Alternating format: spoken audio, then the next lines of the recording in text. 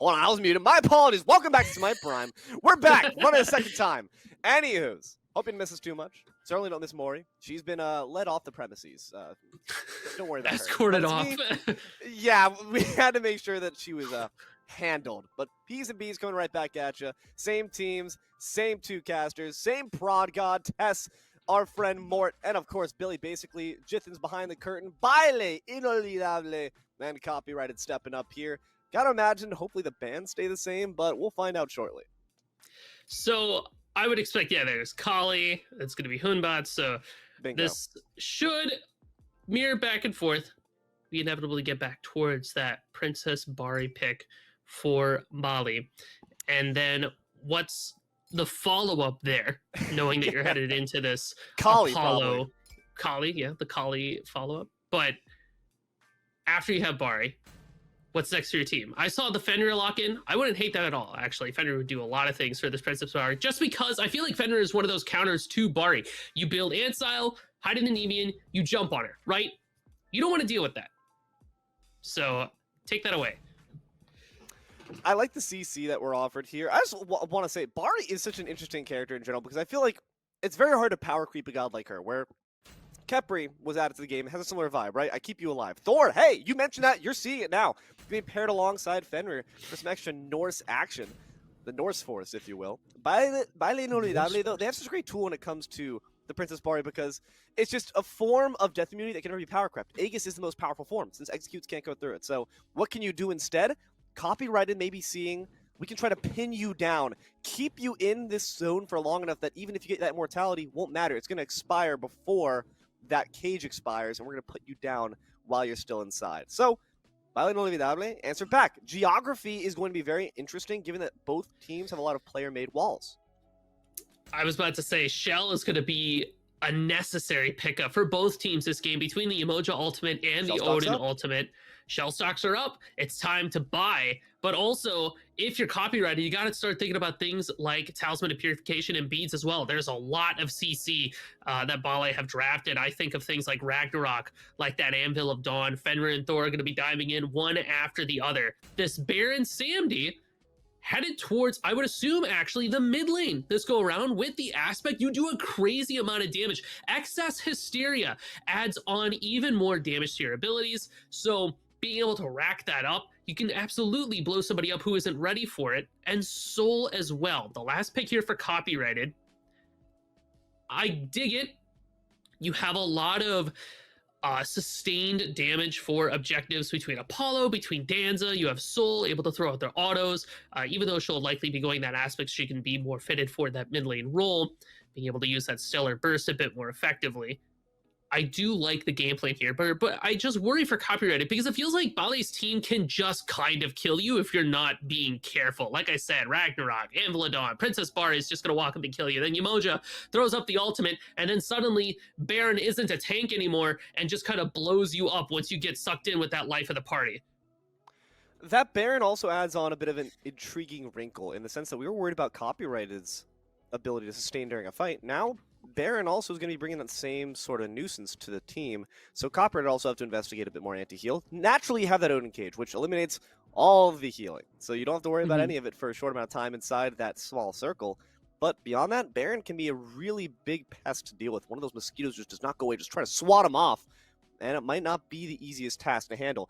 If we're looking at these two compositions, Musi, what's their identity, and which one do you think is going to take it? Baile's team strikes me as a bit of a stronger draft, and a lot of that has to do with those top three characters that they have: Bari, Fenrir, Thor. Each of these characters are excellent at team fights. They lane fairly safely. Fenrir has crazy early jungle presence that can out clear Odin, so that's definitely something that Copyrighted needs to be aware and afraid of. Well, we'll find out in just a moment. Can Baile Inolvidable give us an unforgettable game, or will Copyright strike him right back? Let's hop in and find out. We're here, baby. Baile Inolvidable, Copyrighted. First week. Wow. Been a while. We see Bari stepping up, trying to get maybe a bit of aggressive pressure on. Early game dynamics, Musi. What should we expect? What should we hope for? What should we fear? So already I'm noticing that we do have 3 shells for Baile. So they do very much so respect that Odin cage, and they only have the one Sunder. Something that I think is worth noting, relic-wise, Draken has the blink for this Odin, so you can expect they're either going to be jumping into cage or blinking in to get that cage, or the Gungnir's might off to start off the fight. This Odin's going to be a big initiator for this team. And it's actually Apollo solo instead of Apollo support, which means Guan is over in support, and I don't know if I like that as much. I feel like Apollo is a much stronger support than they are a solo laner, just because you can make some pretty early plays to that Gold Fury once you get that Arrows bow online, and you lose so much damage with the Guan Yu aspect. All of your scaling is gone. You just kind of become a heal bot, an alt bot. You're throwing out that Talus Assault to try to strip away protections, but you lack kill potential. You're very heavily relying on this Danzaburrow in order to make that happen. Potentially the theories are trying to counter out the global rotation ability of their opponent. But right now, look at on the left side. So much damage pumped out from Rongyu. Wrong move by Grolnok. The Omnivore gets gobbled up. And that's the Bar Yamoja combination. They clear wave very quickly, and they have pressure. If this Yamoja lands the stun like they do, you just kind of die. Not a whole lot you can do, and even in the jungle, Bayonary picks it up in the mid lane. Bale is just going crazy. Oh my god, Jisoo tears him apart beneath the tower too. That indeed was a brutal kill. Just strips that soul into shreds. 1 minute into this game, 3 kills already going to the side of Order. It's not a great start for Copyrighted, but maybe they can level out, but not like gonna get any better either. More damage on top. Takemo gets absolutely blown up by Golden. They've just got to release the leash a little bit. You cannot step up to this beast. You have to give them a bit of space or you're going to get bitten. This Stanza has no mobility in this duel lane, right? Like, let's think about this. This Stanza is going to try to walk up to the lane, try to clear it. Rongyu is going to hit him with the stun, and then the Danza is dead. The Guan Yu has no peel to stop this Yamoja from initiating, to stop the Princess Bari from using the silly dash move and just getting damage off. It's the Danza's a sitting duck. The Guan Yu is the sitting duck. Already this duel lane looks not hopeless, but kind of lost. You're going to take the back pedal on that left side unless this Odin decides to try to come around, but have fun ganking a Bari and Yamoja. Like, that's not something that I would have spent my Saturday doing. Level 5 already in this Fenrir too, and Odin's going to have to take an awful long time to slog their way up to where that cage is potent, and that might be their biggest key to getting those good ganks off. It's nice to have an Odin cage rotating, but how long until you actually have the cage available? And that's where maybe that Apollo could have been more useful, like you mentioned. You have that Mez, you have that peel. Well, and even though this Odin cage will be rotating around, look at where the shells are on each of the side lanes. Fenrir's off in the solo lane, by the way, harassing Copyrighted up in that upper right side. But even if Draken decides to gank duo, Princess Bari, the character that cares the most about getting trapped in that cage, has the shell. Bayonary solos the soul because they are just up like that. And then Baron also has shell, and the Thor has shell, and a hammer. It's not looking great. Neither is it for our dear friend Odin, still level 3. Gonna be staying that way for a bit longer as Jisoo finds the Ragnarok, fulfills the prophecy, and gets the kill. And that's what I was saying before, too. You notice how Fenrir gets to 5 so much faster than Odin. Their clear is just better. And pair that with the fact that Jisoo was working with Bayonary in the mid lane to get a couple of early kills online. At this point, it's just spiraling out of control. Oh, dear God. Spiraling to their doom in the depths. Both the dual laners will be once again taken out. Golden able to just barely stay alive. Great use of the ultimates coming out from Rongyu and Golden. Amazing in sync. And again, taking advantage of the fact that their enemies just don't have as many buttons as they do right now. Baronary gonna add one more button to their vest as they take one more kill on top of Senten.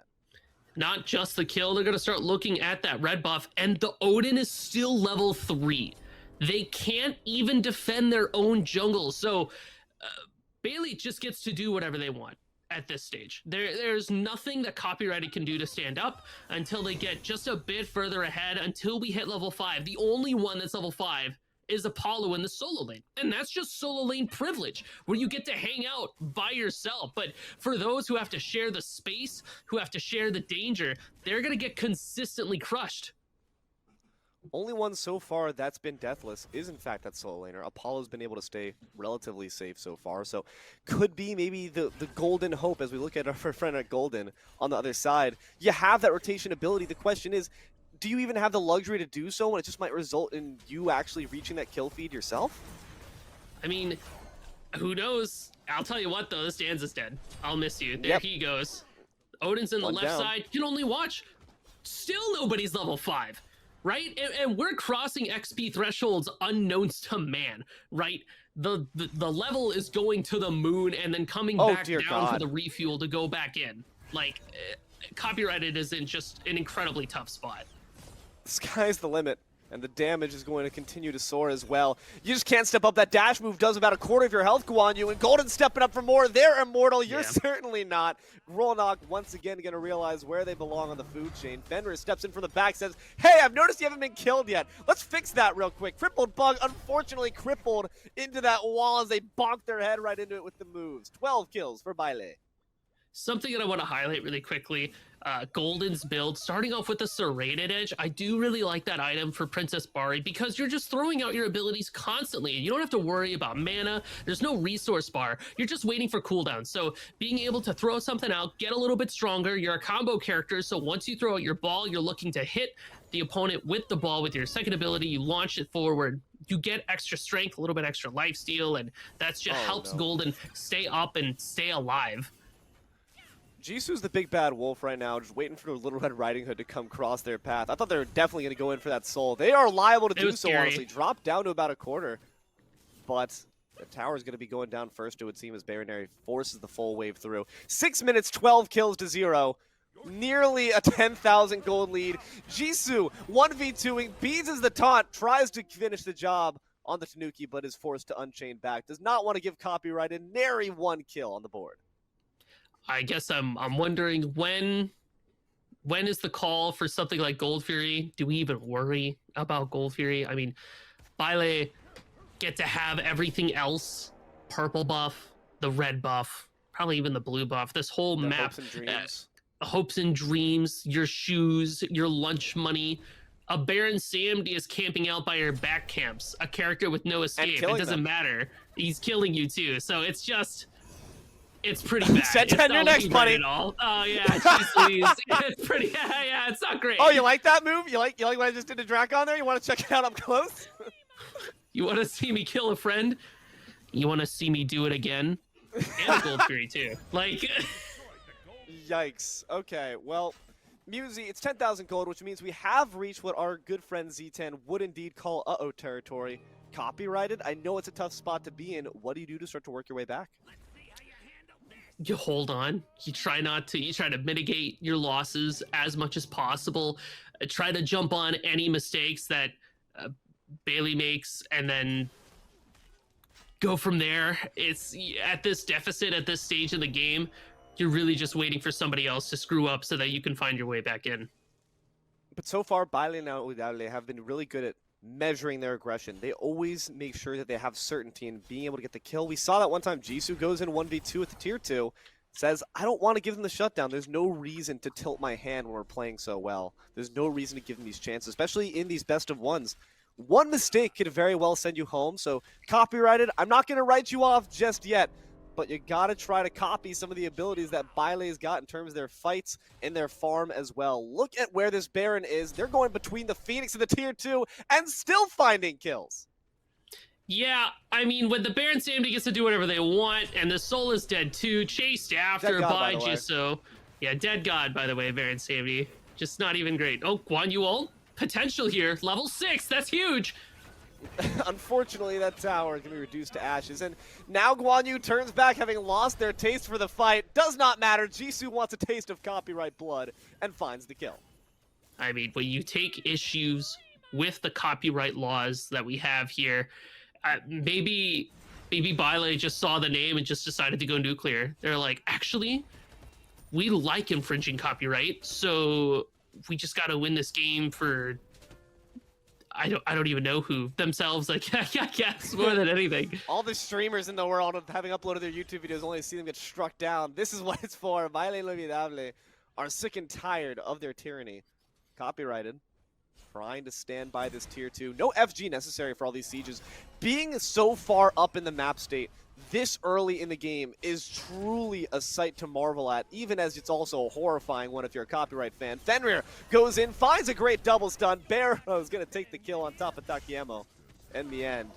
Just beat this tier 2, still up with quite a bit of health. Gronok can't say the same. They're dropped down to 0. The tier 2 might just be next. Apollo TP's in, just to dash right back out. One of the benefits that Copyrighted has at this point is if they get a return kill, it will be massive. I'm talking like 3 levels and a whole item of gold at this point for a player. Maybe they could take that and see if they can leverage that across the map, but it's a tough ask because like who on the Bile team is even killable, right? Not Bari, not Thor. I maybe Baron. Maybe the Baron Samdi is the only one I can think of it. A lot of that is just because they're not very mobile. So if we all dogpile a Baron Samdi, that could be a solution. I don't know. I really feel like this game didn't, the picks didn't really have a lot of answers to what Bile had drafted. And then we just didn't see the picks in what I would assume to be the right spots. And now this Apollo's forced to ult away. He's out. We'll be able to get away at the very least. Oh, No, goes right back in. Crippled Bug might have signed their own death warrant there. Very good Chad moment. Unfortunately, that Bug might be about to be squished by the Anvil of Dawn. Is off the mark, so it does mean that the Apollos are a bit longer now. Soul steps up alongside the Guan. Crippled Bug has to abandon their tower, flees for Broke, has no home to return to, so it's just going to be the jungle. They try to find their jukes through, gets a good mez, but can't walk through those beefy bodies. Now rooted in place, going to be falling flat on their face. Wrongy with the killing spree. Yep. I mean, it's not... There's no real good way to sugarcoat this deal. I don't envy I'm them. not going to lie to you. That's it. My analysis here is that Bile is just kind of slowly walking it up. The only reason we haven't done Fire Giant yet is because it hasn't spawned. Like, bro, you guys, taking you say Phoenix slowly. as a This set. has been breakneck pace. They are dancing the bachata right now, but we might have a kill inside the midst of the cage, but Fenrir going to find a way to slip through the bars, has that Bloodforge shield as well, which means all of their efforts were for naught. Stands back and stares at them with bloodlust and malice. Jisoo wants to go back in. He's got the sustain to make it happen. Oh! Finally, a shutdown for Crippled Bug. This is it, gamers. This is your moment. Kill her too. Good stun though, Golden will stay alive for just a bit longer. It's a double kill for the Apollo in the midst of the waves. Now Yamoja tries to see if they can get their DPS online. It might be liable to do so. That Tanuki's looking awfully low. Backup arrives in the form of Bayro, takes the life of the Danza, gets the big suck off on Crippled Bug and quickly squashes their attempt at resistance. Now, Bile is just gonna walk this up. The soul is dead to rights. Goodbye. Double kill for Bayonary. They're divine. Of course they are.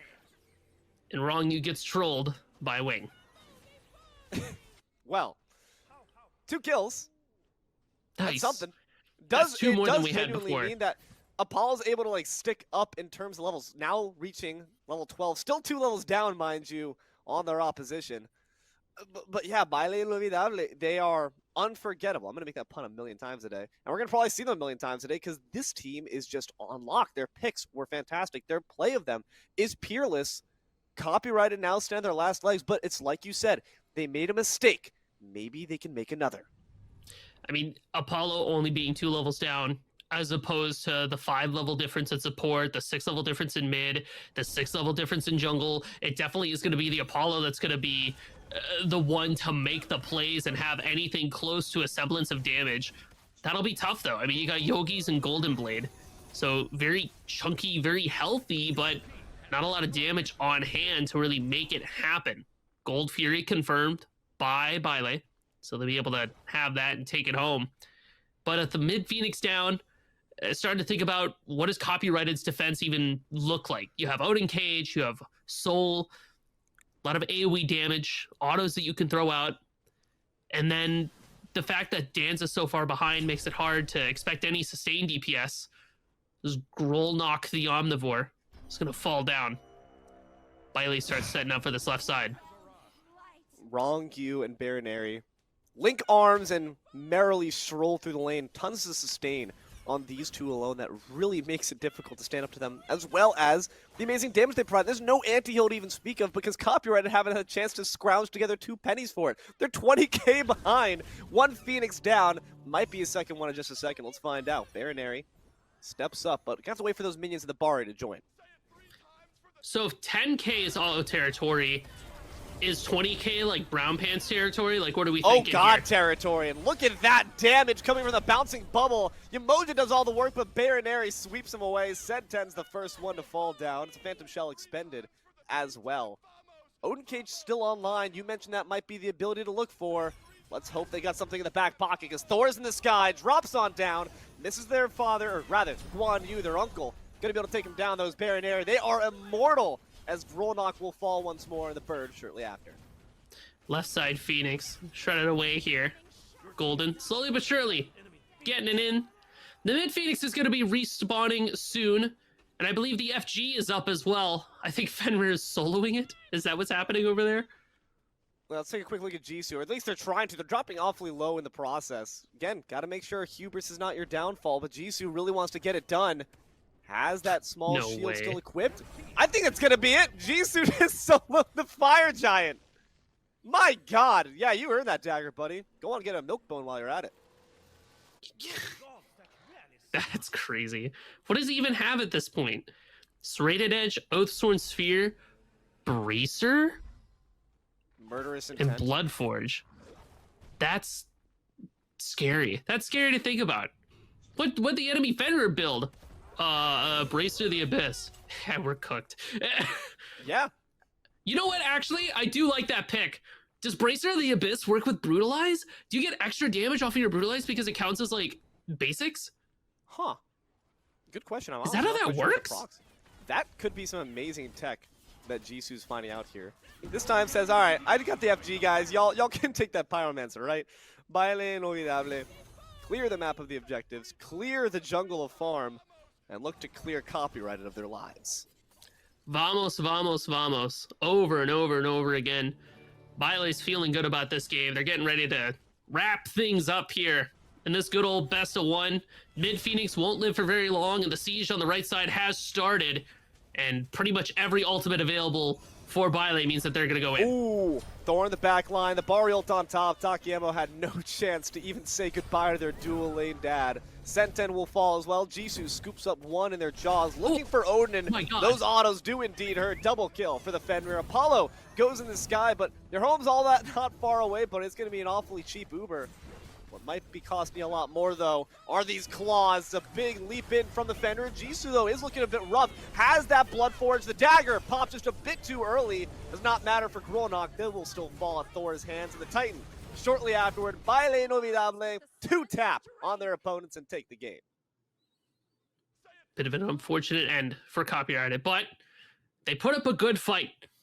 They were able to get a couple of kills in that game, and it took Baile a second to wrap it up. So you got to give them their laurels when applicable. When going up against players like that, it is tough. It's a mental fight. I mean, these are top of the cream players, you know, a team that we're favoring to go all the way to the end. So, hey, good try, Copyrighted. Nice try, don't mind. Yeah.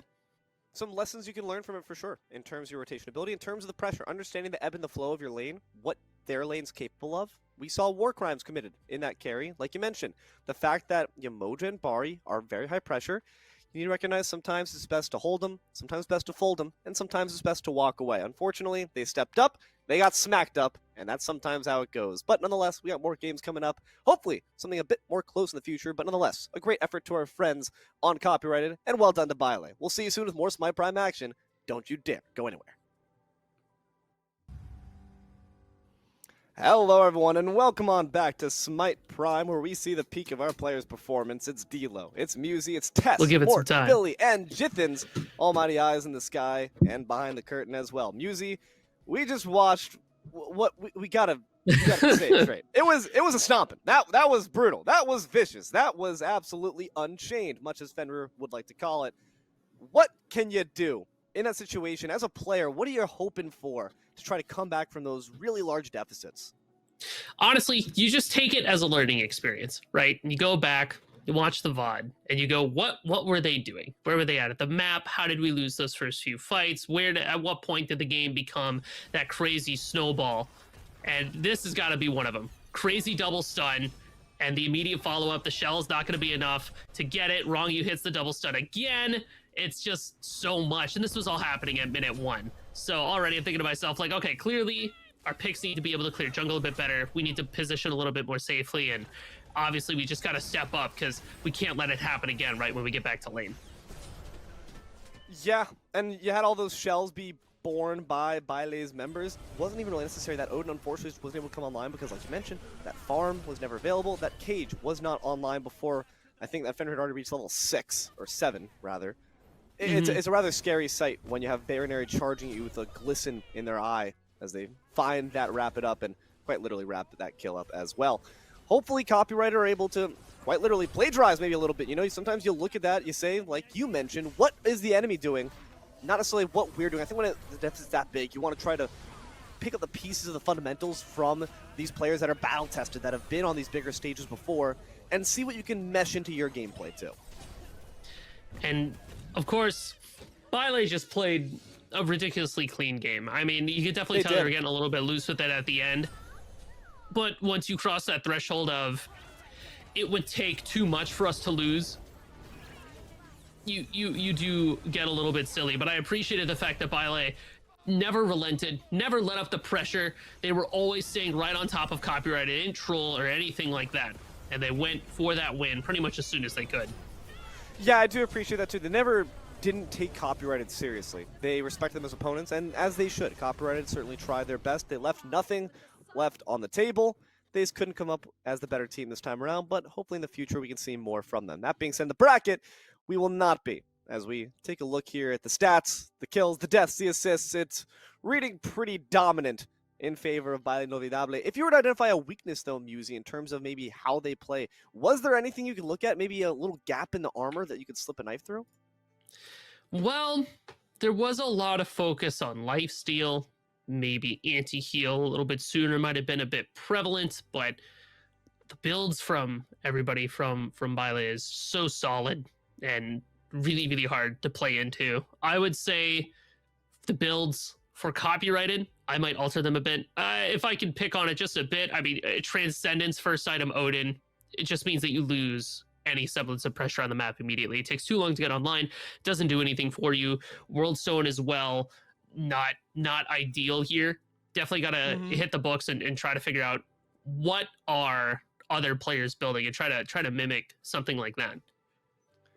Player damage being shown to us right now. You can see the disgusting work being committed by Wrongyu. I want to point out that Wrongyu had just as much damage about as Golden, their carry. Those double stuns, just amplifying, multiplying, augmenting the damage so much. If we see that Yemoja come up again, I think it's going to continue to wreak havoc on the enemy. Yeah, definitely. Yemoja is definitely one of those picks too where nobody really actively expects it until somebody like Wrongyu shows up and goes, actually, this character is crazy goated. You just have to know how to play it, right? Kind of good, kind of strong. A lot of damage in pocket, but most support players are going to say, well, okay, but consider this.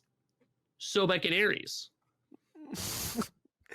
Indeed. So hopefully the counterplay comes online as we hop higher the brackets. Speaking of, let's take a look and see what the landscape looks like right now. We do know that our friends Baile will be moving on. Where we're going next, though, it's going to be Titans up against Evolutions, if I'm not mistaken. Anything across the map, Musi, surprising you? Anything catching your eye? So, no, everything looks to go about as I had expected so far. Round 2 is going to be the round where we see some potential upsets. I'm curious to see how the Bong Rupas do against Clocked In when we get the chance to see the bracket there. A Bible Study making that appearance again against Mad is Bad. Against Evolutions and Titans, though, I am not as familiar with the Titans team as I am with Evolutions. So I couldn't tell you who I would favor going in, but I can tell you that it should be a fairly exciting match to get our hands on. And in that case, if you have the insider scoop on Evolutions, hopefully they're just as multifaceted as the name would imply.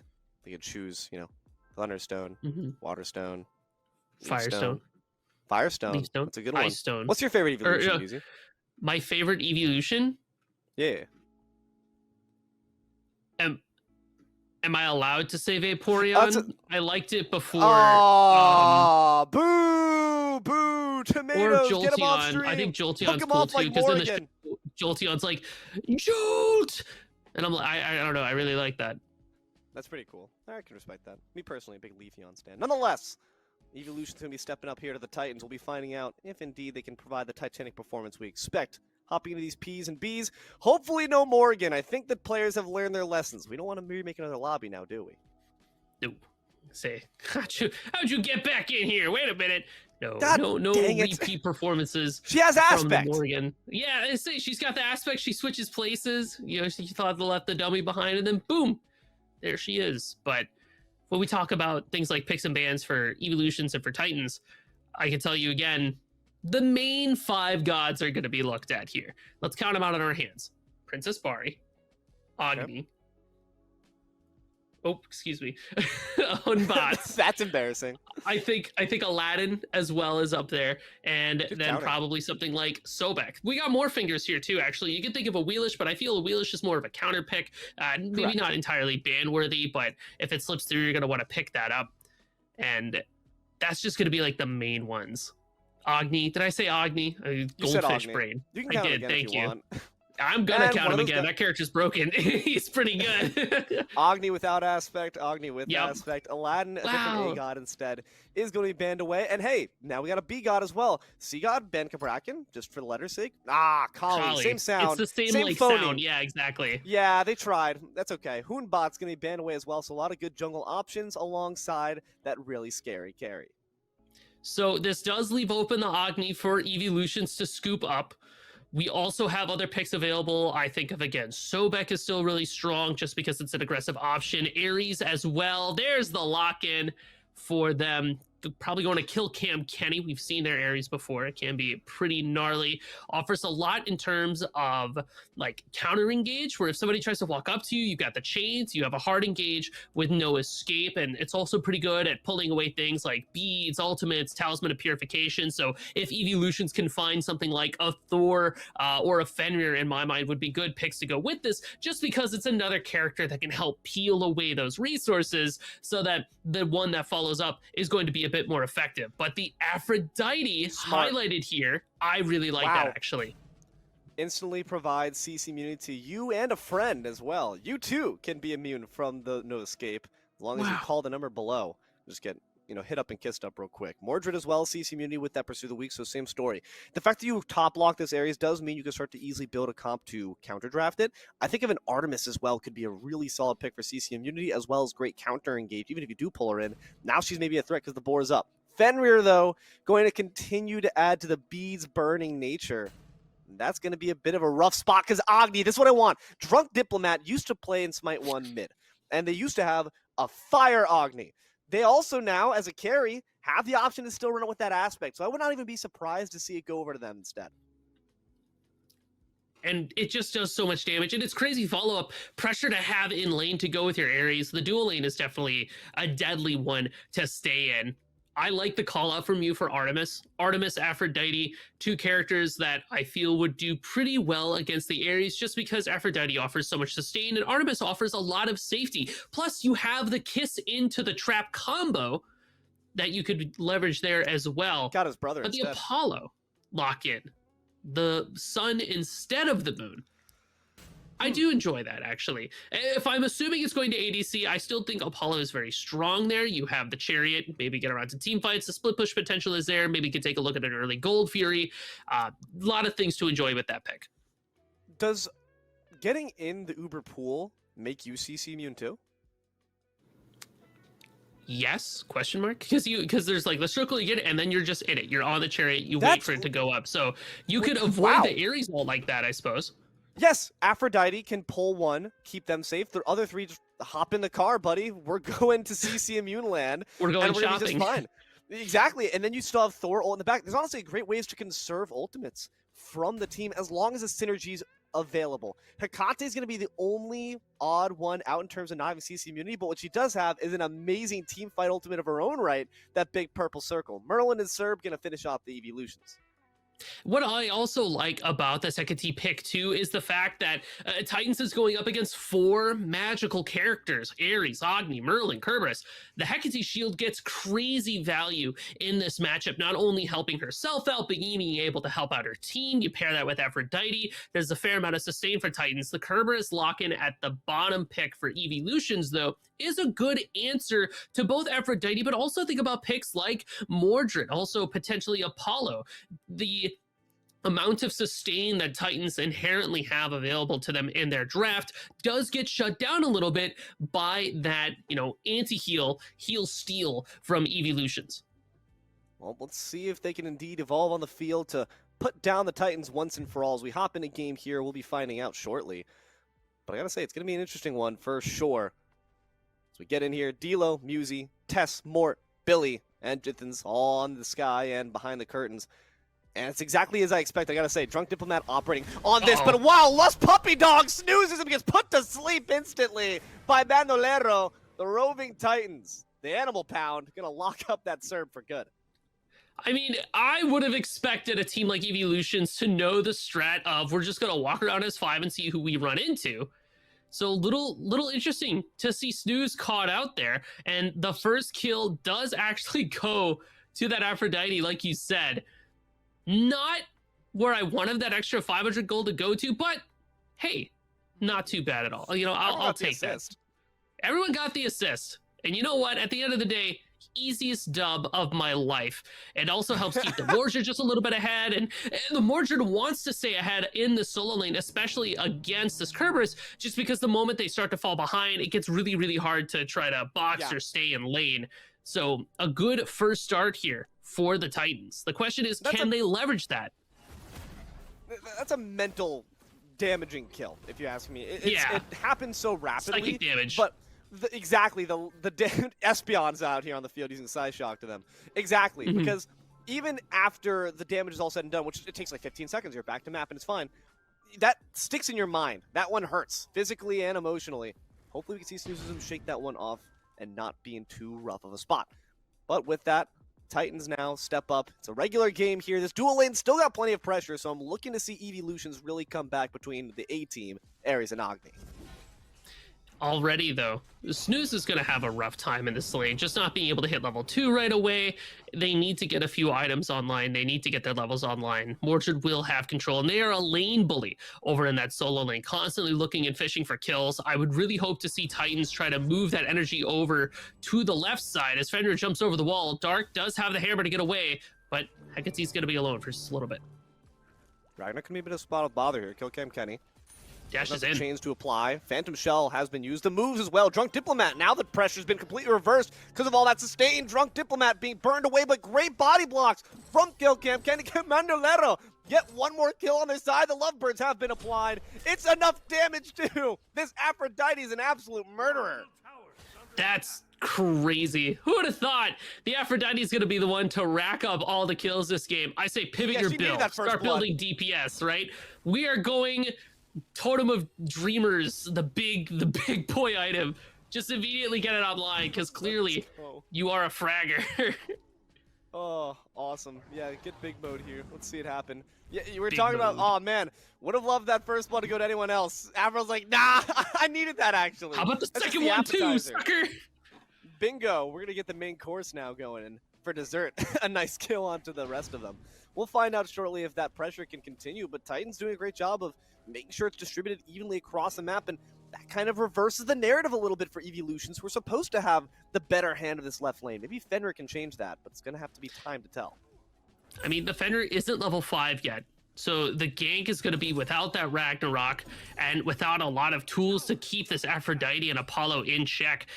Even though Killcam Kenny tries to walk up, it's going to be a tough fight to have, and the Fenrir is just not going to have the tools in pocket to be able to kill an Afro or an Apollo. They have so much peel in that lane when you think about it too. Even before this Afro ult is online, Apollo has the Mez. Aphrodite has a back off. Aphrodite has a stun. Move that energy to the soul lane. Try to kill this Mordred. Double dogs. Gonna double dog dare to try to step back up. Pablule will fall as Serb and Fenrir combine their forces. And the Paw Patrol's gonna be able to take that one down. Thor is making the counter rotation. At the very least, though, Evolutions are on the board. Don't know if you want to contest this. You do not have ultimate. Exactly. The level 5 difference music you're always speaking of, now in favor of Eevee. The blue buff respawning right now. Mordred will make it in time, and it gets picked up. But Ragnarok is here, but Dark does get it. So they're going to hit level 5, and that means that this Fenrir has to be a little bit careful. Full rotation comes in from Makate. Forces out ultimate from Thor and Fenrir alike. Will they decide to land in on top of Snix J? No, instead they go for the Serb. They do use Stygian Torment as well. Pursue the weak off the back of the stun. Does find the back of that beefier dog. Snoozes him put down for one more little nap. As Evolutions are now on the retreat. Their own red buff maybe stolen away there in that instance. No, I do believe that they indeed was picked up by Snix. So at the very least, not going to lose anything more than your friend the Solo. I really like the rotation there from AC. Completely, like it seals the deal there for Titan's engagement because they're able to force the Ragnarok early. That enables Dark to go up into the air, and while they aren't able to catch Snix, they do land on Snoozism, who then has to use their ultimate, and that makes it so that they are completely wide open for the Mordred ultimate as it swings through and is able to get their damage off. Titans are playing this early game very, very effectively, very cleanly. They haven't had a chance to get more than kills, though, at this point. Like, no invades for camps because Evolutions have been doing a good job controlling their jungle at the very least. I mean, the big reason why Evolutions died there is just because they stepped up. They took off a little bit more than they could chew. Cripple onto Apollo. That's pretty good. This is exactly what the comp should be doing at their best. Beads. Beads burning. Exactly. Beads. Burning those jaunts away while burning them to a crisp between that searing flesh and that rain of fire. There's so much pressure that can be mounted once Evolutions decide to sync up. My hope is that Titans, and my fear, Musi, is if Titans comp is kind of drafted to respond to the pressure that Evolutions has, how do they do when they have the lead foot? How do they continue to mount that pressure? We're going to have to wait to find out as Gold Fury is being pulled instead by the audacious Evolutions, which might not work out all too well from the big collapse. Comes in from the Titans, but now Fenrir decides to reverse the pressure right back. Bandolero clearly identified as the biggest threat, but the wall interrupts the Brutalize, and now Ares might be in a bit of trouble themselves. No escape from the Anvil of Dawn as it lands right on top, and Kenny's put on the kill cam. Icy takes the kill. Drunk Diplomat now tries to hot walk their way back to safety. There is none, though, as Dark takes them down, too. Evolutions look to try to bait in a fight. They saw the Aphrodite didn't have any mana. In theory, that's a good fight to take. Less tools available for Titan, but you have the double dunk capability between Dark and Ragna, so they have crazy chase potential. Now, Titans also have a Gold Fury, so not only do Evolutions take the knee in terms of kills, now they're just falling even further behind in terms of gold. Their team composition scales very well towards that late game, but Titans is doing a good job of delaying that and making sure that they can build up the answers they need to anything that Evolutions can do. We are like one Talisman of Purification away from completely turning Kill Cam Kenny into a non-factor, at least for a little bit. And then because, like we talked about before, you have the Apollo Chariot, the Aphrodite ult, there's so many ultimates here that just say, hey, we're not scared of one character. That means we only need to focus on things like the Ragnarok from Fenrir, stuns coming out from Drunk Diplomat. But if you keep this Agni down long enough, you don't have to worry about that. You just walk up and kill him. And there's a Talisman being built by Bandolero as well, so that's just going to mean further safety provided. Merlin's got none, forced to use their beads. Eevee, fleeing for their life, does have the runaway ability, so should be safe as well as if they can step around that portal, which they do safely. ICD tried to finish the job on their mid lane or quarry. Now Snix, knowing they don't have those portal tools, begins to slice them apart. That magical shield not going to work up against these claws. Ares steps up as well, finds double chains. Can they get anything more? Double no escape as well. But it's that Afro, like you mentioned, we're not scared of you. Instead, you've got reason to be scared of us. As Dark drops on down, top of Kill Cam Kenny. Good body blocks too, the great stun, and a kill to follow. That Ares will fall. It's kind of a crazy start for Titans. I mean, Evolutions haven't been able to find anything, really. A kill in the solo lane, and that's it. Titans have been controlling every single fight. It's just because they have answers. And they have answers at every stage of the game. This Aphrodite pick an immediate response to the Ares lock-in is just one of the smartest things I think could have happened at Picks and Bans. Aphrodite is kind of slept on in the sense that a lot of players acknowledge that this goddess is incredibly powerful, crazy utility, but nobody plays her. And now we finally get a chance to see her on the big screen. Bandolero definitely making the case that Aphrodite could be ban-worthy as well. Or at the very least, you need to think about her when drafting your picks, especially going for that Ares right away. I maybe would have tried to put together a different plan, knowing that that Afro could have been there. That's exactly what we were talking about at the P's and B stage. The fact that if you're going to top lock the Ares, there's a lot of room left for us to predict that and now respond. And the issue is, Evolutions have other tools to try to bait out those Bs, but they're just not really biting the way they should. But Snoozes them, trying to show they got more bite to their bark. Leaps on in, finds a bit more damage on top of Pablule. Does seem like they'll be able to get back to that tower if they so choose, but Snoozes them is at the very least able to now start to fend for themselves. And a lot of that is part of the Divine Ruin that they have slotted in pretty much immediately. I like that as a first pickup item because damage works so well for Kerberos, and it just gives you the kill potential you need on top of Mordred, who's building physical protection. Shield of the Phoenix is like core for that character, and they need it, but it gets shut down immediately. Oh, hold the phone. Fenrir could be in a bit of trouble as well. One more auto after the TP will do the job. It's a 1-for-1 trade so far. Bees exchange for Stygian Torment, trying to bring them into the backup that Dark knew was on the way, so they will be able to scuttle their way to safety. Overall, even trade in the solo. I don't hate that trade for Evolutions, because at the very least it shows that you haven't completely lost your bark yet. You have some bite to follow up, but note here, it's the solo laner that dies again, which I'm not going to call it a non-factor, but I would have liked to see that kind of pressure on either one of the mid laners or maybe on top of Apollo. Just because Mordred isn't doing a whole lot for Titans right now. I think one of the big players for Titans is going to be Aphrodite. It's going to be Dark. This Thor and the Afro are going to be the big playmakers, so trying to stymie them would be an ideal target. But if you can't kill them and you have to settle for somebody, you might as well bring that to the Mordred. Just trying to get some extra gold online, just trying to catch up there. Maybe the goal here is to get Snoozes them to a point where they can start rotating out, and then Evolutions can take another crack at that Gold Fury. Diplomat stepping right up to Ragnar at this moment in the back camps, seeing if they try to get a cheeky kill on the Apollo. Won't work. That mobility is just a bit too much to deal with. Kill Cam Kenny in the meantime makes the rotation on over. So maybe leveraging that dual lane pressure, like you said, could be useful, but the issue is that Afro is going to have that talisman soon, so now would be the time to do so, while she only has one get out of jail free card instead of doubles to lay down. Doesn't seem like they're going to obey that pressure. 11 minutes in. About 3k down so far. Evolution's still in a good position to try to take this game back, and this Gold Fury might be the answer to do so. The question is, can they actually keep the pressure going and win the fight that follows? Good stun on top of Serve. The burn is not going to be quite enough just yet. No escape.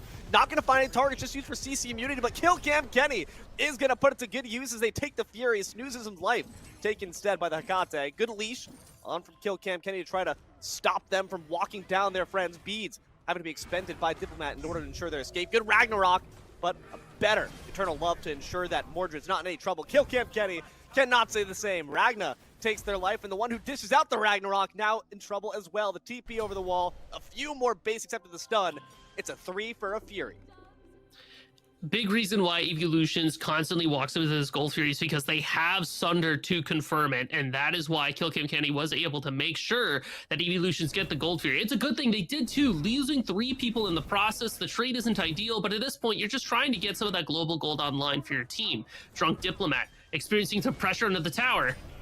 Bit too much for their own good. The tower shots are not going to be able to finish the job. Kill Cam Kenny tries to step up, but Dark's got all the mobility and just enough health to eke their way to safety. That's got to feel frustrating. Yeah, even like Kenny was like right there, ready to get that last hit. My turn to be a support who gets kills, but the wind sprites are just always there. Never where you want them to be, and always right in the way. What a sick jump over the wall. And then the ult, too. Great Stygian Torment to fall. I don't know if it's going to result in a kill, though. Pablule, or actually, it might. Just not the way you expect, because here comes Bandolero, but not going to have the damage. Instead, let's just give their Mordred a smooch and walk on left. I appreciate that Snooze knows the matchup into Mordred so well, knows how to play around that pursue the weak, but this Aphrodite has just been everywhere, or at least everywhere where she needs to be.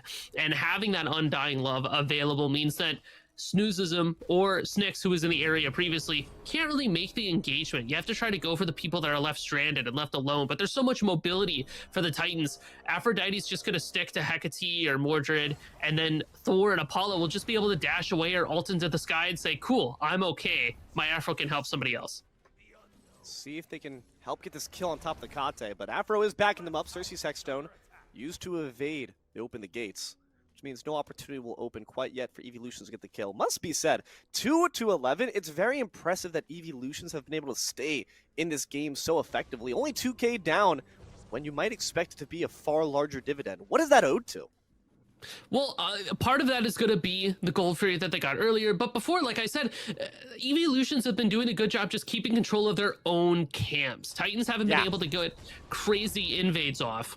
Like, yes, you're killing them, but you're not finding too much afterwards, or you're killing them in response to Evolutions going for these bigger plays. And if Evolutions is able to play that macro, that objective game, they'll be able to make it to that late game, which is honestly just where they're trying to succeed. And that's what we were alerted to earlier in the fact that Titans' comp seems built to counter Evolution's comp. But is it built to beat them too? When you're ahead, is your comp capable of actually deciding the fights, or do you have to wait for Evolutions to make a move before you're capable of actually finding the counter punch? If you're standing there the entire time waiting for Evolutions to make a move, but Evolutions is behind, they're just going to leave you stood up on that date. They're just going to go get their own farm. I think Titans at this point should start to try to start some fights around these objectives, right? Goldfury is going to respawn soon. Pyromancer is there. You have a lead. You can posture around these things, see if you can bait Evolutions into an engagement, and just play the same counter engage fight that you've been looking to do. Like, oh, look, I'm so what? What? How'd he get there? Snyx? Did he brutalize him all the way to the fountain? Dude, that reminds me of Ravana from like Smite 1 when you would ultimate chase them all the way back. We all know the clip that I'm talking about. Oh my god. That's so tragic for Snyx. What do you mean? How did that happen? Sucks. That's so bad. Dude accidentally didn't realize that a puppy dog was following him home. I'm gonna need to take that one to the vet real quick. Oh, Kill Cam no. Kenny. Tries to leash up someone else instead. Cersei's Hexstone's back to safety. Takes the Wind Sprite for added panache, but Thor's gonna be able to catch up just like they were able to escape before. Eevee put down by Bandolero, the real ADC, and Dark will make sure that Kill Cam Kenny is dead too. Drunk Diplomat will fall off their saddle as Apollo finishes the job. That's 3 more kills in favor of the Titans. But I still can't get over the fact that Snyx died there. That is truly a crime against humanity. I like to imagine that Titans saw what happened to Snyx and immediately jumped on the fact that Evolutions probably had mixed comms, like absolutely cluttered comms, because Snyx is like, what just happened to me? What did I just experience? What is going on? So the Titans are like, whoa, what happened? And then Titans just jumps on them. Like, oh no, we're under attack. And they take that, and then they go get a Gold Fury. So now we're winning fights, and then we're getting objectives after the fact. That's what's going to enable the Titans to start pulling away further and further ahead, instead of letting Evolution stay just behind them. I'm still reeling at that brutalized. I can't believe it, man. I like to imagine that Dark was like in the shop. It's like, huh, it's got extra 100 gold. That's weird. I'm just short of buying my Lucerne. Oh, no, I can get it now. Why am I 6-0? 2-15, reads the scoreboard 17 minutes in.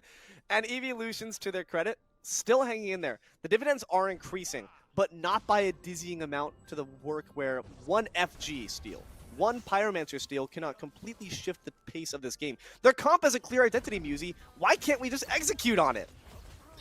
I feel like a lot of it is just because Titans have the answers. And we've been saying that over and over again, but it really can't be stated enough that Bandolero is just a massive pain in the butt for Evolutions. Because not only do you have to think about, well, the 3 beads that Titans have, the CC immune ultimates that almost all of them have. Now you have to deal with this Aphrodite, who also has a Talisman of Purification to go with their Undying Love.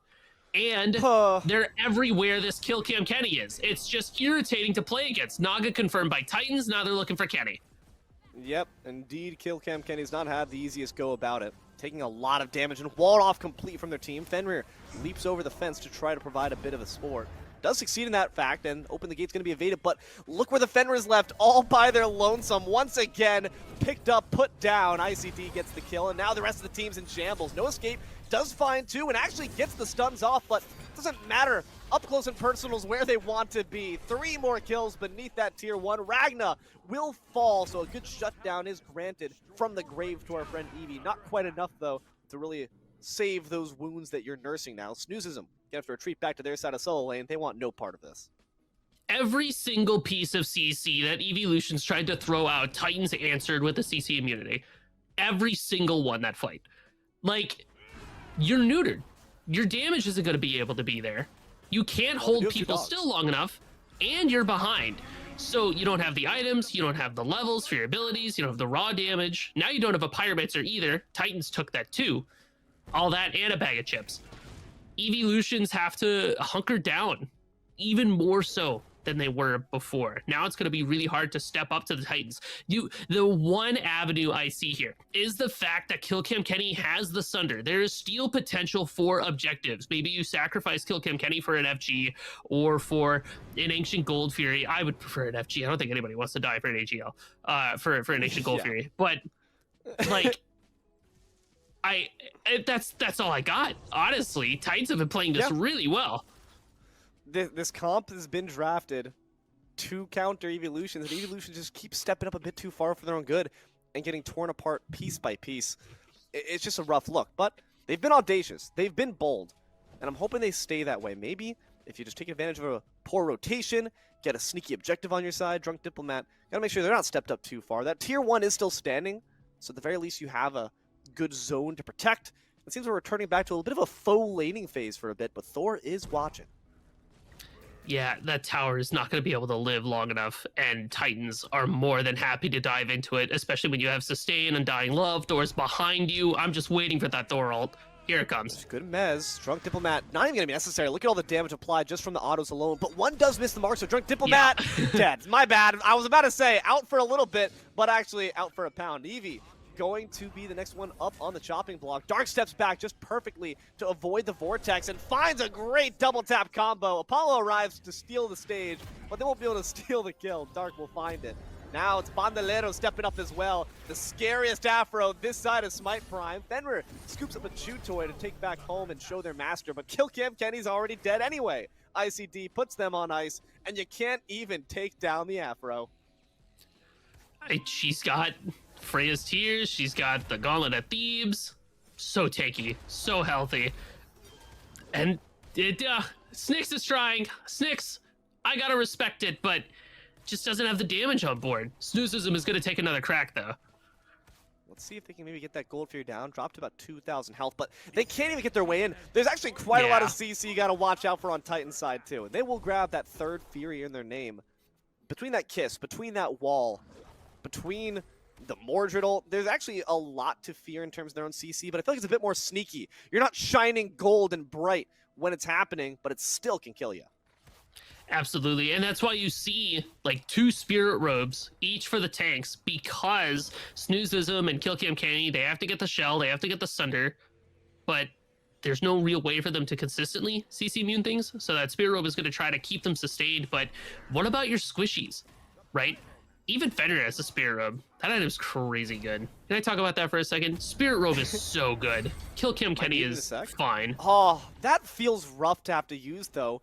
For your own immunity. That Cersei's Hexstone is supposed to be used to evade, potentially, that open the gates, but you come up caught with nothing left but your ultimate, and now they're all on FG, and Thor is in the sky, being burned away very quickly. Dropped down to a quarter. There's definitely a chance for a steal, but Fenrir's not sure whether they want to enter because Eevee's being burned to the back line. Pablule slices him to pieces. Killcam Kenny gets put down as well. And now Snoozism might be next. This dog's already been neutered. You might as well put an end to his suffering. One last Triplicate Vision will finish the job as ICD finds the double. Apollo starts doing victory donuts and returns back to FG with Thor. Titans at this point, I mean, they've had it for a bit, but they have firm control of this game. They start up Fire Giant, try to bait Evolutions into walking forward, and Evolutions don't have a lot of mobility on their side. Now it's going to be Snyx trying to walk up, Undying Love, burn. What can you find?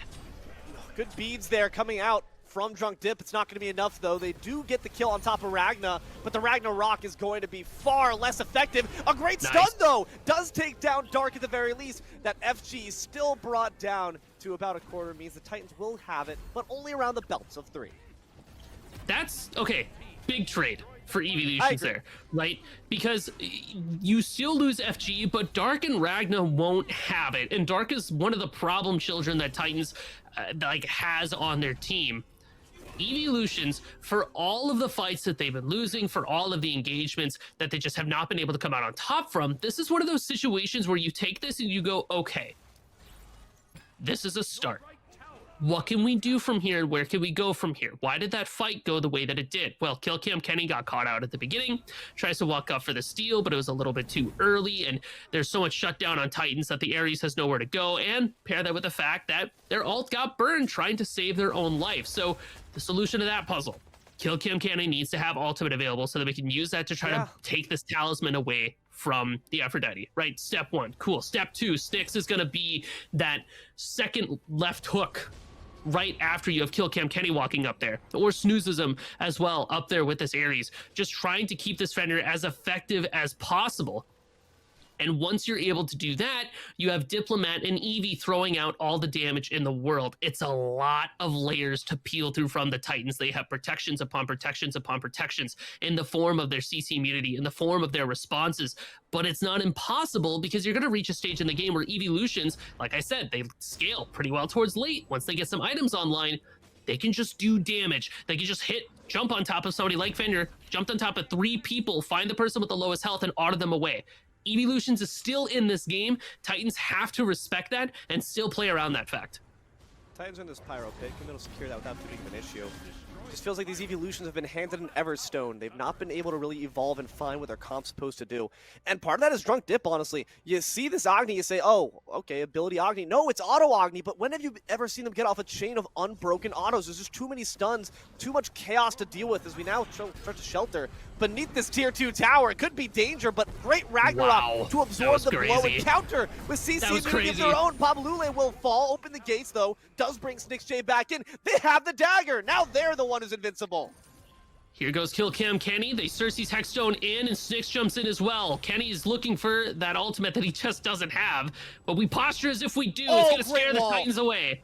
Stygian Torment up on the mark, but again, all those get out of jail free cards mean Evolutions might just have to take their 1 kill and go. They lose tier 2 tower. They might be losing their Serb on top, but Snooze with a great timed leap will be able to get back to safety. So Titans get the trump cards turned back on them. What a fantastic Ragnarok from Snix.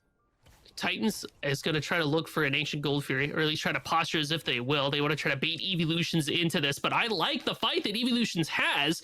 No ultimates available except for Ragna, but Dark is going to have theirs soon, and Icy's coming up as well.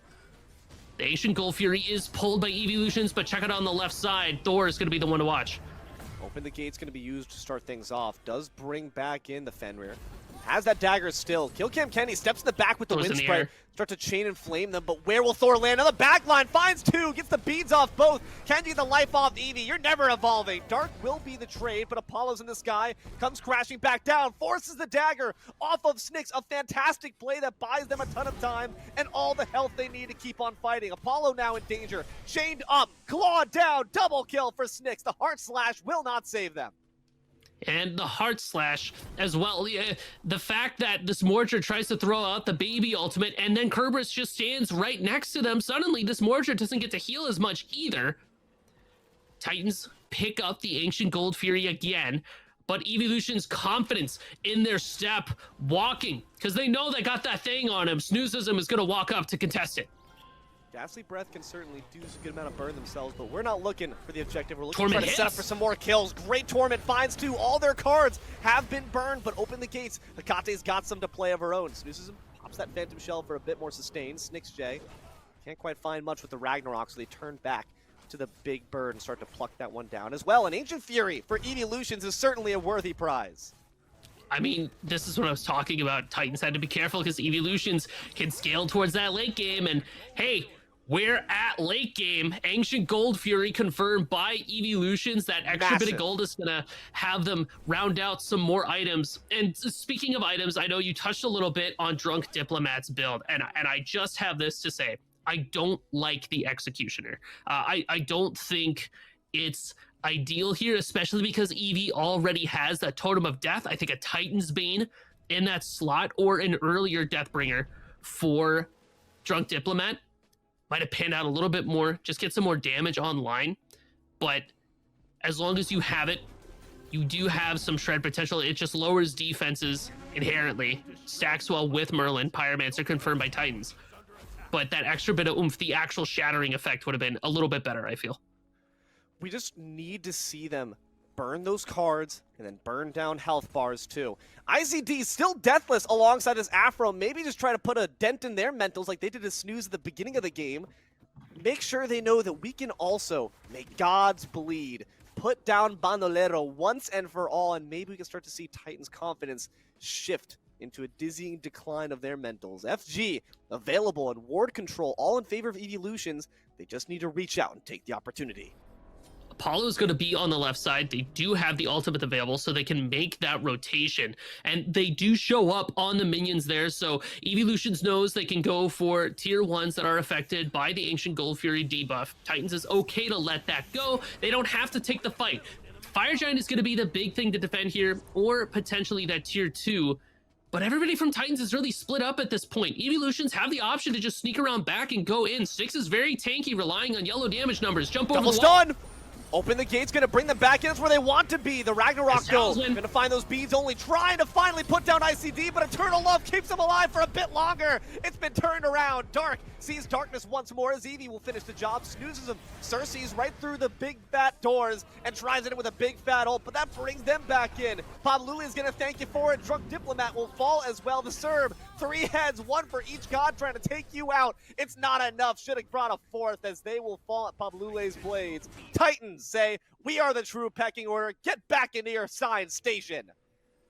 The ability to just show up at a fight, and Titans has so much global presence, even though Apollo is off farming, even though the Mordred wasn't there. An easy back, a Pursue the Weak, the Chariot makes it so that Titans get to fight as 5, and Evolutions just kept going in and in and in and in, but Titans had too many layers of defense to strip and peel away. Now it's going to be the call for Fire Giant. As it falls down to half, you have Snyx and Eevee in the area to try to contest it, but is that going to be enough? Down to 3k. They have the potential for the burn, drops down the Blizzard, but Bandolero is going to be the true threat as they've been since minute 1. Fenrir knocked up in the sky by the Pursue the Weak, but Merlin with the Vortex Peel will be able to get them back to safety. Titans, all 5 members, sorry, 4, apologies Dark, you just quite weren't able to make the cut. Now step up to the tier 2 on solo side. Not a whole lot that can be done to defend that. We got to stand around this bird. But Titans are going to have a fair bit of gold in their pocket. They want to look to reset first before going for that hard engage. And at this stage of the game, we're just polishing up last few bit of items and start working towards those 3k pots. Whereas Evolutions is still a little bit on the back end in terms of that. Oh, it's the teleporter to go to get that tier 2. And then probably go to Ancient Gold Fury to weaken those birds. That's a good call. I do appreciate that. Great macro play here from Titans, just setting up for their final push. The question is, does Evolutions decide to step up? They don't have any birds to defend. No fire minion waves pushing up. Do they try to contest? Seems the answer might just be yes, even if it's only with maybe a couple Rain of Fire bombs over the wall.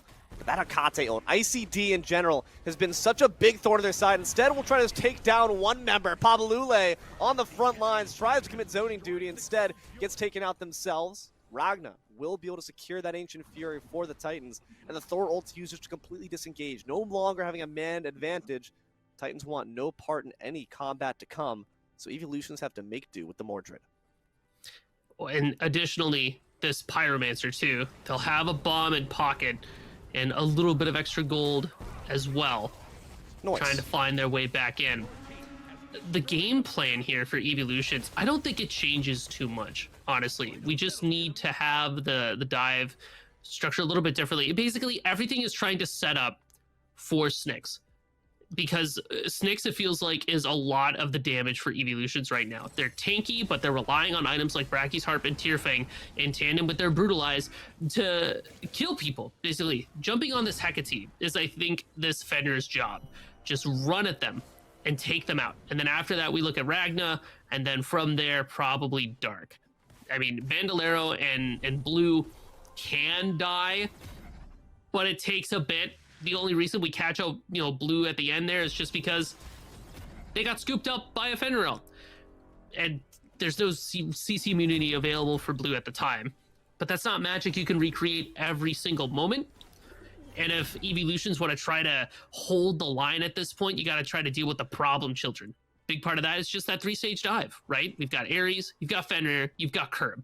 1, 2, 3, one after the other. Use Curb to try to bait things out. Use Kenny to try to bait things out. Finish up with Snicks. 2 talismans born by their side. Eternal love as well. Will the power of love beat the power of friendship as Evolutions try to step up? We'll find out shortly on this right side, Phoenix. But Fenrir, trying to make a bigger issue of it, looks for Dark, gets the double tap online. And now is forced to retreat back. Pursue the Weak is activated, but the Ragnarok ensures no CC is going to find me. Instead, it goes for Eevee, gets the beads off him as well. Thor dunks on down the front line. Kill Cam Kenny once again. Put on the cam in 4K. Evolutions down their support, down one of the stages of dive. Dark is still pretty low with no ult. They're going to be sticking around, and Eevee's taking a lot of damage here. The mid Phoenix is going to fall, and Minions walking up well too. Titans look pretty strong here. Luckily, both those dogs got leaps. But do they have that dog in them? Evolutions have got to try to stand firm. At this point, you've lost 2 of your birds. The next member that goes down in this short skirmish could very well spell their doom. Killcam Kenny up in 30 seconds. Will have that no escape online, so make sure to look for that. But the issue is, look at the beads, look at the relics, look at the items. They still have all of those cards they need to escape the CC. Up on the chips, down on the cards.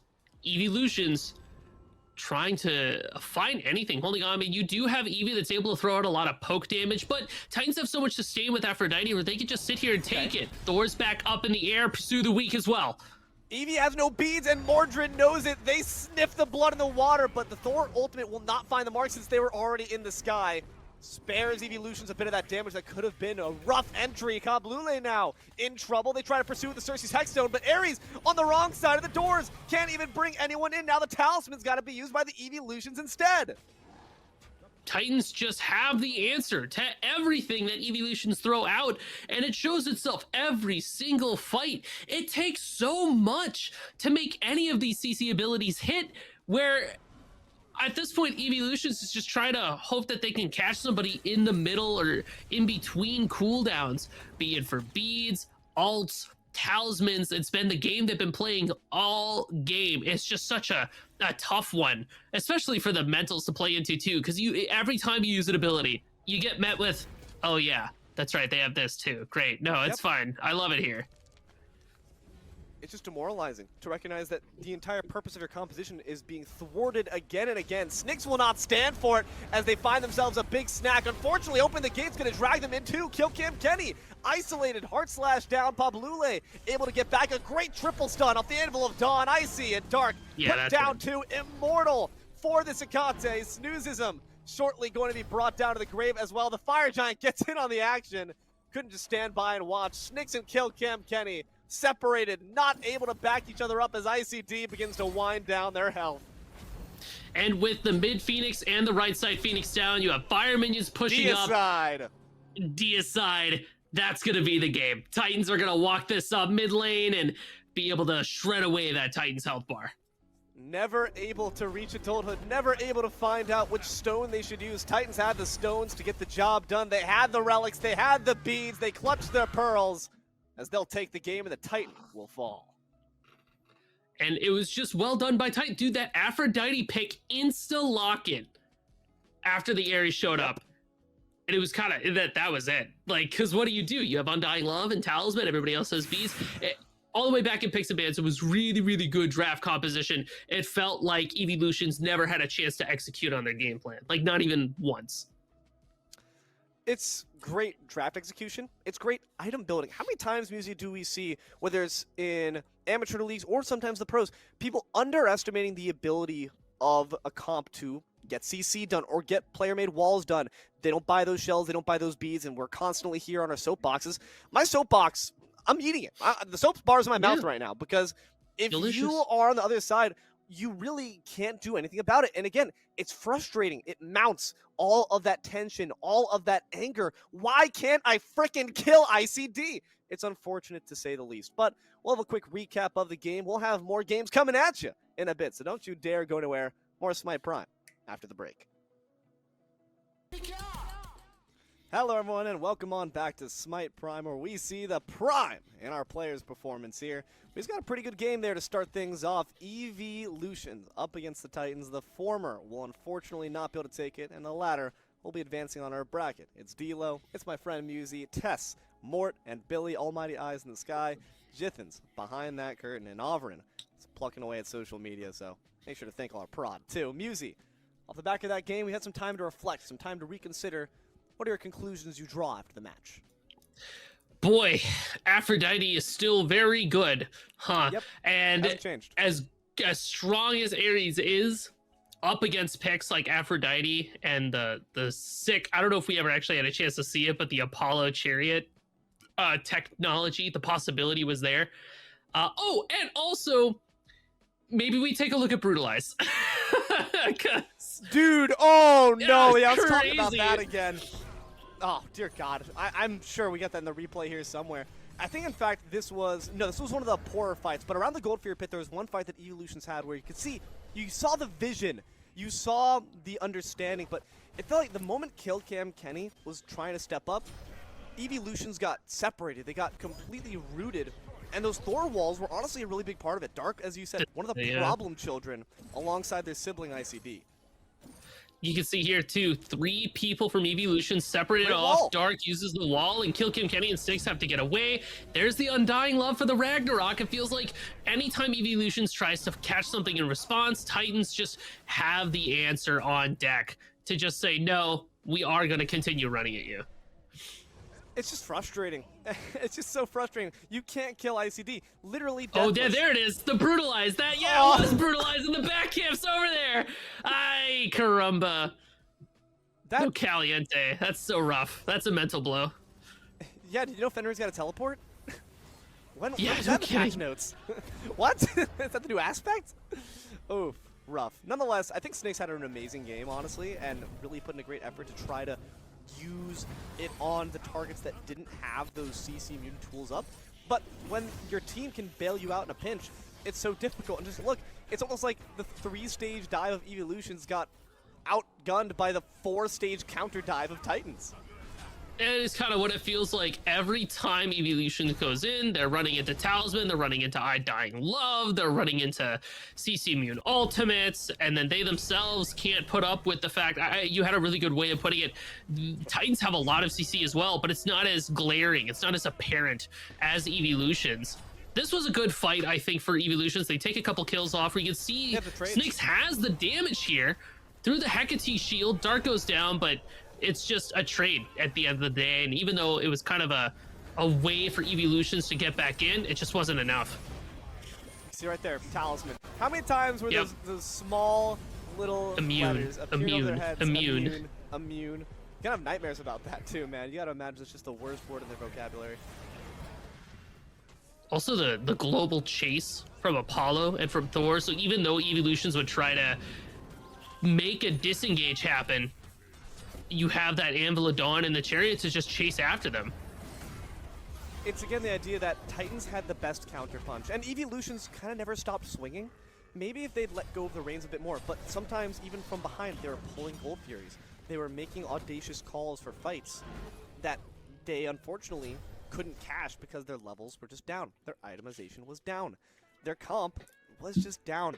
Drunk Diplomat never really had a chance to heat up, and that surprised me. I was really looking forward to see that Agni pick, and I still am looking forward to seeing great things from Drunk Diplomat in the future.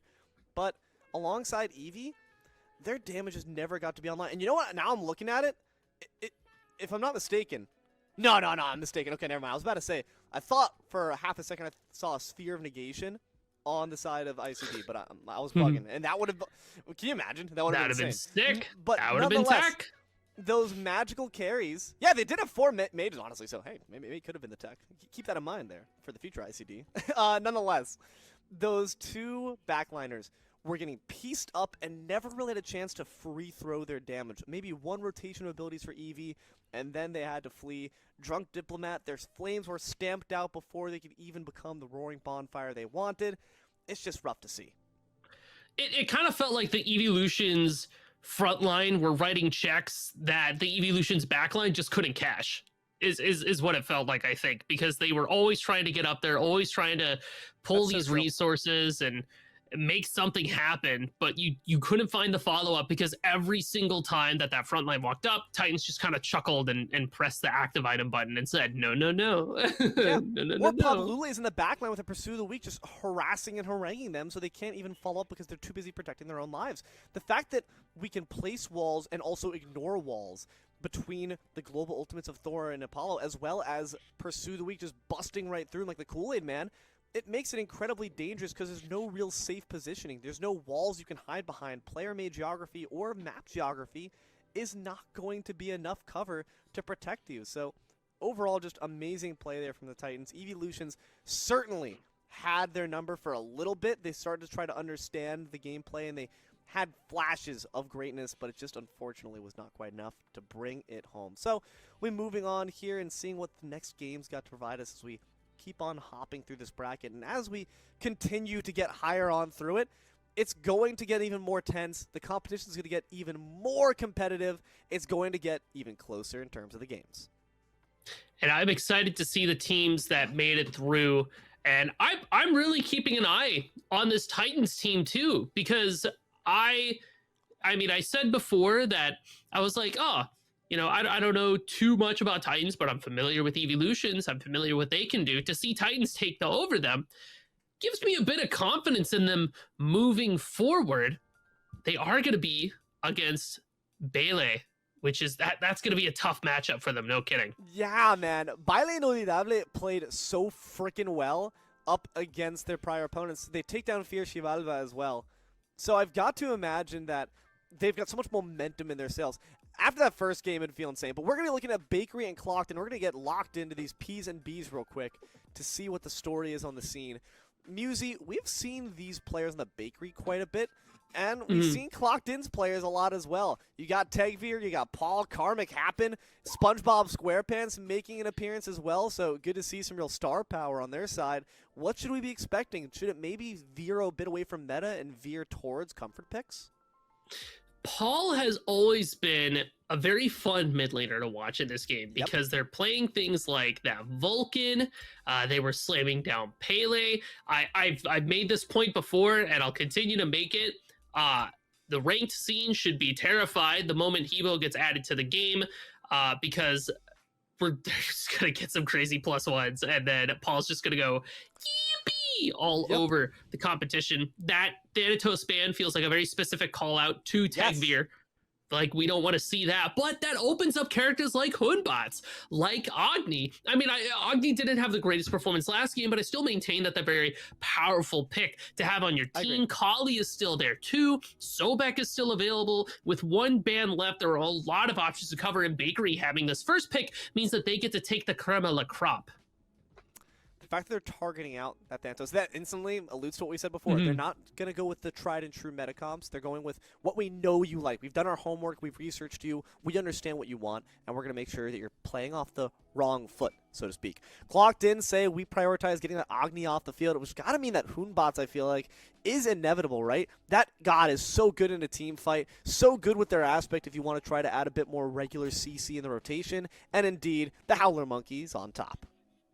On the bright side, you do have Kali available for Clocked In, another powerful jungler that you can take. So that is going to be the insta-lock there. I'm thinking too now, either Sobek, Mordred. Mordred has been very highly prioritized recently, mostly for the solo lane, it feels like. I feel like they have a lot of bully potential in that solo lane, and once you're able to get ahead, you've got crazy engage. It's just a matter of staying alive. But when you have items like Phoenix Shield, like Spirit Robe, even throw in something like an Oni's Hunter's Garb, it gets very difficult trying to lock this god down and actually put them 6 feet under. Hoonbots and Yamoja, man, I feel like our buddy Stoops is operating this draft. Oh yeah, as we see Oh, two of their yeah. favorite gods. It is not wise to put a basket on your head, but it might be wise to grab that Merlin instead. Scylla might be making the first appearance. My Smite Prime eyebrows are fully raised. You have my attention! Scylla locked in, Loki to follow? Oh! Is that Oh, a we're gaming now. Kali EDC? We're gaming. Loki Paul jungle, mid, Paul mid Kali. Paul mid Kali. Oh, God. Paul mid Kali, is that the call? Nah, probably not. I feel like Paul, as I have to reposition myself. I have to get back into the gamer stance to you, and I'm like, I was kind of like, yeah. I'm in. So Scylla, I talked about Scylla at the start of today, right? Takes so long to get online. Like, you need all of your items, you need all of your levels, everything, every little bar has to be full, right? But once you get there, you can smack. You have objective steal, and you have a lot of teamfight potential. And giving a character that can just blow people up, giving that to Paul is kind of scary to me. If there's anybody that can make it work, it's got to be him. Yeah, there's been a lot of naysayers with Scylla. I know you've been smacking them down when you see them. Baron Samedi. Now I'm truly thrown for a loop. So, okay, Baron Samedi's got to be support, right? Loki going to be in that jungle role. Kali carry. It's going to be that Kali carry aspect. That's going to be where I put my money. This is the team comp of all time, is what it feels like. So, Baron Samedi in support. I don't hate it in this situation because they're not laning up against a Sobek. And it just offers a lot of utility. What Clocked In lacks, though, is a very clear-cut frontline. Mordred does not frontline from a solo laner position. Mordred is the guy that comes around the left side with a steel chair coming in with that Pursue of the Weak, and then just kind of fights and brawls in the middle of that. But doesn't want to stand up in front of people to try to attract poke, to try to attract attention. So this Clocked In composition, I worry that Paul's going to be in a rough position just because it feels like it's going to be kind of easy to jump on this Scylla. Not much peel. You have Baron. Baron to offer peel in the form of maybe a root, a heal that gives you some mobility. Does Paul know the tech? I'm going to put you onto some tech. I don't know if Paul knows this tech, right?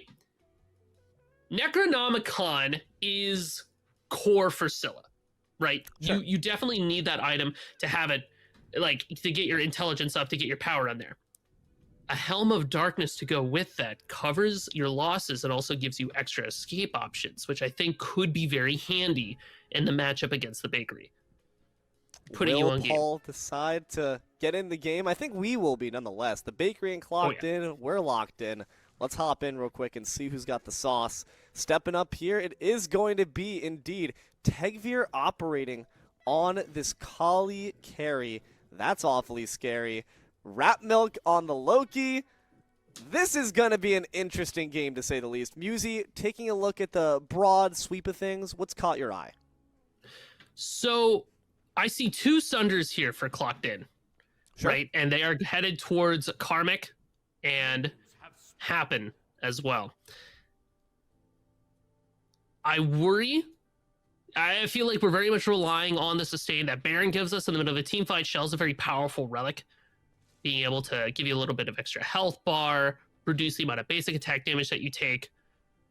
Without that, these team fights are going to be very explosive for Clocked In. It tells me that they're looking to end fights very, very swiftly. It's not a sustained game for them. It's life of the party, suck somebody in, Paul blows them up. Cool. Karmic comes in from the side, gets a sick no escape ult, and then Paul blows them up. A lot of these fights end with the sentence, Paul blows them up. Whereas the Bakery has a similar game plan here as well. I mean, you have Donut Dog, Valo, Leo, they're playing gods that have a lot of CC on hand. They have great engage. They have wonderful counter engage. Aurora and Donut Dog are going to be very difficult to gank for Rat Milk. Just because of that Caledonian Boar and the River's Rebuke. Trying to apply that pressure nonetheless. Dueling's going to be an interesting spot. Last time we saw Yamoja here, she kind of fried. It was a bit rough. Last time we saw Guan Yu, it was in that dual lane. Now it's in the solo side. What can we say about that matchup with the Mordred? So, Guan Yu versus Mordred, I feel that Mordred still comes out ahead just because you have so many abilities that you're able to throw off. You hit somebody with ability, you have your, your sixth ability, that shoulder charge you're able to get off as well. Once you get Shield of the Phoenix online, it definitely outpaces the conviction that Guan has. So Leo at this point is just trying to sustain in lane, get some poke off with their Warriors action, not hard engage into Karmic unless they know that Valo's around the corner, and then try to body block the no escape if Karmic tries to make that daring escape. And then you have Valo to use their Fear No Evil to just kind of finish the job, I guess. But I think of ganking a Mordred, and I think of trying to kill them, and it's so hard to think about, especially once you have Shield of the Phoenix and Spirit Robe. I almost want Valo to let Karmic, or to let Leo handle Karmic. Just chill in that lane. Make sure he doesn't rotate, and then call that a win. Honestly, if you can get that Pursue the Weak to not be running into the back of your less mobile friends, such as that Artemis, you'll be in a solid spot. We'll find out shortly if that ends up being the case. So far, all quiet on the western front. We saw a bit of a skirmish between the duo jungle of the mid and the jungle as well, pushing in from the bakery side into the Clockton's jungle. Trying to go for Paul right now, in fact. Hoonbot's going to be able to find that first one. Shows just how effective that god can be. Phantom Shell in the left side. Applied to keep Donut Doug safe. First blood goes to the bakery. And Ratmilk tried to make that gank onto the left side, but Artemis, not only do you have Caledonian Boar, you have the Root, and it's especially good into characters like Loki, who, once you kind of have them stuck in there, they don't have a great way to get out, and no ultimate available for Ratmilk. Means that they just get stuck, and this Artemis gets to make the walk away. And Valo is going to be the first one to hit 5 here. So this Fear No Evil is online, and this Hoonbots wants to strike sooner rather than later, unless they die to the Firebrands. Okay. That's so tragic. Gotta have my health pops. bar as I'm talking. I'm like, no, he's fine. He's fine. He's not fine. He's dying. It is not wise to put a basket on your head. Neither is it wise to die to minions. Unfortunate for Valo, because they had a level 5 difference, and they could have used that to apply pressure to Paul, who's at level 4 without a relic. Now they're going to be free farming for a bit. Ratmilk is going to try to catapult themselves across that finish line to get to that level 5. Once you have the Assassinate ready, make that double dip. It's going to be the call to invade purple. Ratmilk's already here. Ooh, wow, great double root there from the Wrap It Up. Ratmilk finishes the job with a quick dance of the blades. Going to be able to take that purple as well. So great pressure now aligned here by Clockton on this left side. You see Hoonbots trying to redeem themselves of their error by getting a quick invade off on the red. And the way that I really appreciate that Ratmilk just comes back to that dual lane after letting one of the kills go. You just maintain pressure, because Clockton has, I count, 2 late game hyper carries at this point, Paul and Tagveer. This Kali is a little bit more of a sure shot to get online, right? You can expect Paul to get there at some point, but Scylla takes so long to get there, and it's so many resources. This Kali, though? Yeah. He's getting her a couple items. She's there. Right? Oh, Leo's dead. Tagveer's going to start holding left click. Karmic kills Leo. Huh? we asked you to handle the Mordred, you got handled yourself instead. Aurora might be in a bit of trouble as well, forced to use their ultimate, but inside the waves comes the Grave calling for you. The Coffin is going to try to suck them right back in, but a good Riptide, barely able to get out with a sliver of health. Using those water portals to jettison themselves back to the safety of tower. But clocked in, going to continue the pressure. The Mordred gets the solo dolo. The root on to happen. Donut Doug looks pretty healthy here, and is going to loop around the side. No Caledonian Boar, but it's not going to dissuade him. Steps up. Tagveer does have the leap and will use so just to make sure they have plenty of space and safety. 5 minutes in, 1-2 so far in favor of Clockton. Only about a 1,000 gold lead. The question is, how do we leverage it into more? That's what we asked our friends the Titans to do that they weren't quite able to oblige with. What do you want from Clockton in order to ensure they can pull a bit more ahead, get that inch turn into a mile? So we're already putting a lot of pressure onto this dual lane. Ratmilk made that early rotation. They got the purple buff. They got a kill. Karmic soloing Leo in the solo lane opens possibilities for an early rotation from Karmic to try to make a play for this Gold Fury.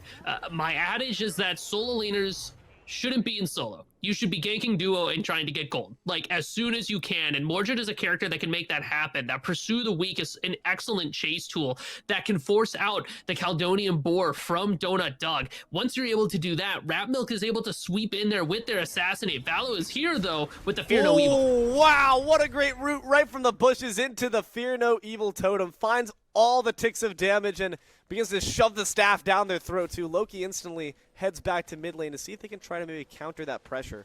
Waiting for Merlin to overstep their bounds. It's not going to happen. They're staying nice and safe. The Bakery even things up. I do like the fact that Valo was there in that dual lane, even as I was talking about the fact that Clocked In should focus pressure over there to try to see if we can set up for some objectives. Valo has great macro play, great presence of mind. They know that they have to relieve some of that. Ratmilk's here for the double dip, though. Purple buff respawns, so here comes the jungler. Caledonian Boar going to be the response. Purification beads are used right after. Inside the waves, the Assassinate finds the mark on top of Emoja. It's not going to be quite enough to save him, though. Donut Dog finishes the job with an arrow to the heart. CC immunes the life of the after party, but now the death at the party as well. Donut Dog going to fall. Aurora able to coolly, calmly, collectedly walk their way back. It's a 1-for-1 trade.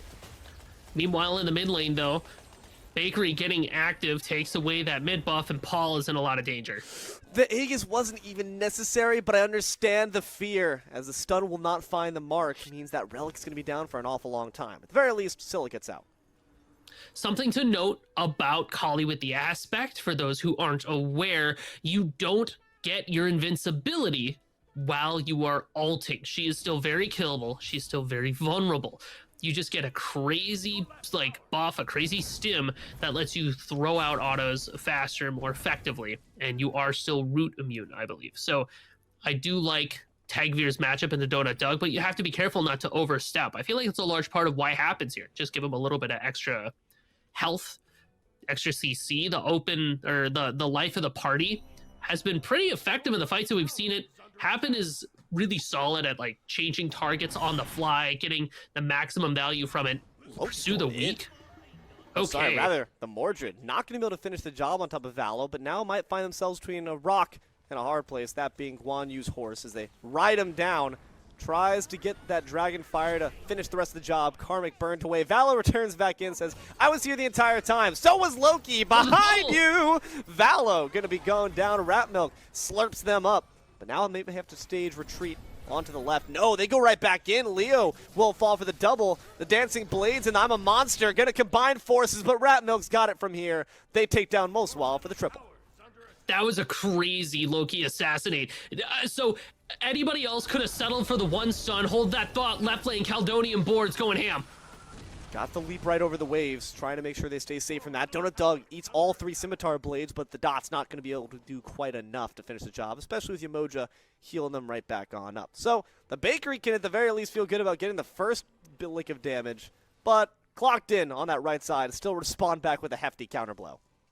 All right, back to Glazing Ratmilk. So landing that assassinate, you could have settled for just Valo, but they inch just a bit more to get that double stun, and the follow-up from Paul doesn't have, they have the Doom Orb online. That's not crazy Scylla damage, but it's enough. And something to note with this crush is that the slow effect persists in Smite 2. So you can get that quick pop and still get the value from it. So that means that there's no escape from Ratmilk as they land those daggers onto the backs of the Bakery. And the triple kill for Ratmilk puts them firmly back alongside Valo in terms of farm and experience.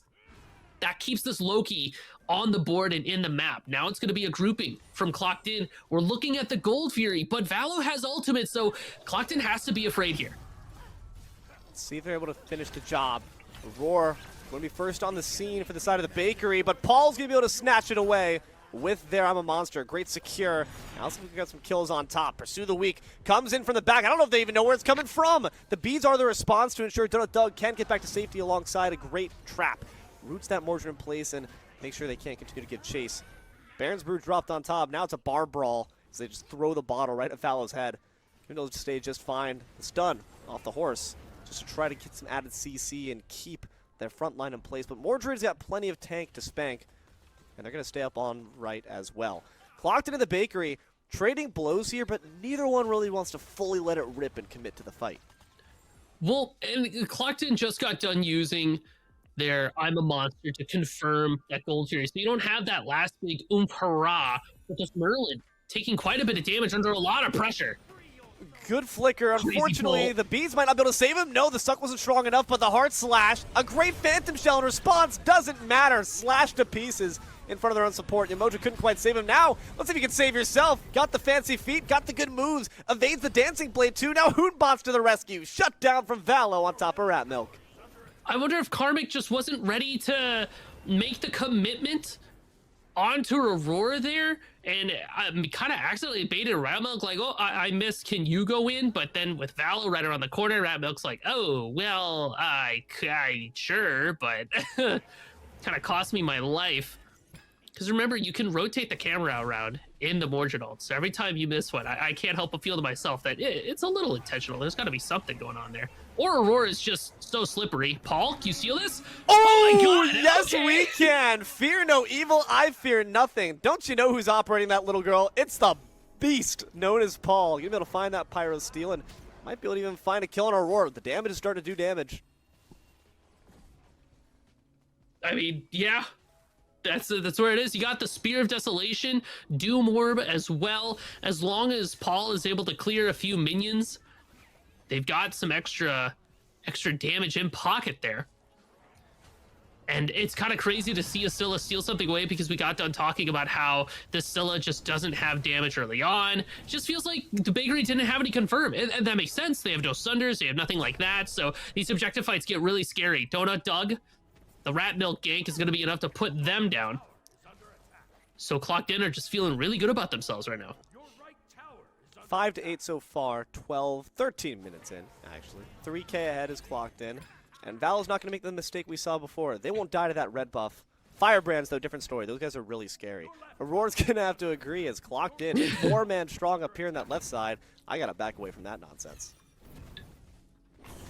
No Gold Fury here to fight over. It's got to be that call to back. And we're not quite at the point where some of the bigger objectives have respawned, so Clocked In have options in terms of where to throw their weight around.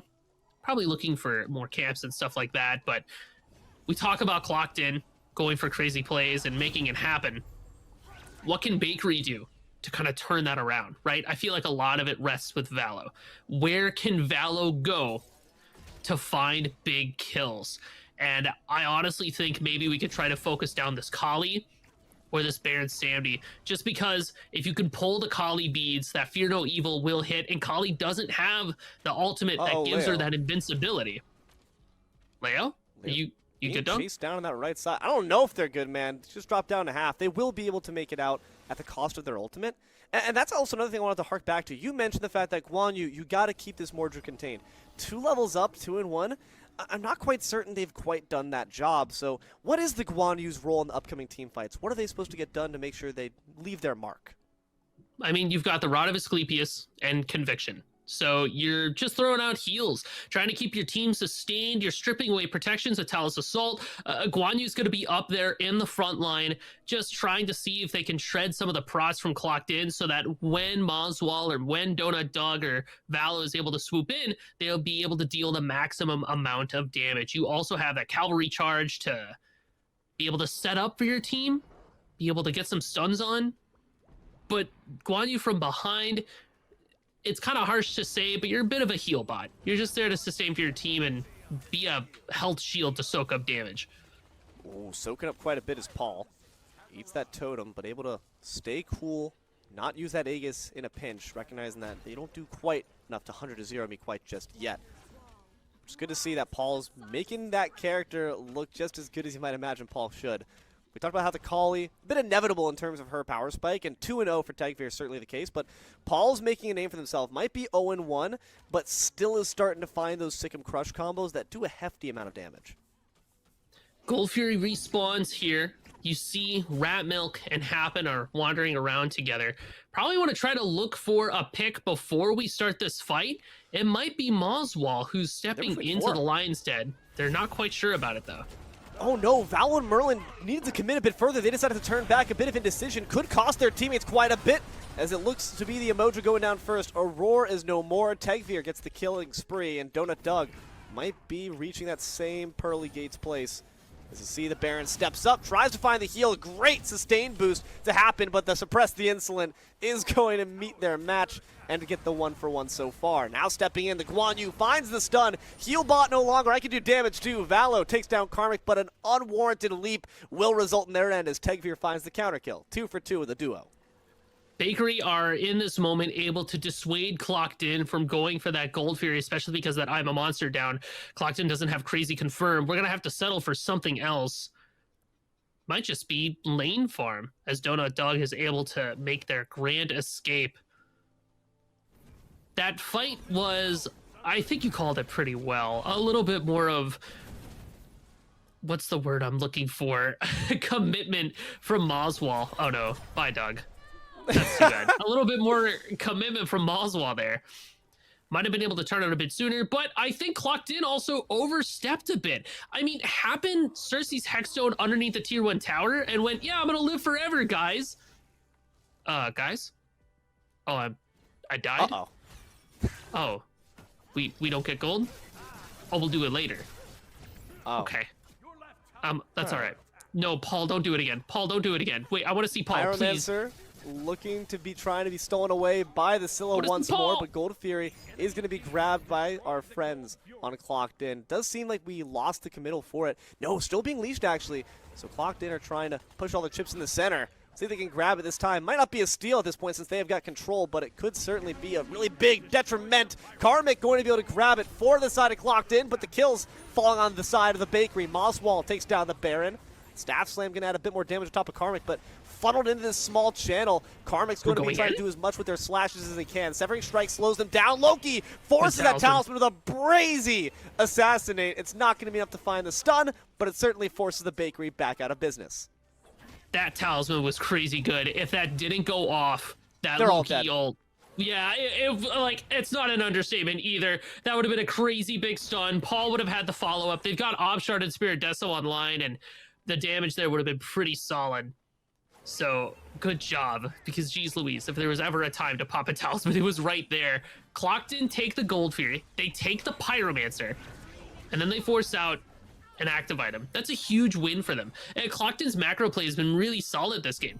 Always looking for Gold Furies, constantly camping on top of that purple buff. It's keeping Donut Dog out of the game, and look at the level difference. Tegvir is 2 levels up and has crazy items online.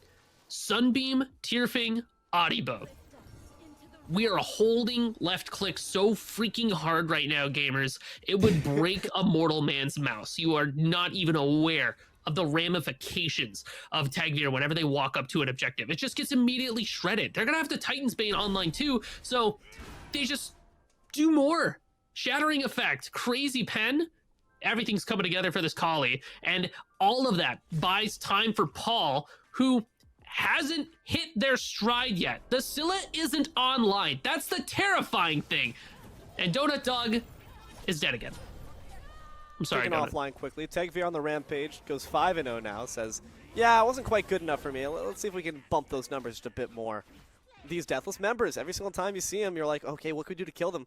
Kali's a really tough case. Even though the destruction doesn't make you immortal, it's just really rough to fight through, especially since she can battle you at a distance. So the Bakery got to try to find a way to use that CC to lock her down, but it's not an easy case when so far the peel has just not been on their side. And you alluded to that earlier, Musi. You said there's not really too much a Guan you can do to save their teammates. Can't really save yourself either, but a Phantom Shell certainly makes a good case for it. Now Karmic turns their attention instead to Valo, the far tastier morsel.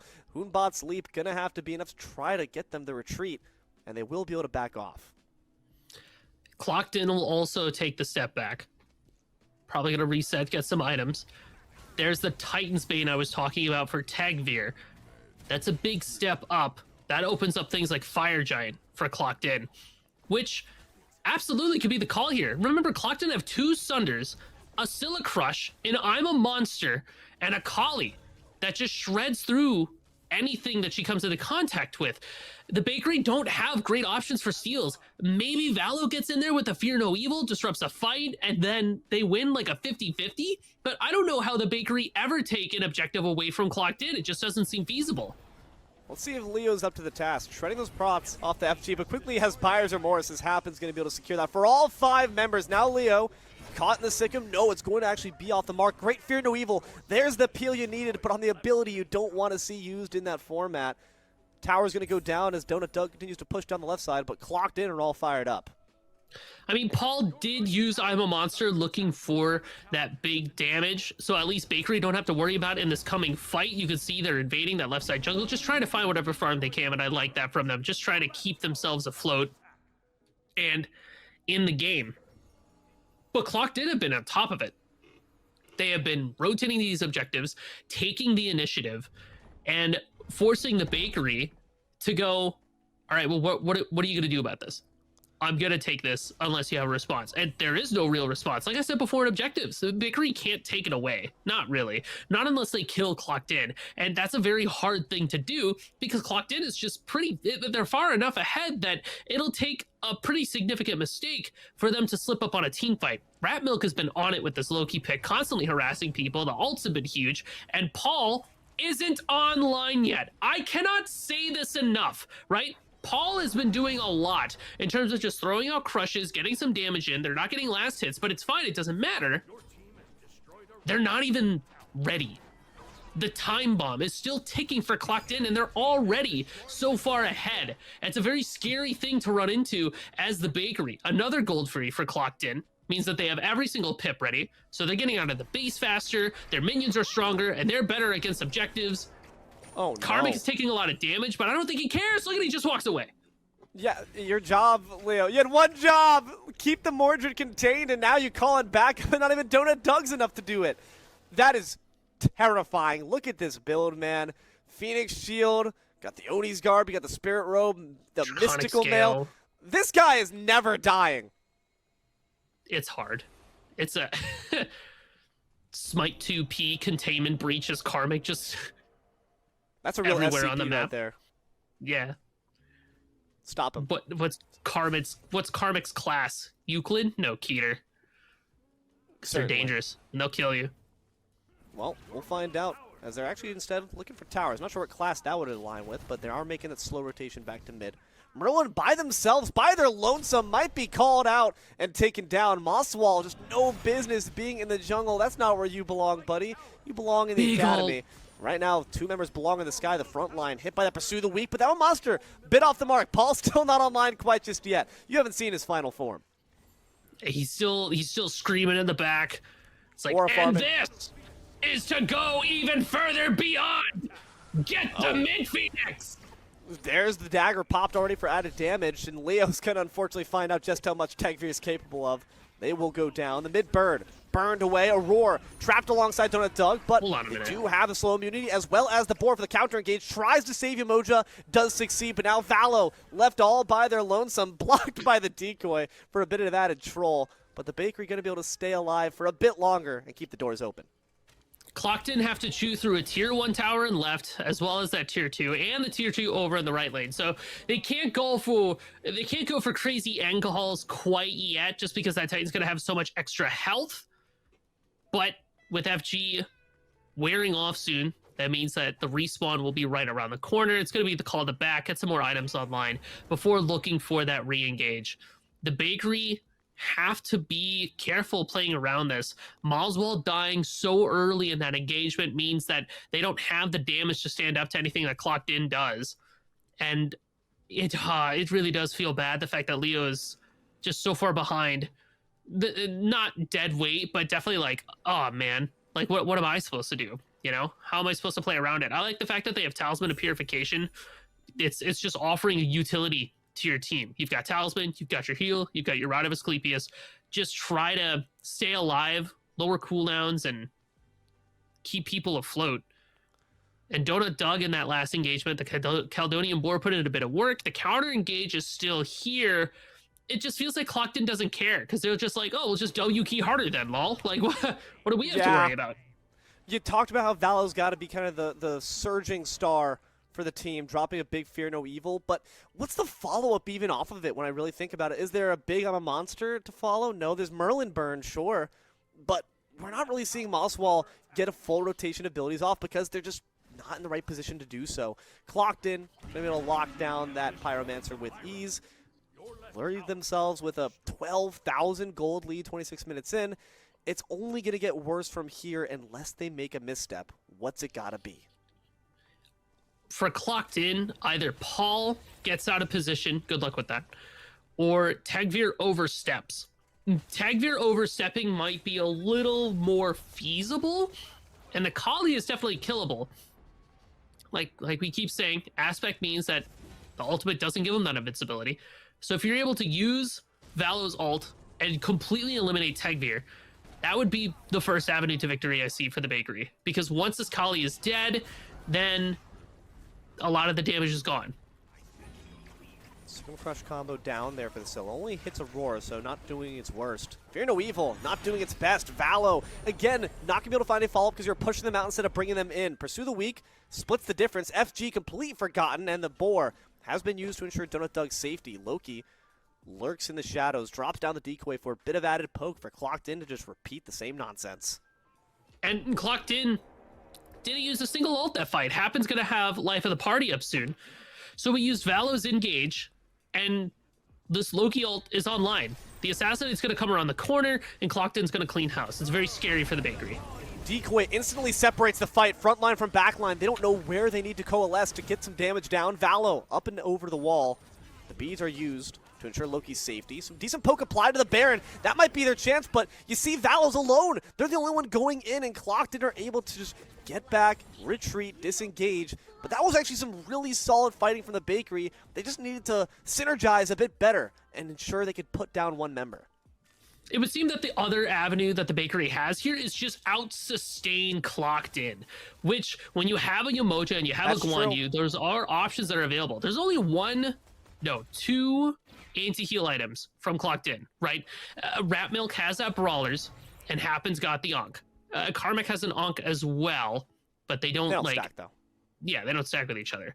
So, and with Rod of Asclepius, you're not really as concerned about that. So Bakery is looking for extended fights. Live through the initiation from Clocked In, bite at it a bit, back up, heal, walk up, and see how many times you can get Clocked In to jump at you before you exhaust them of their engage tools, and then just kind of like walk up slowly and engage.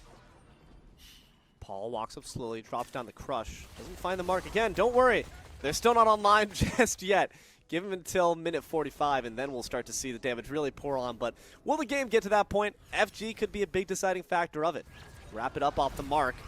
The back line, you see a lot of amount of damage dropped on to Happen, blown up by Mosswall. I'm a Monster does find the tanky member of Leo, but they will stay alive, no reset, and the walled off from the waves could result in more deaths. Rat Milk spilled on the floor, but don't cry over it because the Bakery still got more damage to do. Clocked In are going to be able to disengage, but they have to carry back 2 corpses and nurse some awfully low health bars.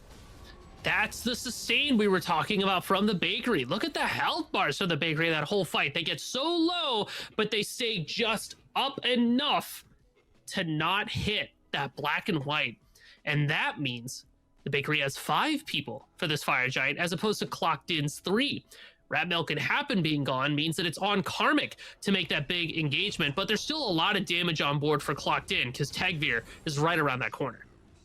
I've got to say, truthfully, Paul's got to make sure they're hitting those Crush Sikkim combos. We're seeing them miss on Mosswall without even using a flicker, so they still have vulnerability and none of the risk. Paul in trouble. Paul brought down. Paul crippled. Paul still alive? No, the stun will certainly ensure their end. Leo online this time around. Valo receives the heal before they get out with Zeal. The stun comes from the Baron ult, but that's going to be eaten up by Leo. That's the target you want to take it. And all that sustain gets added up, those cleansing waters, that conviction, their persistence, their tenacity, that Pyromancer, it's all going the way of the Bakery. I mean, look at Valo. He's already pretty much full health after nearly falling down there. That positioning from Valo, that was key for that fight. You watch them come up and around that left side. Nobody from Clocked In has vision on the monkey. He just walks up, pops the Fear No Evil on top of Paul. Remember, Paul has Aegis, not beads. So you can't ult in response. And without CC immunity, that 1 second is all Valo needs to really get some damage on top. You have the ability to chase after Scylla because after she uses her 3 to get away, Valo has the leap to go after her. And that's checkmate. That is how they do it. That is how Bakery gets ahead. You can kill Paul. Oh, no. All right, cool. Oh, no?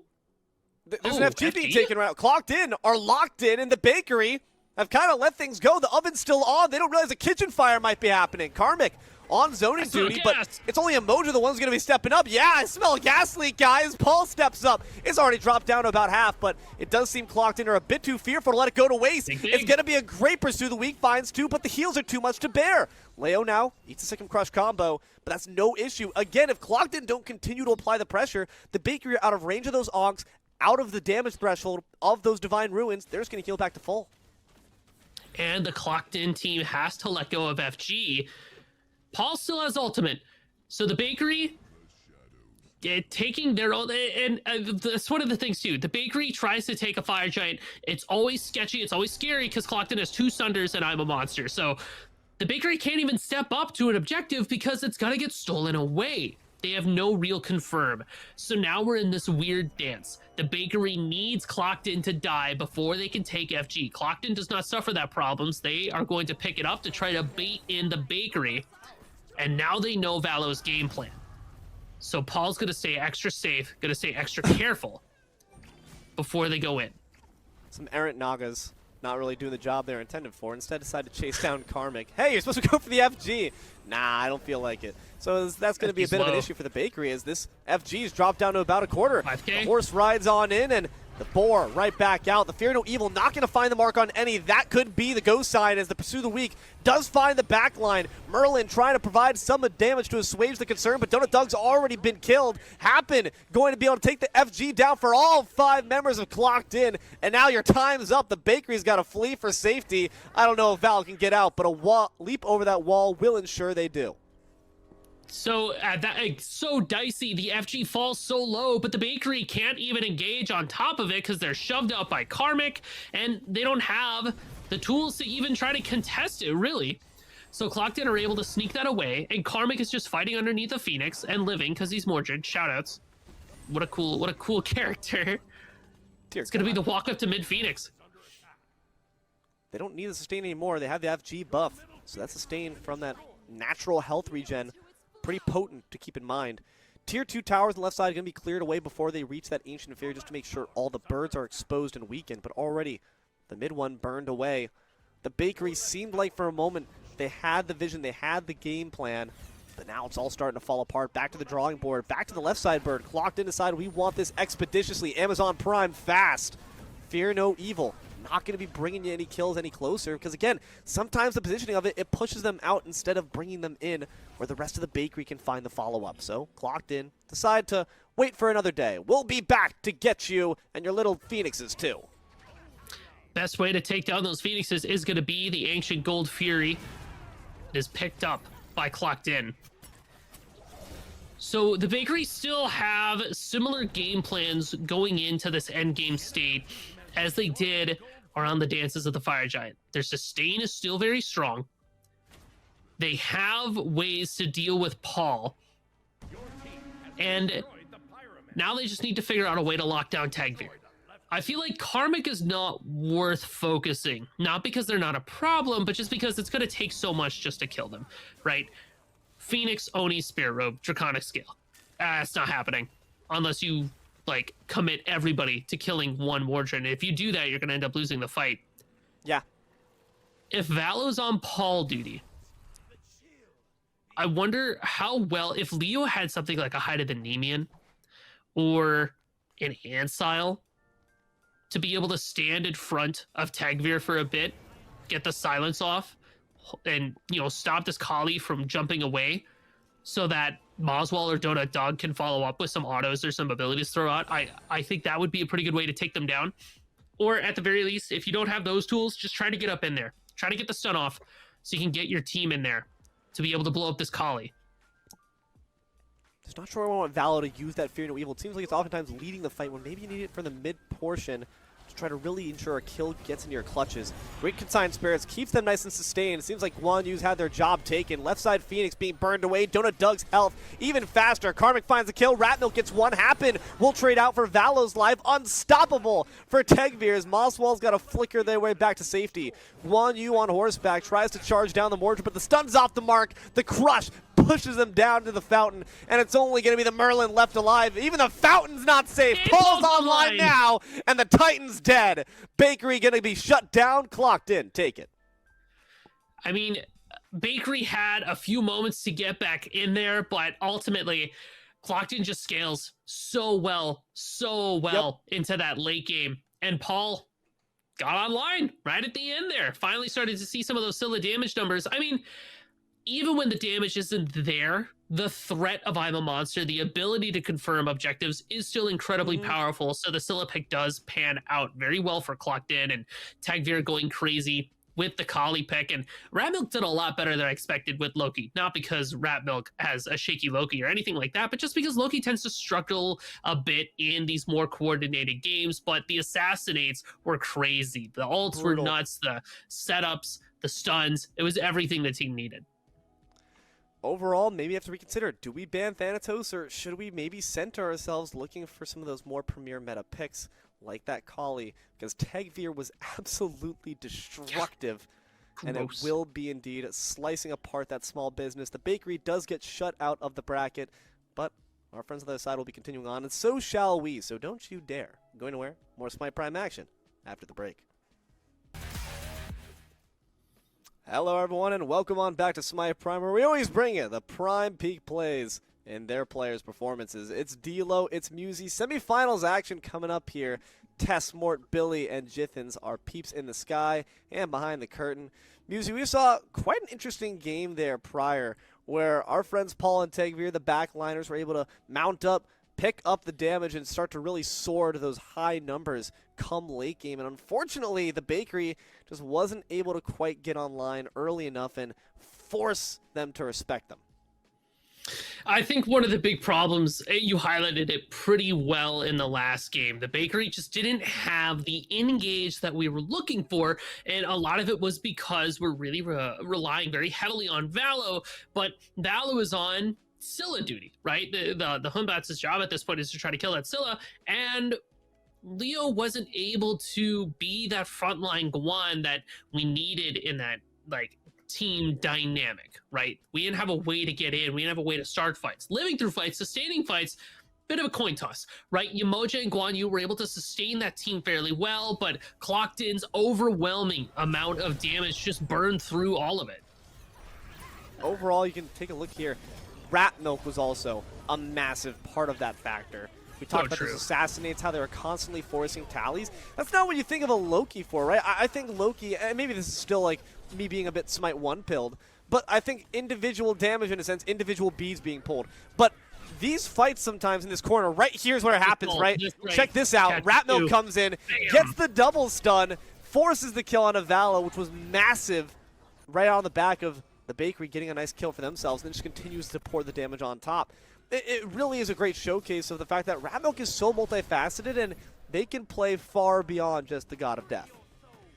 And this Baron Samedi pick worked out pretty well too for Clocked In, offering the utility, the healing, because it was either Karmic or Rat Milk that was initiating these fights for them.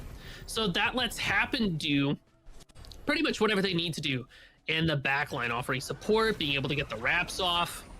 It panned out for the most part. I've got to say, this is 2 games we've seen a Guan Yu be stepped up, and a Guan Yu kind of get put in its place. And Leo, I think it's not for a lack of effort. I think they had some amazing healing factor. That's great and all, but that's when you're out of combat that matters most, right? We're seeing a sustained matter when Clocked In disengaged and the Bakery is able to re-engage. How about when we're actually fighting? What's a Guan Yu really able to contribute? The answer is just not as much as the Mordreds that we've been seeing counter him. The amount of CC and follow-up on Clocked In 2 was just too much for the Guan heal to be able to sustain through, or Aurora to be able to sustain through. And at the very end, we did get to see Paul come online with the poly proc hit, the dash-in hit as well. Moswell under this fountain. There's 1, Ow. 7, Ow. 900, Ow. 400, 500 auto. The Scylla we all know and love, only at the very end of the game. A little bit of a sneak peek of what it's capable of. I've got to say, I wouldn't be surprised. I feel like Paul likes to get active earlier in the game, so I wouldn't be surprised if they said, you know what, I'm flexing my fingers, I'm cracking my knuckles, maybe I step up on something else. We've seen the Pele, like you mentioned, the Aladdin picks can sometimes be really fun late in a draft too. You can never outban Paul, so Paul really just has kind of the freedom to go where they so please and flex into what gods they want, but I wouldn't be surprised if Scylla is not going to be being seen for the rest of the day. But it's going to all depend on where we go next in the bracket. But you can check out the numbers here coming up. Musi, anything in particular catch your eye that maybe tells that story, that narrative that we've been explaining for the entire time? I mean, it's always interesting to see junglers build avatars Parashu. Knowing that Rap Milk built it at that final slot there just tells you how much of a lead Rap Milk had in that jungle. And the damage numbers tell us that where is the damage? Damage dealt. There it is. it's a little different from what I'm used to, but I think we didn't give enough credit or attention to Donut Doug. Their damage numbers certainly did, though. 34k, quite a bit, standing right up there with Tagveer. So this Artemis was doing quite a bit of work. It just never had a chance to connect on some of the squishier targets, but it definitely did put Happen and Karmic in a spot of bother sometimes. Whenever they would try to go in, the Caledonian board would set up there. There just wasn't enough follow through after the fact for the bakery. I mean, I think sometimes you just had a bit of a lack of synergy in terms of the ultimates, right? You want the Hoonbottle, and this is a simple point to make, and I make it all the time when I see Hoonbots or an Ares paired up with like an Odin or something. PEMDAS, baby. What are the mathematics? One ultimate wants everyone to stay together. One ultimate wants everyone apart. And I feel like oftentimes the fight would get split up. And then the targeting cohesion just wasn't there. Valo had a clear set path in mind in terms of how the fight should be carried on. I'm on Scylla duty. Let's kill the Scylla. But then you push the Scylla away. Then the Scylla dashes away.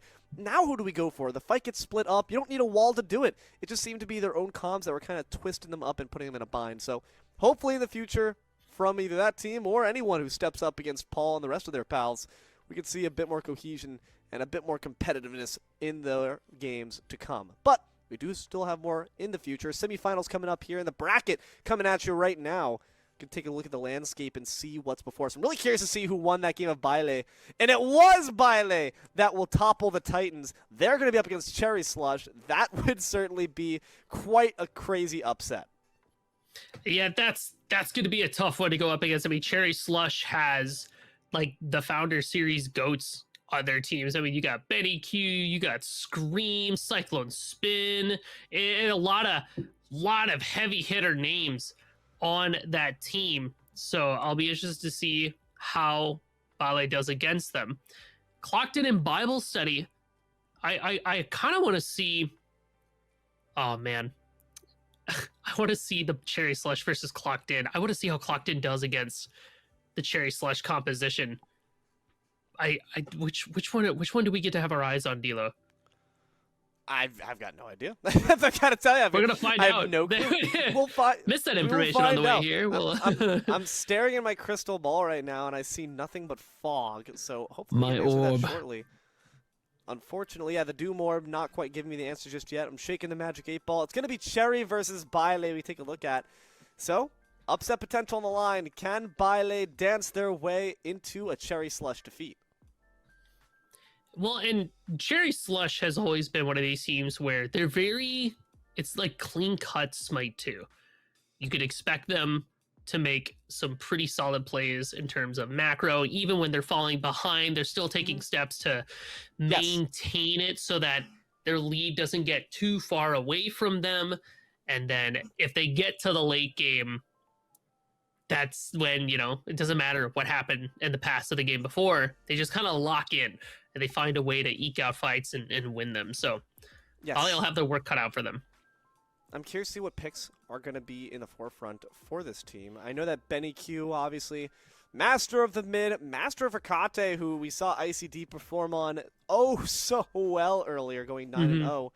Wouldn't be surprised to see that one come up. But it's not been a top-of-the-line draft. And Musi, I know you said this. We hop into these P's and B's here. You say that Hecate is never bad. Can you explain that take? So she's just good. She's like always good. Hakate reminds me of, it almost kind of reminds me of Yenis from Smite 1, where it's like, it's always just solid. He can do a lot of damage. He can do kind of whatever you want him to do, except for when he can't clear. But Akati is one of those gods in Smite 2 where they're kind of evergreen. They have crazy utility. The ultimate is incredibly strong. You lane pretty well just because you clear wave effectively. It never feels like a bad pick. And she slots into a lot of team comps. You could just be like, cool, I'm gonna have Akate. I can't go wrong here. Like, it's just there for you always. Like a big chicken. Huh. Is that analogy went over your head? No, it's cool. Tell me how you feel. You don't like big chickens?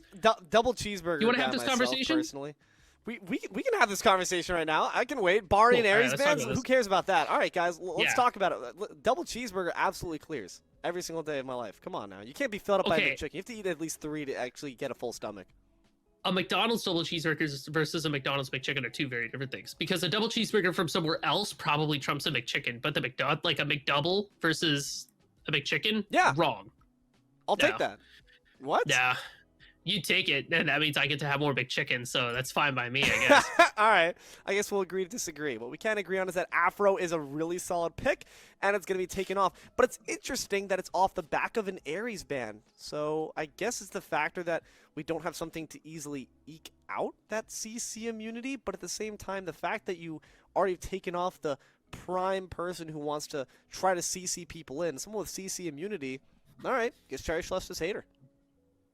Well, not only does she give you crazy CC immunity, her spacing's really good, her kiss has a lot of setup, and if you know that you're not going to pick her, i.e. if Inbound is looking for something, probably Baron Samdi. I know Bobby loves to rock with that Baron, or maybe something like a Sobek. Aphrodite is a good pick into either of those picks. So taking that off the board immediately kind of signals you're looking for something along those lines. And Hunbat's being available, that's pretty good. Agni's there too, so Cherry Slush have a big decision ahead of him. Do we want Aladdin, Agni, or Hunbats? It is going to be the Hunbats. No surprise there, which means, what do we respond with? Last time we saw Akali be the response, and this time around it's going to be someone of a different nature when it comes to their ability to rotate into the jungle or flex into solo roles. Thor's being hovered, but will they actually decide to push their chips into the center and claim the Thunder God for their own right? In terms of what that answers you with, some flexibility. One, we've been seeing Thor be taken to the solo lane quite a bit. We saw Dark operate very, very well on that pick. I wouldn't mind to see they'll go in the jungle up against the Hunbots either. I think it could fight really well up until that level 5 where the Hunbots starts to make their money. Thor can do a good job bullying them out. We'll be locked in right alongside their other Norse Force member, Fenrir, being taken. Gunner's really excited about that. Yes, Gunner is so thrilled. I mean, he's a big, big Fenrir fan, right in the so incredibly thin wall behind me. But I mean, you have this double dunk potential, right? Anvil of Dawn plus Ragnarok lets you shred people away, take away things like beads, like talismans, like ultimates. So the Hecate for Betty Q, gonna have to position very safely, position very well, because the Fenrir and the Thor will be there to dunk on top of Hecate. The one thing that I don't like about her, but is necessary, is that she doesn't have a lot of mobility outside of that little burst of movement speed from the shield and her ultimate. So being able to keep those tools like in your pocket just in case is what's gonna matter. Kate being locked in here for that Cherry Slush. It's what we talked about. It's what we fear. It's what we're going to see. Benny Q's back on that. Cupid and Scylla. All right. The twin child duo going to be trying to bring terror to both that side lane and the mid. We saw, though, the weaknesses and the pitfalls that a Scylla can operate on in the hands of one of the most capable pilots of any character to step up into that lane, Paul. I've got to hope that Baron Ares is able to try to bring a bit more impact a bit earlier. So I like Scylla here because you have Fenrir to back you up in the jungle. You can help clear your wave. You can go with them for jungle camps. And also Scylla's an important pick to have in your team just because it gives you a lot of, pressure around objective fights. A lot of threats. You have I'm a Monster. You have Crush. You can take away FG. You can take away Gold Fury. So that's not too bad of a pickup here. I'm also raising my eyebrows, though. Because where does Anubis fit into Cherry Slush's team composition? What? Okay, so I'm like, Guan Yu am I, support. yeah, am I gonna watch a Guan Yu lose again? My Cherry poor heart Slush can't might take be it. the ones. Cherry Slush could be the ones to finally give this god some true. flowers. We'll find out if anyone can operate on this. I think this is the real decider. Is Guan Yu just bad? Can Cherry Slush make it work? But the question is then, where does it step up? Hakate's a mid laner through and through. Unless we're seeing some real crazy business here, she should not be stepping a toe outside of that lane. Anubis can operate in the solo sometimes, so I wouldn't be surprised to see it go there. It can't be a support. I know way back when in Smite Prime, Smite 2 earlier iterations, we saw Anubis ADC. I don't want to see them play anything like that. I hope, I pray we don't get that. I always remember the Anubis jungle that Scream played in Bobby's tournament with it was Betty playing Poseidon mid and then Anubis jungle with Scream, and I was like, oh boy. I think this, you know what? This Anubis is going solo with Cherry. And okay, what Anubis does for you in that solo lane is they clear wave. They clear wave and they have crazy kill pressure. Because if you step up to them, they've got Grasping Hands, the Plague of Locusts, you got the Wrap online. And with Bloodbound Book and Typhon's Fang, you can just kind of sustain and heal through a lot of what gets thrown at you. But you have to be careful because once Thor and Fenrir get some anti-heal online, this dog doesn't have a lot of escape options. So it's very easy to lock them down if you can deal with the life steal. Well, we'll find out if that dog's going to have enough bite to bark them back into base. We'll find out as we hop right in. Cherry Slush up against Baile Inolvidable. Can these underdog dancers try to two-tap and pirouette their way to play another day in that grand finals for this small series? We'll find out as we hop in. Musi, the roles are decided. It's inbound, operating on this Guan Yu, the support side. And you know what? Honestly, if there's any player that I think can hopefully bring this god a bit more glory, it's definitely Bobby. And especially now that you have this Sunder in pocket too, it does fit Bobby's playstyle of being that aggressor.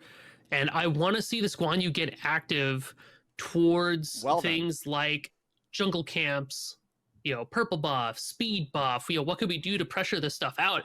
Because once this Guan Yu gets behind, then it's just kind of a non-factor, right? And that's what we saw with Leo in the last game. The Guan Yu just never had a chance to play the game. So Cherry Slush needs to have this forward tilt, this forward pivot, where Bobby can perform the way that they need to, instead of just kind of getting run over by the rest of the team. I'm really curious, actually, now thinking about it, just like turning back time. Cherry, the player that the team's named after, Hades is their diamond pick. They always go for that when they have the option. What is an Anubis going to offer you that a Hades just can't? Because they clearly have an intentionality, a vision behind it. So Anubis has that death gaze, right? And I should clarify first, there's a little bit of backstory. First, we have to think to ourselves, why are we picking Hades in the solo lane? It's for similar reasons of Anubis, right? You clear wave very effectively, you have a lot of sustain, you get to build that Bloodbound Book and the Typhon's Fang, and you do a bunch of damage. The key factor here, though, is that with that Pillars of Agony, you gain so many prots, you're very difficult to kill in a team fight. Anubis is just raw damage. So much. That death gaze is the reason why we pick it. So I see this Anubis, I see a Hunbats, and I see an Apollo, and I think to myself, cool, our objective team fights go crazy. We have a lot of seal potential, and if we lock anybody down, we have the opportunity to just kind of kill them. So Cherry is just looking to snowball in the solo lane, bully out Wing, and just rotate to Gold Fury, rotate to Pyromancer, start blowing people up, burning down objectives, so that Cherry Slush can get that global gold and just catapult themselves ahead. Interestingly enough, both of these teams building 4 beads, clutching their pearls. They are terrified of the CC that each team is liable to show. Gotta imagine some talismans are up to boot. Just curious about when and where they appear in your builds. Too early, and maybe you sacrifice a bit of the physical procs you needed to keep yourself safe. Too late, and your team's not looking too great because they're already in the jaws of a Fenrir or down for the count from a Fear No Evil. And that is one of the problems. Yeah, there it is. I mean, that's one of the weaknesses of Anubis early on, It's just that you don't have mobility. So a good call out from Jisoo there to just immediately go for that invade and try to put Cherry down before they have an opportunity to get that ball rolling. But knowing Cherry, they're gonna be fine. They can take a couple knees and still come out all right because they're gonna communicate to their team. Look at the positioning of Scream. While Jisoo was over on that blue buff, Scream just cleaned out the left side of the jungle. That's going to get Scream online faster than Fenrir. It's a race to the level 5. And as Jisoo takes away that speed buff, Hunbats has the damage to potentially put him down. Okay, Jisoo trying to path around these walls to try to find a good spot to Unchain back to safety. Brutalizes back. Forces the beads to ensure they're not slowed on down. But the minions join in on the chase. And honestly add quite a bit of extra damage on top. One last TP and a flourish of the staff. Jisoo will fall. And that means that Scream hits level 5 on this back camp, and this Hunbats is about to get active. Terrifying moment. And because the Fenrir doesn't have beads, if Scream can gun it straight to Jisoo and catch him with the ult, he's gonna die again. And that's exactly what he's doing. Look at him, just walks right up. I know where you are. You're going to your back camps. I have a present for you. Same day delivery. It's a pillar. This could be really rough, and also decide who gets on that level 5. Is Hecate is already going to reach that threshold. Jisoo will fall one more time, try to get Harpies. Got a lot more than they bargained for. The Fear No Evil right to the face leaves them down in the dirt. Cherry Slush up 2-1. And now you can see Scream is just feeling himself because he already starts hanging around that solo lane. He's like, is there anything to find here? No. That's okay. I mean, what a terrifying player to go up against in the jungle because he knows exactly what's up. He already cleared out the left side of the camp. He knew there was nothing over there for this Fenrir to do. He's only could go to that back camp. No, he's just there. And he knew the beast was down. He just got it. The back camps are the only thing available, so he just goes up there and kills him. That's terrifying. Scream is already on a roll. Scream already outperforming Valo in that they get the kill and then don't die to the Pop Rock Kings in that little Fire Giant pit. Grabbing those extra farm bits and also making sure to stay on top in terms of the damage. Wow, great death gaze. That's what you choose that character for. Cherry reaches that level 5 threshold and quickly makes you pay for stepping up. Grabs a totem on top for added panache. Cherry Slush so far doing a solid job for it. It was a rough start by Inolvidable though. They are the underdogs. Don't get it twisted. And they still got some pathways back to victory. What's it going to be? Who do you think is the golden star, the hope they reach for when all the chips are down? I know it's far ahead of us in the future, Musi, but you got to imagine that Baile Inolvidable, the pressure's already starting to mount. Well, Jisoo is going to be a big playmaker for them. If you can Ragnarok Benny Q, like right now, the beast comes out and so does the bite, but it gets eaten by Benny Q. So he doesn't have to worry about it. But I'm really looking at Jisoo to be the playmaker, to get Baile to where they need to be. And especially Bayonary. Like, they're just playing for late game. They're scaling to late. That is all this team is trying to do. Once the Scylla gets online, they can just blow people up. But Jisoo has to be the one to help them get there. Otherwise, Cherry Slush is just going to start walking over people. Left side, been a bit quieter than we might have expected, given the fact of how aggressive Guan Yu and this Apollo could very well be. Has the ability as well, though, for rotations, and that's what I'm really curious to see. This Apollo, I feel like we haven't really gotten any crazy rotational dunks. What it's been is, and what you mentioned before, is the chase down, when you wait for the enemy to disengage. Do you want to see Cyclone spin? Maybe spin things up and try to take a crack at making a gank on the Scylla while she's not powerful, or do you want to see them stick to the left? Honestly, Cyclone's just here to farm. ADCs, they're just trying to get their items online, trying to get their gold up, rotating to a Gold Fury every now and then. Not necessarily needed for team fights. In fact, Apollo's split push potential is incredibly strong here because it means that Cyclone can do all the things he wants to do, which is just hold left click on a minion wave and get gold.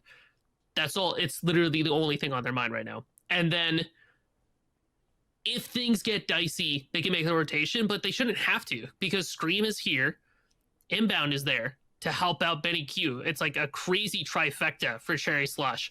They have so much survivability, so many get off me tools, and crazy engage. Cyclone can just farm. Like, I've said it so much, but it's just so true. The Apollo just wants to chill.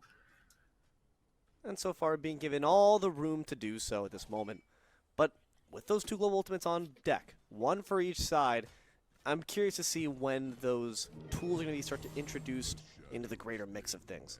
It's been a bit quiet, though, since we last saw a gank occur, since we last saw Jisoo take an unfortunate spill.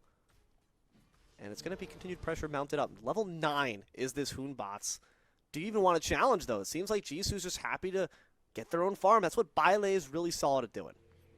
I mean, as long as Cherry Slush isn't making that first move, Byle doesn't have to respond, but it's going to be the question of who's going to jump at that Gold Fury first, and Cherry Slush will have that advantage.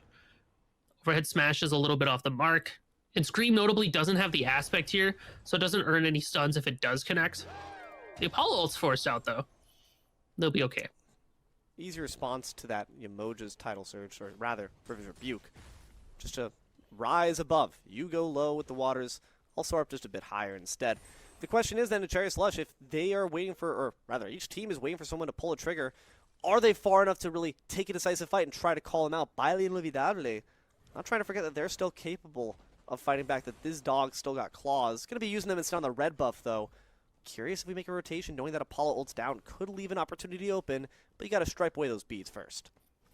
At this point, Jisoo is just trying to get their farm dead. on. Less than a fight. Whoa, yeah. Bye, Jisoo. Find that one with ease. That was just, unfortunately, them pathing back far too unsafe. Now look at the left side. Anubis making a rotation on over, trying to take down Golden. That's Cherry. Fields of Love, a great self-peel tool. And the stun from the Moonstrike as well, forcing a bit too much damage than Cherry maybe bargained for. Not enough, though, to force them to leave. A Gold Fury rotation is what we're seeing. And that burn and turn is going to be so simple as Cherry Slush grab the first objective, Gold Fury their way. That's what I was talking about, though. Like, Cherry's job is to rotate out of solo, go to Gold Fury, ult it, and then back and go back to farming. That's what this Anubis does. And it works so well with Cherry Slush's composition because the rest of the team wants to do that as well. Like, Apollo, Wan Yu, they shred objectives with the Talus Assault and just the raw attack power with their autos. So, with that, Cherry Slush kind of take advantage of the sense of security that they handed Byle, where it's like, oh yeah, we got a little bit active, but no, we're just chilling now. We're just hanging out now. Psych! That's the wrong Gold Fury, and it's mine now. And they just go back to farming like nothing ever happened. That's the scary thing about this Cherry Slush team. Oh, being scared right back to base. Jisoo gets the staff slam, then takes that quick little easy porter travel. The flash pass right back into potentially another invade. Hey, you thought I was gone. We're sticking around for a bit longer than you maybe expected. Scream finds the TP with the monkey up to Rongyu. Gets him with a few staff slams, but it could be danger. Beads are expended in response to the Fear No Evil, but Scream's got nothing to fear, especially with that shield supplied by the Kante. The Thor, though, provides the physical damage on top. The TP is going to be off the mark, as now Scream tries to double back. In the sky, the Anvil of Dawn could bring the damage they need to finish off this monkey. The Crush certainly is not, and it's going to be the Spell Eater to gobble up the last of Wing's health. Cherry Slush find an additional 3 kills. Puppy Dog leaps to the scene. BennyQ all by themselves, brutalized back in. Luckily, Jisoo will not be TP'd back to tower. Instead, BennyQ takes the painful way back to base. BennyQ dies for Scream's sins because it's crazy that Hoonbots was allowed to live at all in that engagement, but because Jisoo used everything on BennyQ, you cannot escape Death's Gaze as Cherry scoops up the kill onto the Fender, who has just had such a rough time. Really, the jungler difference here between Cherry Slush and Byle has been intense. Scream has been everywhere on the map, invading into camps, showing up at Gold Furies, catching people, going to and fro lanes. Now it's Cyclone Spin getting turned on. The Cupid ult, the bees, can they live? Has the moves to escape back. Takes their quick Uber right back to safety. Not going to be too big of an issue. That's what an Apollo also provides. Quite a bit of safety if you're able to get enough distance off to use that channel time to get inside the chariot. 10 minutes in, 7-2 here. Byle Inolvidable. Got to make sure they remember just how big of a threat Scream is. These players are pedigreed. They have that Founders Series experience. They've been on the big stage. This is just a cakewalk to them as they try to climb their way up to the top of the June circuit. Now the noose starts to get wound around the dual lane's neck. See that Rongyu could be in the wrong spot at the wrong time. Monkey's going to stick right to him, but they will be able to walk right through those watery walls. Fear No Evil is applied. The beads in response. Open the gates, not going to find the mark, but does force Golden to step back right into the clutches of Cyclone Spin, who will take the kill. Scream leaves Wrong You dead, and it's going to be a dual lane wiped away. A tier 1 is next.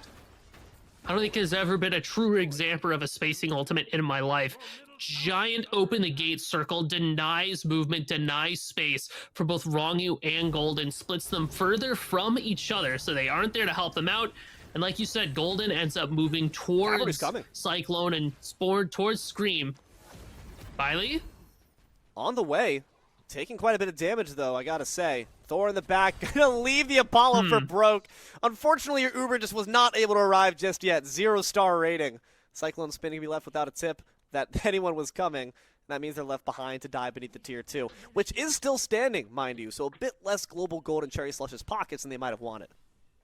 I think Cyclone was ready to die for that, but what's unfortunate is the timing, because Gold Fury has respawned. There could have been a play of back off away from this, let Bailee clear the area, and then look for the engage. Now Cherry rotates out of solo, looking for more kills. From all sides, Cherry Slush appear, and Baronary now a red slush on the ground, splattered amidst the mid lane. Not the one you wanted to see die for that. I was expecting to be Wrong You, but the Raps were just a red herring, as instead they quickly turn their attention to Scylla and put the Bay Road down. And that just goes to show the synergy that Cherry Slush have. The targeting switch was seamless, it was smooth, it was lethal. Tower kill right on top in that mid lane, or rather, sorry, in that right side, I believe. Going to, or no, it was the left tier 2 actually going down to the minions. That's frustrating, man. No matter where Cherry Slush are, even in other lanes are getting further dividends, and now they can maybe start to look to that Gold Fury since that left side is completely cracked open. Well, and to talk a bit about the target switching, you already said it, but this Cherry Slush team, these are 4 teammates who have been playing with each other since Founders. The only odd one out here is Bobby, is Inbound. And Inbound was watching those games. He cast those games, so he knows how Cherry Slush moves, how they operate. The ult on top of the Cupid, here's the ult too. Fields of Love are being used very frequently as peel. Successfully this time, Golden able to watch from a distance. Cyclone Spin does get torn apart. Jisoo still has their ultimate, but it's going to be instantly beads and turned back around. Double kill for Scream and a 1-for-2 in favor of Cherry. And look, Cherry makes the rotation over to the left side, so you know they're going for that Gold Fury. Bayaneri takes a bit of poke from Benny Q, so they have to back off. And look, Wrong You caught in the Plague of Locusts. Bye. Oh, God. Yeah. There they Done. go. We go back They to Gold Fury. Perfectly. Yeah. I mean, this Cherry, I love Cherry as a solo laner, by the way. Cherry to me is like a prime example of a solo laner GOAT, because they follow the creed that I believe every solo laner should be doing. Step 1, go to solo lane, get enough levels to get ultimate. Step 2, leave the lane. Yep. Just get out. Just go. Constantly rotating for Gold Furies, constantly rotating for fights, getting kills, getting gold, getting their team ahead. Like, it's crazy. Trying to get Benny Q dead. Oh, Monster off the mark. Benny Q's got the wiggles. Found the Mez too. It's not enough though. The double tap not gonna just shrug past that shield. Baronary will die in response. And Wing, unfortunately not able to take off, will die on the runway. Great damage being pumped out here by the Monkey God as Scream starts to whack down the tier 1 in mid. I mean, Benny buys just enough time for Scream to power his way through, and Scream's level 17 at this point. You got 4 levels over the Fenrir, so you just pump out ridiculous amounts of damage. And because of the Jotuns, he had the cooldowns to be, like, after they kill Bayaneri, they turn right over to Wing and just take them out as well. Cherry Slush has completely taken over this game. Like, just absolutely, from the get-go, from the hop. It was in their court. Now they're dribbling the ball. They're looking for one slam dunk after the next. 15 minutes, 15-5. 10K gold. Once again, we're back into Terry. Baile inolvidable. We expected them to be playing from behind. Maybe not, though, this quickly and this deep of a divot. What's their means of getting back in? Because we said that it was Jisoo originally. Now the Puppy Dog's been kind of put in their place. Yeah, you'll notice Gunnar kind of quieted down, too, because he saw the Fenrir getting handed, and he was like, oh, jeez, have fun. I don't know that guy. But yeah, literally rough. But honestly, Bile have to try to hunker down and get their farm on. Jisoo has to get caught up in levels. Same deal too with this Scylla. Bayonary, this is the downfall of Scylla. If you don't have the team to back up your Scylla pick to get her online, she will forever not hit as hard as pretty much any other mage in the game. Pyromancer scooped up by Cherry Slush. Now we're moving over to the Fire Giant. The team composition that Bird's objectives has already taken it down to half health. It's a blistering pace. My God, that FG disappears in the blink of an eye. Cyclone Spin makes the same case for Wings health bar. Left side, we're seeing a bit of a split push be taken on. Baile Inolvidable. Get some global gold of their own and form that tier 2 in the left lane. Cherry Slush say that's just fine. We'll march up right. You mean you get the left tower, but Fire Giant on for everybody on Cherry Slush, and they're just looking to get whatever they can before they have to commit to the back to get their items online. I mean, it's just kind of nuts how well this team has been moving and how they're just kind of blitzing through the map at a breakneck speed. It feels like Bile just can't quite keep up. You have to back off from the left side because Cherry comes over, and Cherry Slush is just happy to continue their push down the middle. Bile has a solid defense, too, when it comes to the Phoenixes. I think especially the River's Rebuke from Yemoja. There are no shells for Cherry Slush, so Cyclone Spin, inbound, Benny Q, Cherry gets caught in that ultimate. So that would be an opportunity for Bile to be able to turn a fight around. That's but true. it really depends on catching Cherry Slush out, and Rongyu has to execute on that ultimate. But then where's the follow-up, right? Because Bayonary is so far behind, Jisoo is so far behind, and I mean, Golden has been okay at keeping up, but you have a lot of yellow damage numbers and no pen yet for this Cupid. So even if they do connect onto somebody, like, it's not going to kill inbound. You might be able to do some damage to Cherry, but Anubis lifesteal, so none of the front lines, none of the tanks, you're not going to be able to take them out. Gonna be looking to this left side Phoenix first. Doors open to allow the Fenrir back in. The walls rise up to try to block Cyclone Spin. Not be denied though, as gonna be the Fenrir entering the ult. Eating quite a few autos though before they can even land the jaws around him, but has the dagger, not gonna have a chance to use it though. It's on the ground and picked up instead for the enemy team. I'm a monster used. Benny Q is dead. The Phoenix still alive somehow. Inbound will finally finish the job, but at the cost of 3 of their teammates as Cherry is put on a toothpick and a wall's put around the Guan Yu to prevent their escape. Dash right up, heart bomb applied, inbound, tries to get a bit more conviction. The stun will not find the mark. That passive not quite charged up. It's a 2-for-3 trade. Cherry Slush, though, did get the left bird.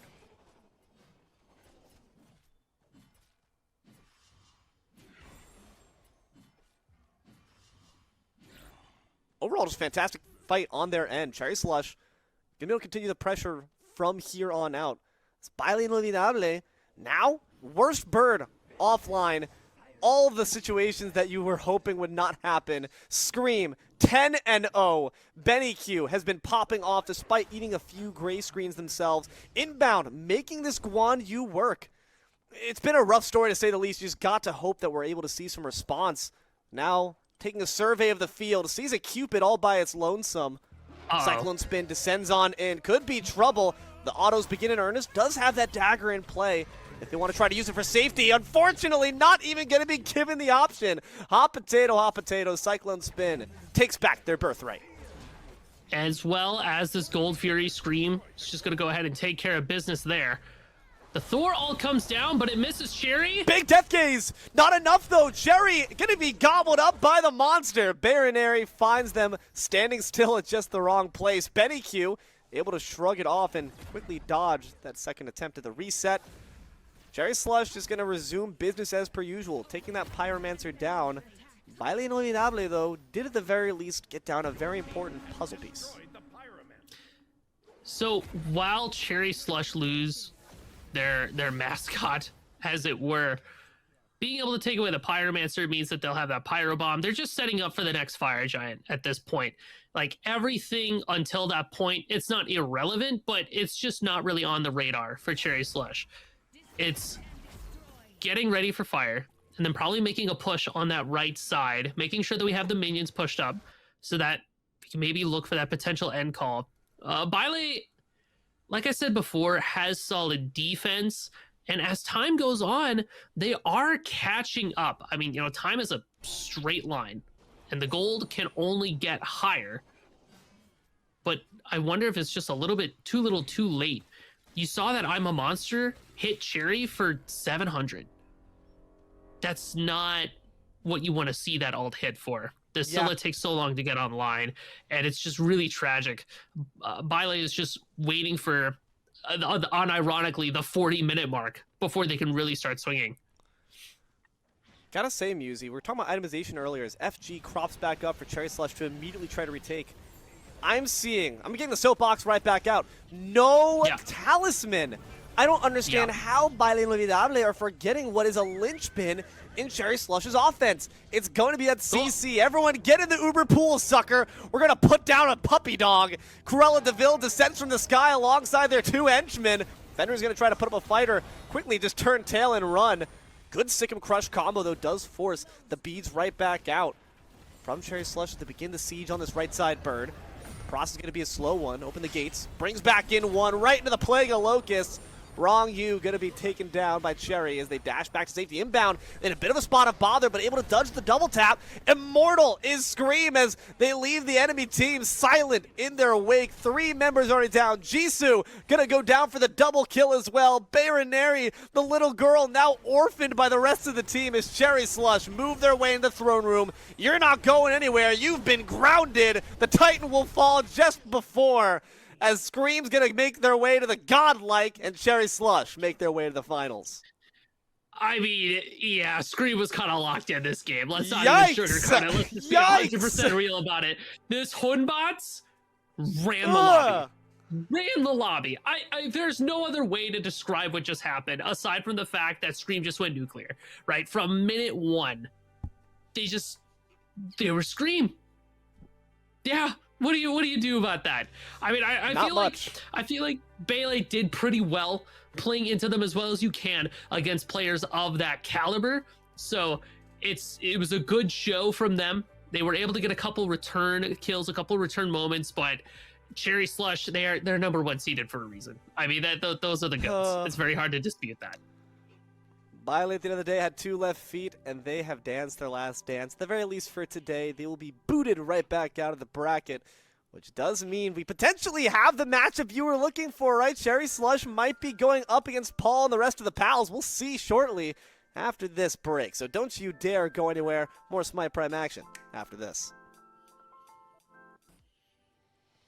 Hello everyone and welcome on back to Smite Prime, the peak, the pinnacle of our performance here, where the plays are indeed always prime. We're here with grand finals and I'm here, D-Lo, with my friend Musi right beside me. Oh, thank God, I was worried for a second. Tess, Mort, Billy, Jithens, our almighty eyes in the sky and behind the curtain. Musi, we know at least one contender stepping up, but the question is, did Paul and pals make it through? We'll find out shortly. I mean, I'm curious to see how that went, but we could talk a little bit about the game that we just saw. Cherry Slush back in action. And Benny Q, I'm happy to see them again in Smite 2. I mean, I know they came back last week, but like I wasn't there, so it doesn't count, but they're here now and I'm here to see it, and my GOAT is out there making it work. I mean, this Hecate was looking pretty solid, but obviously that last game was all about Scream going absolutely insane with this Hunbots pick. It was disgusting to watch, truthfully. You put Scream on these hypermobile gods that have multiple ways to catch up. Rough, Benny Q. Sorry to hear that. Jisoo, speaking of, really was not able to find their stride this game. A key member. We saw that stomp, that absolute molly-whopping that Bile gave out in the first round. It was oftentimes because of Jisoo that they were able to just put out so much damage. This time around, the dog got neutered. They lost their will to fight. They lost a lot of their ability to really stay in and find those pivotal Ragnaroks to bring them much damage.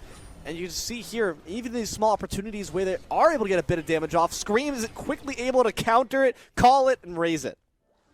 I love especially this from Benny Q. Sidesteps, the I'm a Monster buys just enough time, they die, but it's fine because Scream comes along from the left side and completely decimates the Hydra's proc, putting in a lot of work, completely takes away anybody who would stand in front of them. Just overall, destructive. And that's what you expect to see from Cherry Slush. Worth noting, we need to really talk about it because Scream was, of course, drawing all of our attention. Inbound on this Guan Yu. Was it a factor? Did it work, or is it just kind of basking in the glory of Scream's Howler Monkey prowess? Honestly, I don't think I really saw too much from the Guan Yu. I didn't really see a lot where I was like, oh, and the Guan Yu really did a lot there. I think it was like a very quiet support, right? Bobby was there to support their team, offered heals, Talus Assault, shred prots, it's fine, it's good, but it wasn't needed to step up. I mean, Bobby still did a really good job supporting. I mean, that Talisman of Purification we just saw there on a huge Thor ultimate negates it, tries to chase after Scylla. He's just there. He's the steady rock from which Cherry Slush's carries are able to leap off of to take the game. Gee, Talisman of Purification. Would have liked to see one of those in another team, am I right? Just really unfortunate that we didn't get that. Just sad. As you see the Titan close out there, you see the results on the screen. Musi, nonetheless, Baile Navidad, they've had a fantastic run, an unforgettable run, you might even say. If you were to step up to Cherry Slush, if maybe they had a second crack at things, what would be the advice you give? What is the advice you give to any opponent facing down some of the top dogs in the Smite 2 scene? Watch what Scream does in the jungle. Like, go back, do your homework, watch the way they path, watch the way they gank, just watch the way they move. Like, Scream kind of feels like the blueprint right now. And knowing how Scream wants to move through your jungle, knowing how they want to farm, gives you an opportunity to either counter engage or catch them in the act. Honestly, I remember it was one of the Smite Primes where there was a team that just followed Scream the whole game, like just on top of them. Whenever they tried to invade, whenever they even tried to go for their own camps, they had a Fenrir planted right on top of them to just say, nope, you are not allowed.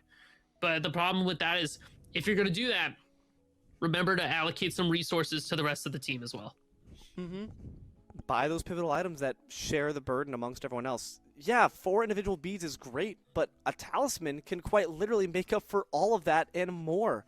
So why not try to go for some of those items that ensure that the fight's not just on one person's shoulders? Unfortunately, was not the case. They get left behind, and we'll see what they can do in future brackets. We're focused on Cherry Slush and their journey right now. They step up to the grand finals. Who will meet them there at that all-faded spot? And it's worth noting, Cherry Slush, they're so used to this position. They are by no means going to be struggling with the pressure that mounts at grand finals proportions, because they've been there before, baby, in real life or online, and they're going for that grand prize. What's going to be up for stake? That 7,000 cash money top prize, up to 125K in diamond prizing as well. Don't you want it? You can come get it. 7,000 real US dollars. I mean, you could get a lot of McChickens. So many McChickens. Yeah, see? You know what's going on. You buy one, you get another one for $1. Doubles, like, if you get the McDonald's app, dude, like, honestly, I think double cheeseburgers have that. Come on, I don't see many McChicken deals even come out. The McChicken's price has, I think, inflated a ton over the past 2 years. I'm going to go on, though. We're going to move on. Let's take a look at that bracket. Nope. McChicken talk done. Nope, sorry. Bracket. Look at that. Cherry Slush. But what? Bible study. Oh, Bible study. Huh. So, this is a Bible study was another one of those teams that I was keeping my eye on today, because they've very consistently been showing up to Smite Prime. They've been performing very well, and honestly, I'm part of me isn't surprised to see them up against Cherry Slush. I really wanted to see the Clocked In v Cherry Slush, but I'm happy for a Cherry Slush v Bible Study run back here. Huh. I gotta say, I'm really curious to see what the picks were. I wonder if Clocked In ran Scylla again. I would love to see at some point the stats. Maybe one day we'll get the retroactive look at that, but let's look at the future. Cherry Slush, Bible Study, you said it's the run back we've seen before. Now with a new meta, maybe new results. Maybe Cherry Slush will be knocked off that pedestal they're so used to preening on. Well, it's going to be hard, too. Cherry Slush is running pretty hot right now, and they haven't had to play as many games as Bible Study, so we'll get a chance to peek into their head, a little bit of pick and ban action, and... Oh, never mind. It got canceled. When it comes. Yeah. When it comes, don't VVX. worry. Yeah. VVX on that one real quick, folks. But Hoonbots, I think that's the call. You just ban it. Because we've seen that top picked every single time. I think there's like a bit of debate sometimes when Hoonbots is banned as to what that top pick could be. It could be a Bari, it could be a Kali. Hoonbots, though, is so ubiquitous in terms of the power that even when it's underperforming, it's the best thing on the team. Valo is struggling sometimes on it. Yeah, right? Just we're just trying to like subliminally program you guys to listen, because that god has been screeching, causing an issue, throwing its feces at anyone who steps up, howling even. You don't want to let that tear your face off. It's rough. So hopefully they will be able to oblige. Hopefully we can see some variation in the jungle, but the issue is Scream, of course, you can't outban them. Just got to hopefully force them onto a pick that's a bit more easy to counter. Well, and if you are banning Hunbots, because we're going to see the same bans just about every time so far. It's very consistent with a couple of flavor bans here and there. I think about that Thanatos ban that was targeted at Radmilk before. Agni, Aladdin, Kali, Princess Bari, Hunbots. You could even ban. I mean, you wouldn't, because after those guys are out of the way, you're thinking about Sobek. You're thinking about a Wheelix. You're thinking about the Fenrir, Thor. Like those are the characters that are definitely going to be first pick worthy, and like Ares. So you open yourself up to a lot. Yeah, what's up, D'Lo? Mr. Musi, if we maybe I'm trying to think here, sir, professor, about the potential if we let Hunbots through. Could we see in a Wheelix as the counter pick, maybe bait someone into picking that Hunbots? Or is that maybe too much of a gamble to operate on? Well, you talked earlier about how Wheelix has very good counter pick potential. We've seen a lot of Hunbots. Haven't seen much of the Panther Goddess. So I do think a Wheelix would have some potential. Sorry, I have to like get in my high chair. I do think a Wheelix would have some potential because there's the obvious answer of I'm going to pluck you out of the air when you try to jump over on top of me. And I like that, but if that's the only thing your Wheelix is doing, you're definitely losing out a bit on the grander picture, if that makes any sense. A Wheelix is good in a team fight because she can isolate one person and just kind of decimate them, and then can get out after they engage for a kill. Hunbots has an ultimate that says everybody needs to stop what they're doing and acknowledge this. And that can happen to everybody at once. Usually it's going to hit at least 2 to 3 people.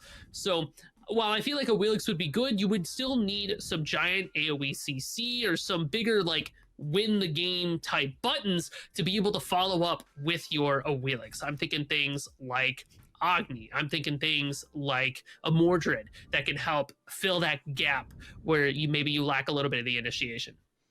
That's why he's the prof and I'm just the guy who screams and yells at plays. But we've got some B's and B's coming up nonetheless. We'll find out if indeed they oblige by potentially that suggestion that I give, or if maybe they listen to the wiser of me, my better half, Musi, and instead say, we'll just try to ban that thing altogether.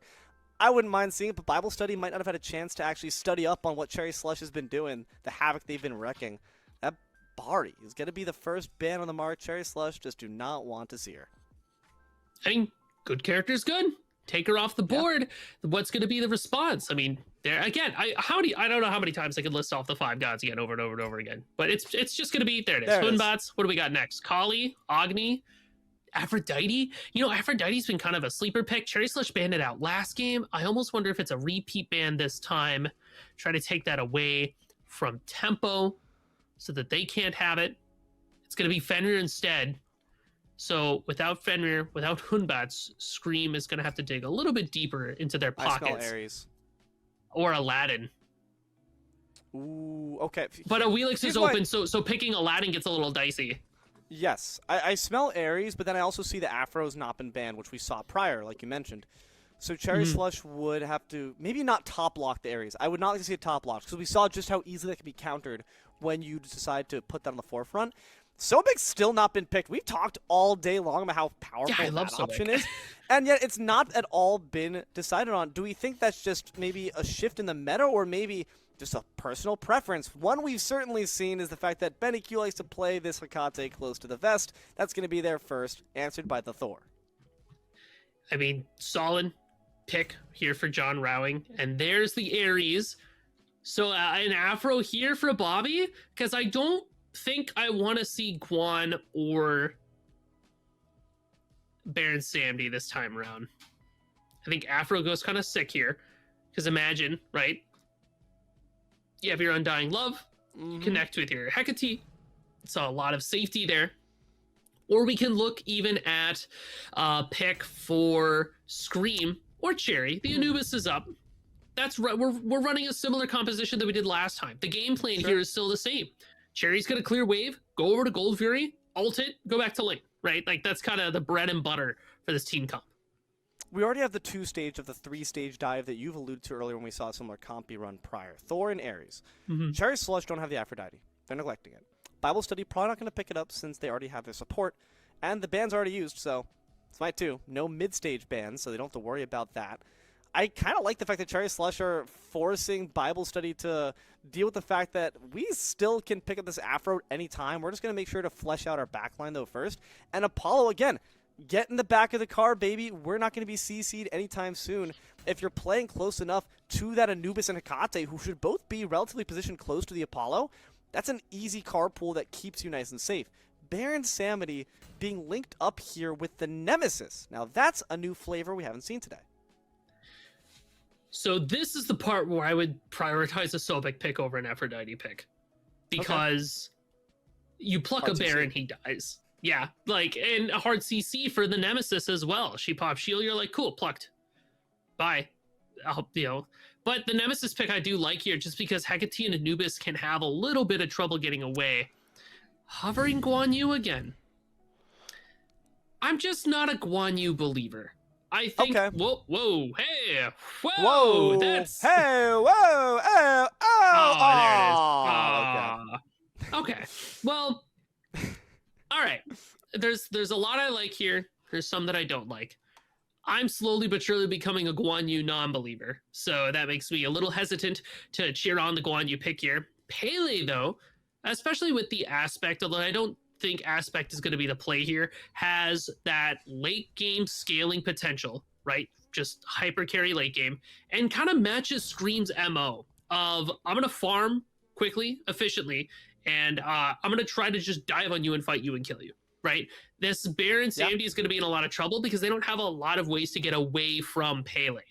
Baron tries to throw out the wrap, Pele ults after you. If they don't have the wrap to worry about, they're just going to use their third ability to close the distance on top of you. They got the knock up. It's strong into Nemesis as well. Mordhar CC for that shield. And a little bit of CC immunity for the Caledonian Boar as well. And honestly, a good person to take with you in the Apollo ult. Imagine you get dropped on, and then the Apollo knock up hits you from the ultimate. You get knocked up again from Pele, and you're like, cool. Ow. I don't enjoy any part of this at all. I just worry about this Guan Yu. I don't know what Guan Yu does for this team. Like, you have the healing. You have a little bit of prot shred. I just don't think the CC is consistent enough. I think a Baron, or not a Baron, a Sobek would have been really strong here. But I guess into Ares, it's dicey because you get crippled by the chain, so your pluck doesn't get to happen. But you still have Sobexecute. You still have the knock-up. That tail whip is available. Bobby's going to have to change my mind on this. If Bobby pops off, I'm wrong, right? And that's just what it is. And I'll eat that every day of the week, but I just don't like it. Like a McChicken. Finding out if Cherry Slush are able to make us eat our own words, or if Bible Study force them to maybe research up some new compositions. We'll hop in a game and find out real quick for Grand Finals. But it is going to be an interesting case. I am also looking at this Guan Yu with a raised Smite Prime eyebrow. And I'm also a bit concerned.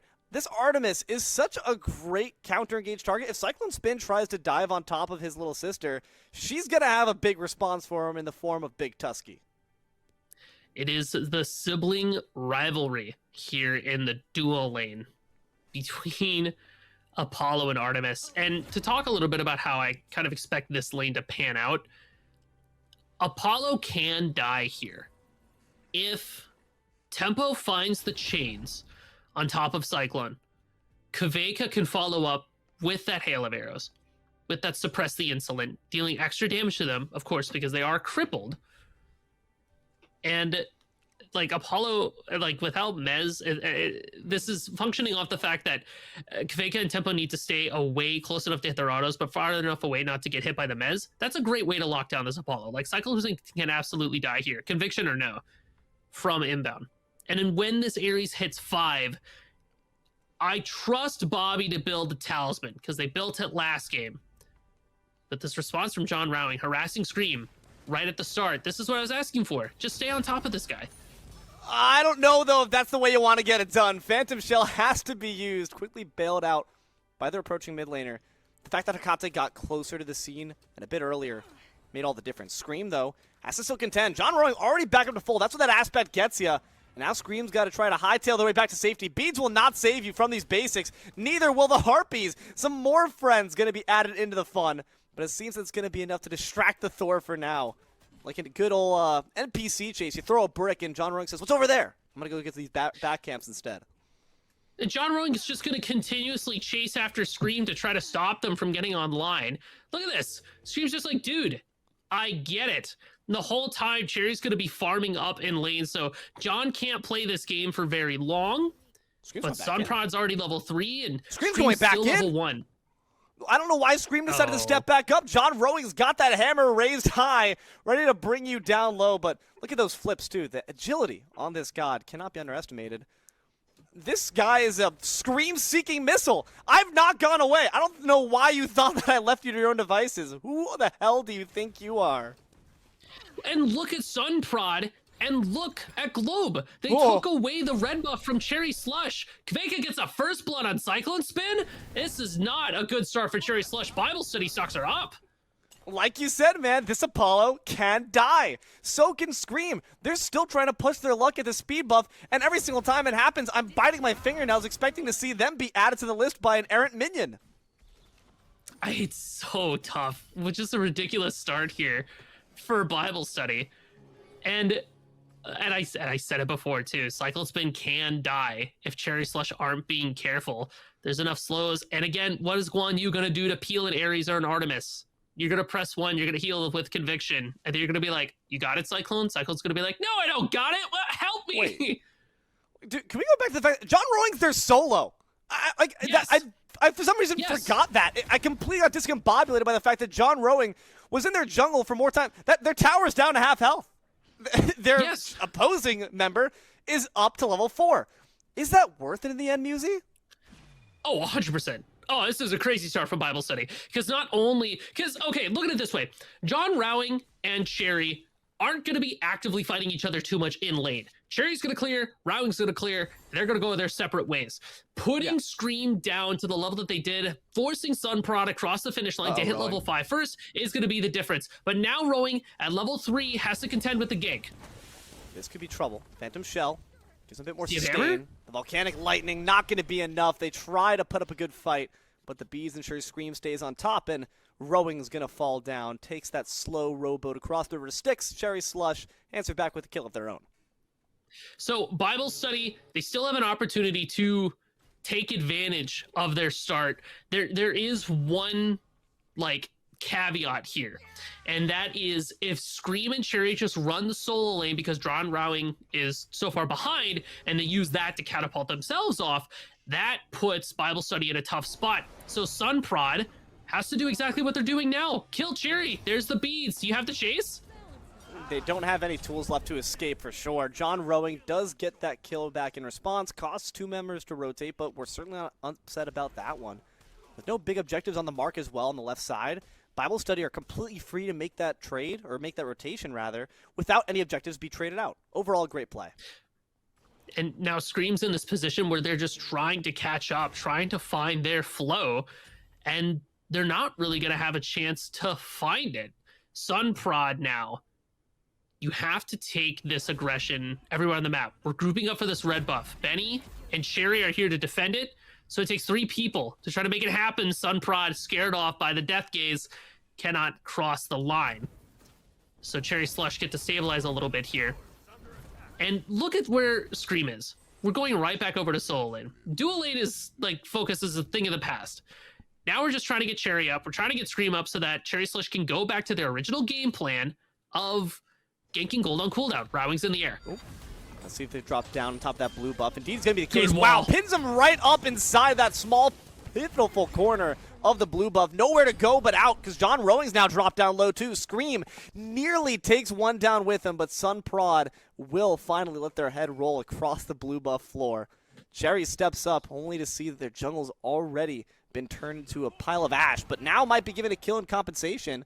Sunprod sticking around a bit longer than they might have wanted to, but the full kit dump from Cherry puts them in a spot of bother. Slice and diced on up. The Divine Judgment's been placed as well. A bunch more health in Sunprod's pocket, but Baron's Consigned Spirits off the mark. Now inbound. This is your chance, Guan Yu, to make your showing. Show that you're a god worthy of being on the big stage, but not going to be able to get the kill nonetheless. Life of the after party going to bring you right back in. Now Cherry still in trouble. Globe finally takes them down with one last Consigned Spirits, robs them of their soul, and inbound robbed of their chance for glory. Sunprod just barely holding on because of that Nem shield. Even though the Sunder came out from inbound, the damage just wasn't there. Now Cherry Slush are all the way on the back foot. Inbound doesn't have ult. He gets pulled and onto the tower. He's pretty much dead. Good dash to get back to safety. Inbound might have conviction, but they don't have it up in that moment. They certainly don't have enough tenacity to stay alive. But the gate's going to be used, and the forces the Aegis out there from Globe, but will be able to stay alive as well. 1 to 5, 6 minutes in from Bible Study. I gotta say, Muse, this is definitely not what I was expecting in terms of the matchup.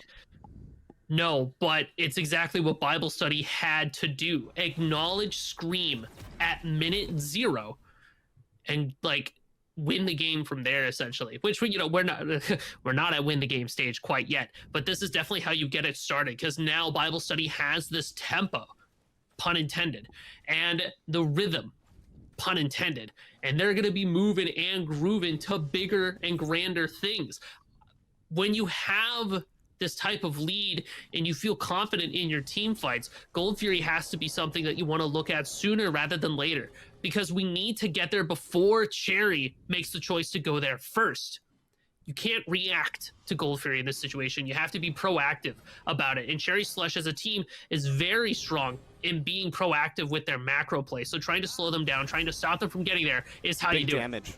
BennyQ in quite a bit of trouble. Sunprod dashes past. Volcanic Lightning going to be eaten up by that shield. Is it enough? Sunprod will finally fall. BennyQ turns back to deal the last vestiges of damage. Apollo drops down from the sky. Has no backup, but not even going to be needed. Will take down Globe very handily. Cherry Slush answer back with a very solid 2 kills. Might be able to get something else on top if they make the gank on this Guan. It's going to be the Naga that gets addressed first. And Cherry just chilling in lane. I can't wait for Cherry to leave this solo lane. Cherry can't wait for it either. And inbound is kind of a tough person to gank just because they have their ultimate and they have the heal. And they can heal while they're on the ultimate now too. So this Guan Yu shouldn't die. Inbound should at the very least be able to hang around and say, cool, I'm chilling. I'm farming. It's not a big deal. It was interesting to see Cyclone commit to that rotation just because we know that they like to hang out in lane. Now Cherry goes for the Supla peel. Uh-oh. Gets the blue buff, but also going to get got in just a moment. Sunprod finds the double dash. Thor abandons the chase, says, I have complete faith in Sunprod, and it's well placed. Cherry placed lovingly, gingerly, back in the fountain.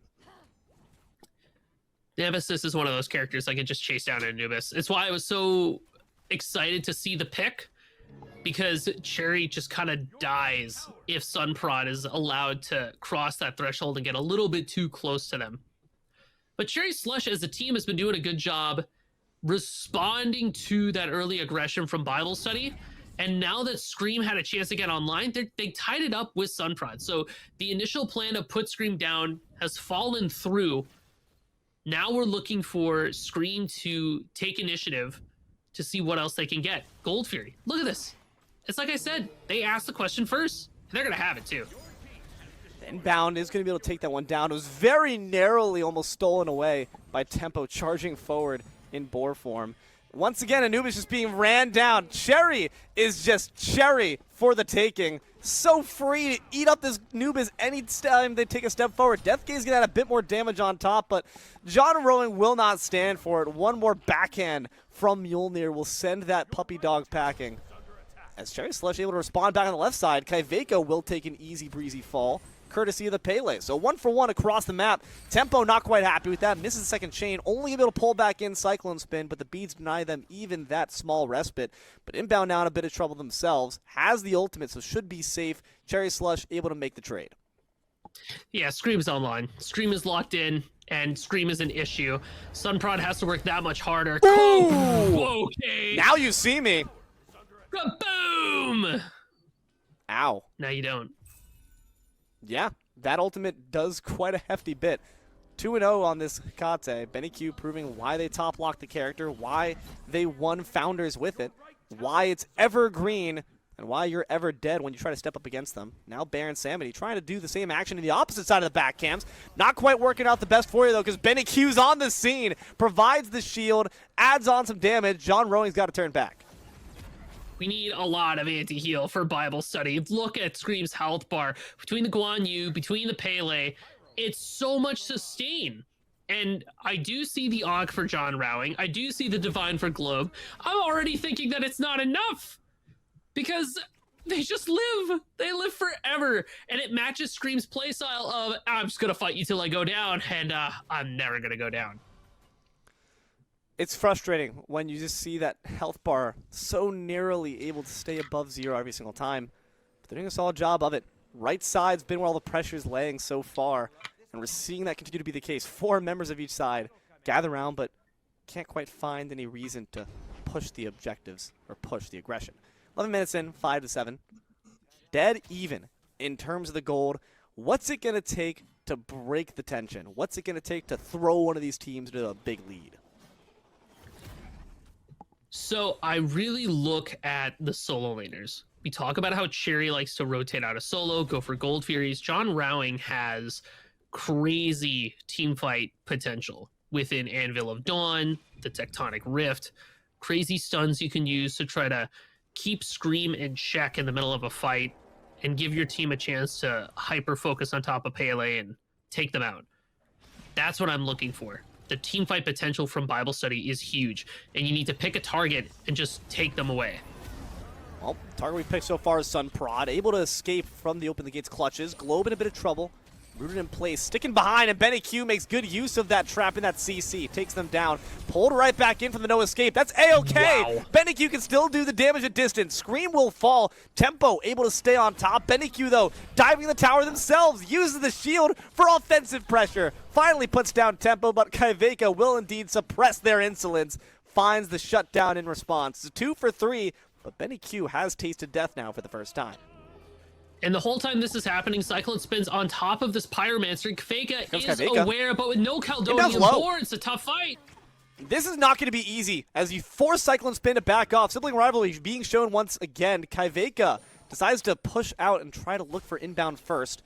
But that's pressed insulin off the mark. Really needed that to find a home inside the Guan Yu to have a chance. Now they could be in trouble. Taking shifts, dashing in, weaving out. Kaiveka pops a Sunbeam. Throws up the arrows too, has the trap to defend them. Trading places with Sunprod as Scream steps up in response. Double dash back to safety. You do not want any of this Pele's work. Cherry Slush gonna wick their wounds as well. Well, at the very least, Cherry Slush doesn't lose anybody in the engagement, and that's a win for them because they're still riding off of the kills that they got in the fight just previous. Inbound Guan Yu. You know what? It's panning out. But it's panning out in the way that I kind of assumed it would. The heals from Guan Yu keeping everybody alive is a large part of what they bring to the table. And beyond that, it doesn't feel like a whole lot. Tempo under a lot of duress now. The damage is being poured on, but no real chase factor here. Means that they'll be okay just for now. Whispers of Kaiveka and the looming threat they present. Honestly, there's a few abilities off the mark, a few basics that landed instead of missing. Would have been a complete different fight. BennyQ in trouble now. Guan Yu comes sweeping in. A gallant knight to defend their love in shining armor. BennyQ going to be able to escape back through the portal. Steps back up, but then sees the approaching Sun Prod and wisely decides better of it. A lot of respect being given by both of these teams, and I love to see it. We're in the finals after all, and these teams have faced each other down. Bible study is evolving. They are understanding that Cherry Slush are by no means a team immune to faults.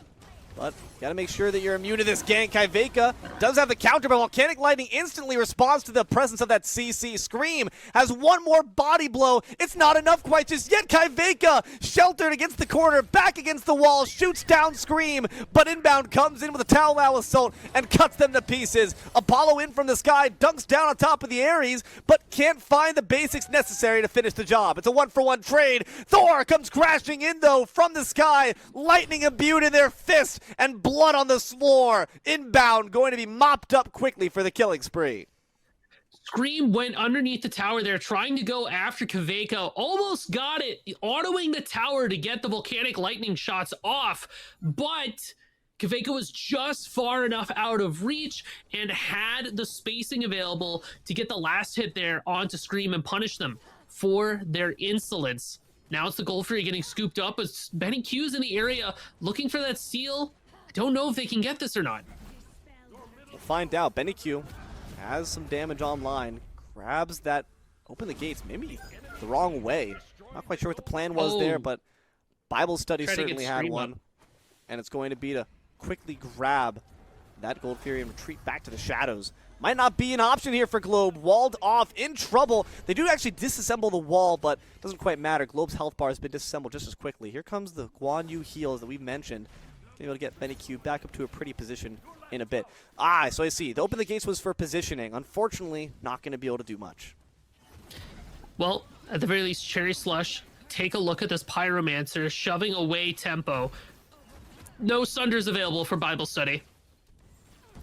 So that objective will firmly head towards Cherry Slush. It feels like every time Cherry Slush take a shot on the chin, every time they get punched, they get up and they go do something else. It's this neck and neck macro gameplay from both teams, constantly trading objectives with each other. But Cherry Slush has always been able to get just a little bit more from it. And that starts to show in terms of leveling against each laner. Like Benny Q's up a couple levels, Cyclone's up a level, Scream is up a level over Sunprod. Yeah, even after all the work that was done to put him back, to put him behind, still finds a way to get ahead, and that's just because they're Scream. That is the Scream jungle difference. That's got to feel a bit demoralizing, the fact that you had a great plan, and it was put into amazing execution, but it's just not enough. Scream is Scream, and there needs to be no other reason for that level disparity besides that fact. You see the inbound trying to push down that left side tier 1, not going to be successful, driven back by the pursuing members of Bible Study. 17 minutes in, we're kind of back to a bit of a faux laning phase. We haven't really gotten to see what a real 5v5 team fight looks like. FG's on the mark, so the next big mistake could have us see it. When it comes to that 5v5, I'm really looking for Bible Study at John Rowing and at Tempo. John Rowing has crazy ultimates available, and their targeting almost every time should be Benny Q. Try to put down this Hecate, try to take away that giant CC ultimate, that big damage. And from there, look for Cyclone Spinner, maybe even Cherry. Cherry hasn't had that great of a run this game. They're sitting at 0-4 right now. And because of that, they're going to be a little bit behind, maybe don't feel as effective. So the target acquisition from Bible Study needs to be on the mark. When you're Cherry Slush, here's your game plan. Scream, run at them, kill inbound, Benny keep Q. them healed, and kill them all, right? Like, oh, like that. Benny Q. Like that. Yep, Sunprod dives right in. Now Cherry steps up, but might be a bit too late.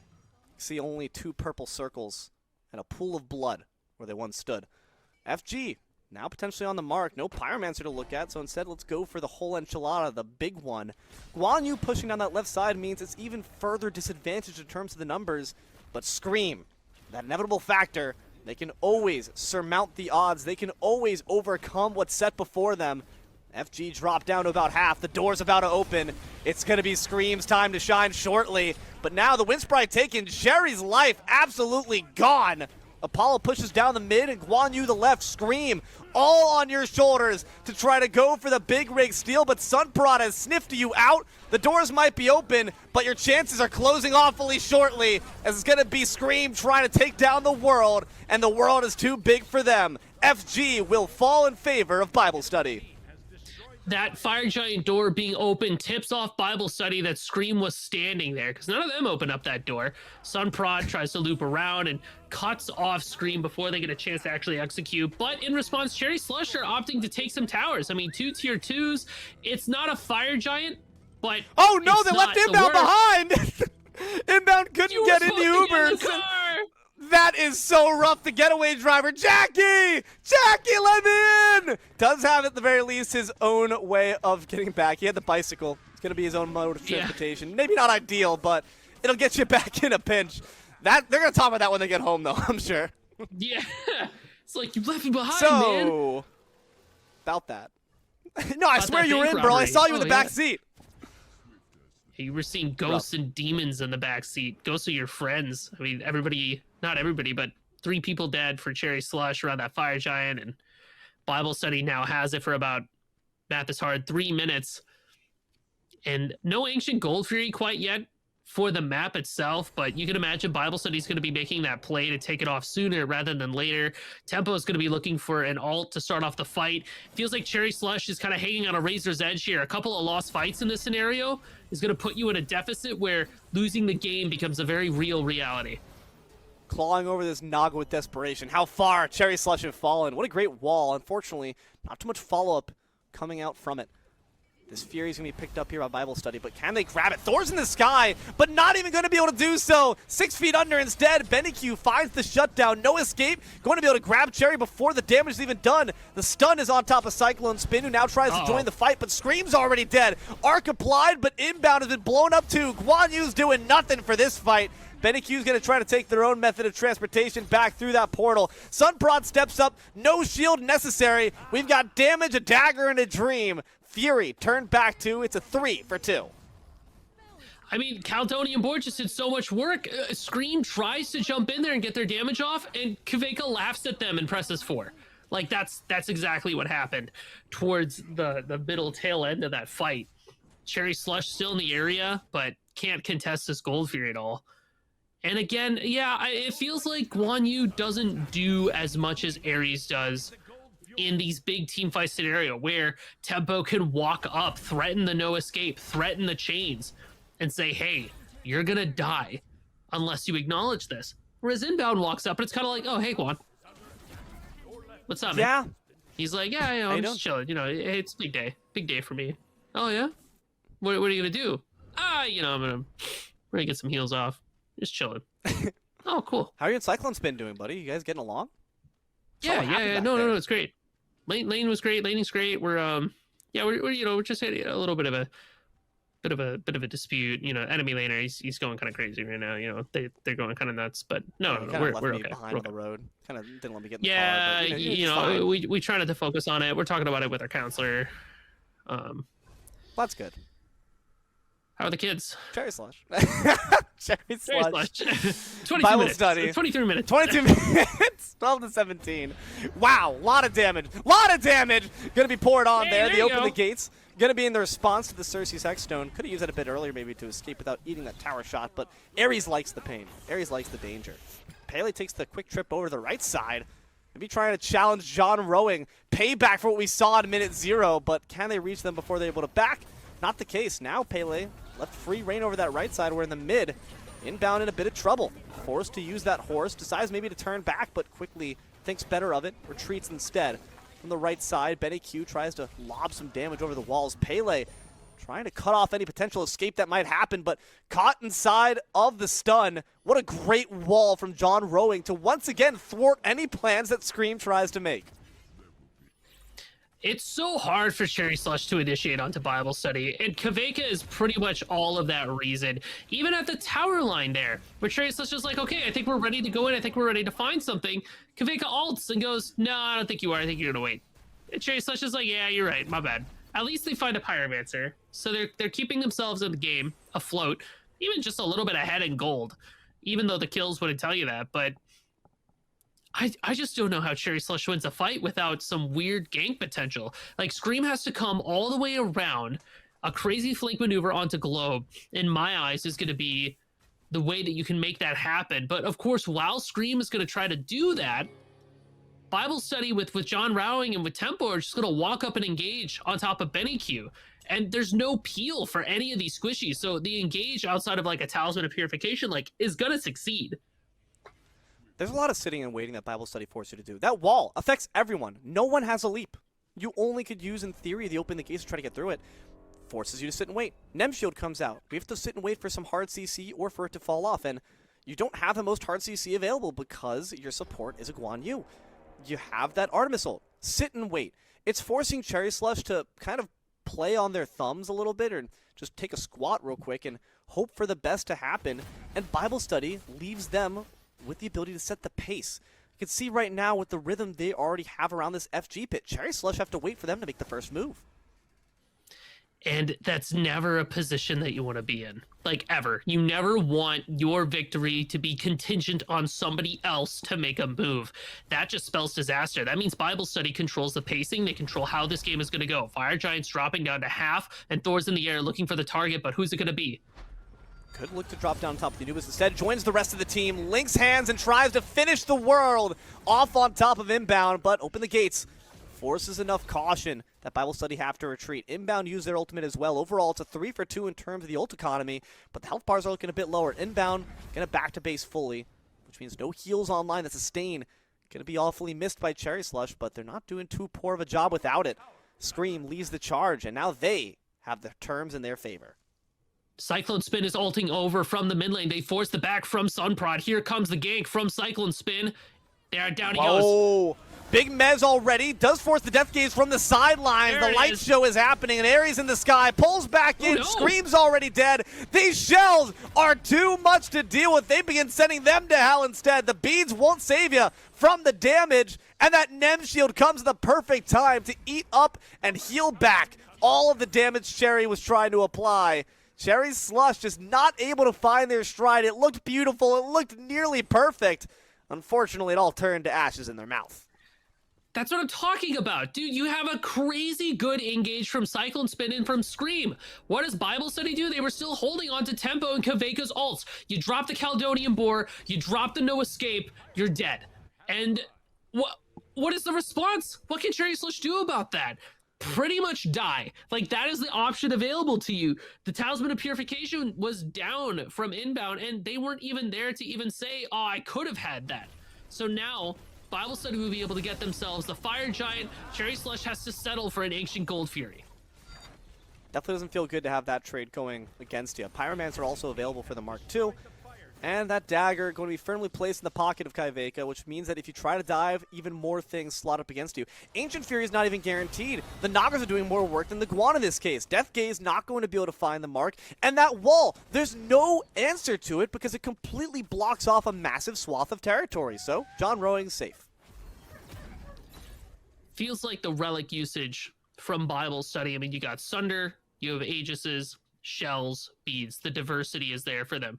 I almost would have really liked to see a shell from Cherry Slush. Hindsight's 2020, but if I'd have known that these Thor walls were going to be as big of a problem as they were, I would have had an answer to it. I mean, you still can get something like a Helmet Darkness at this point, but it doesn't really fit in with anything that anyone's building. And, oh, Cherry Slush didn't even get the Ancient Gold Fury. So now Bible Study's going to be able to pick that up too. Tier 2 towers are up for Cherry Slush, so that's going to, that's going to be what Bible Study are going to target.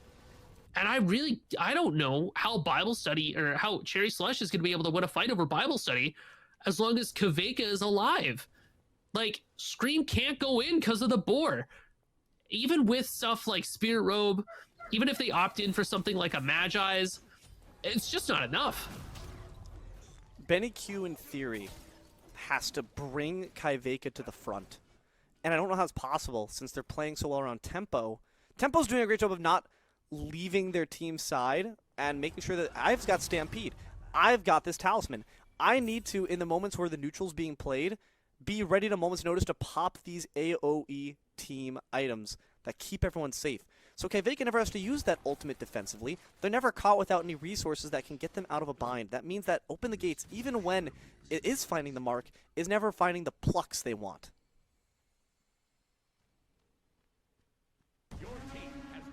Looks like over in Soul Lane, Cherry Slush was trying to pop a trap on top of Bible Study, but it's going to fall through. So now there's a crazy amount of push on the left side. Everybody from Bible Study is there, minus John Rowing and Sunprod, but 3 could be enough. As Cherry Slush move to defend, their defense is solid. They have a lot of AoE damage, stuns, knockups that they can do. If people try to hard commit onto a bird, if they're not ready to do so. Feels like a lot of what Cherry Slush wants to do right now is just try to defend as much as they can while Cyclone Spin gets some like split push potential off, just try to keep the waves away. The fight doesn't look good for Cherry Slush.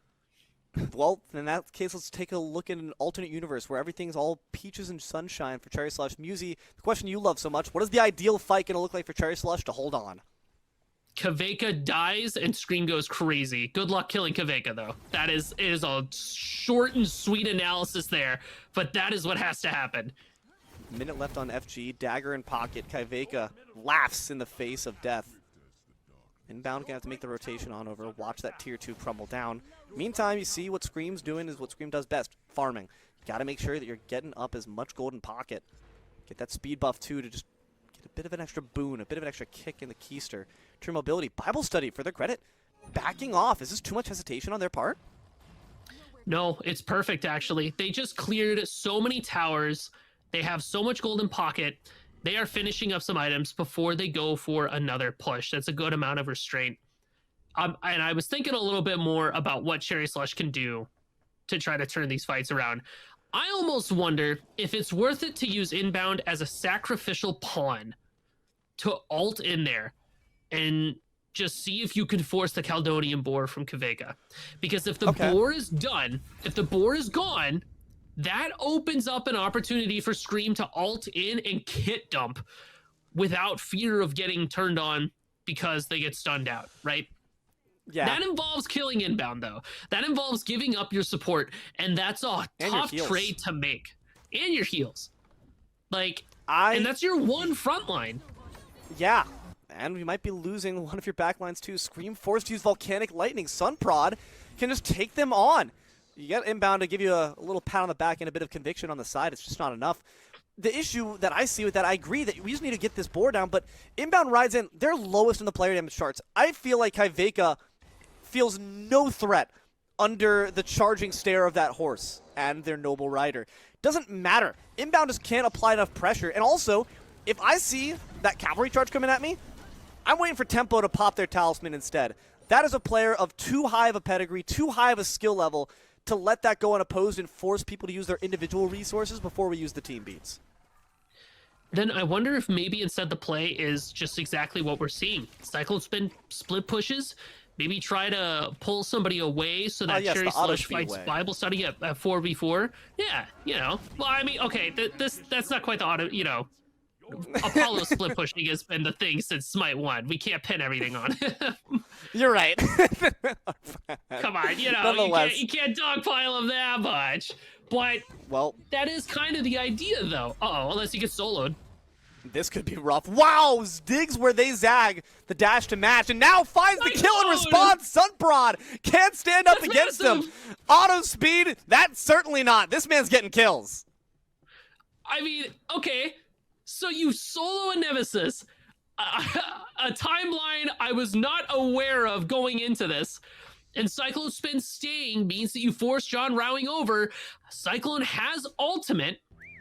And with Death's Temper, they're just going to go straight to fire. Now it's going to be a 5v3 around the Fire Giant. Bible Study has to be very careful. They might even have to give this up. Cherry Slush found their opportunity back in. Oh, never mind. Not going to ride it. He decides to take some laps, basking in his own glory. Imagine if he descended upon them. But nonetheless, Cyclone Spin joins the party just on time. FG around all 5 members. Bible Study, you better wisen up. You're about to be taken to school. I mean, even as we're getting excited for Cherry Slush here, the fight is still good for Bible Study for all the same reasons it was good before. That's the boar! That's massive! But Inbound's dead! But Inbound dies! It's what you called! The sacrificial lamb! But Cherry Slush aren't going to push it. Instead, they say, we've done our work, I suppose, but that boar will be coming up sure as rain. Cherry Slush get one death on their side, and Ball can completely turn tail. Could have gone for an Ancient Gold Fury. Do we bait somebody in? I guess we just take our dub and we leave. You know what? So be it.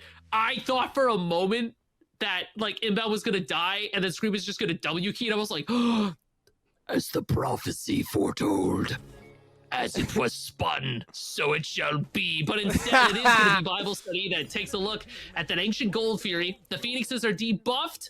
Everybody's up. Kaveka doesn't have ultimate for a little bit though, but Cherry Slush isn't ready to make that commitment to try to punish that, which is too bad.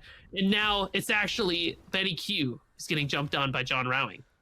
It's exactly what you said in a sense, but the issue was Cherry Slush maybe just didn't all hear you. Inbound goes in, forces out the resources. Now we're seeing a lot more being forced out. Globe trades for Scream. The Coffin remains as a home for both the Baron and the Pele. Now the Plague of Locusts begin. The death of the firstborn to follow, surely. Can they take down Inbound? One last stun. John Rowing's the one to fall instead. It's a 2-for-1 trade so far in Cherry Slush's favor, and they're not stopping yet.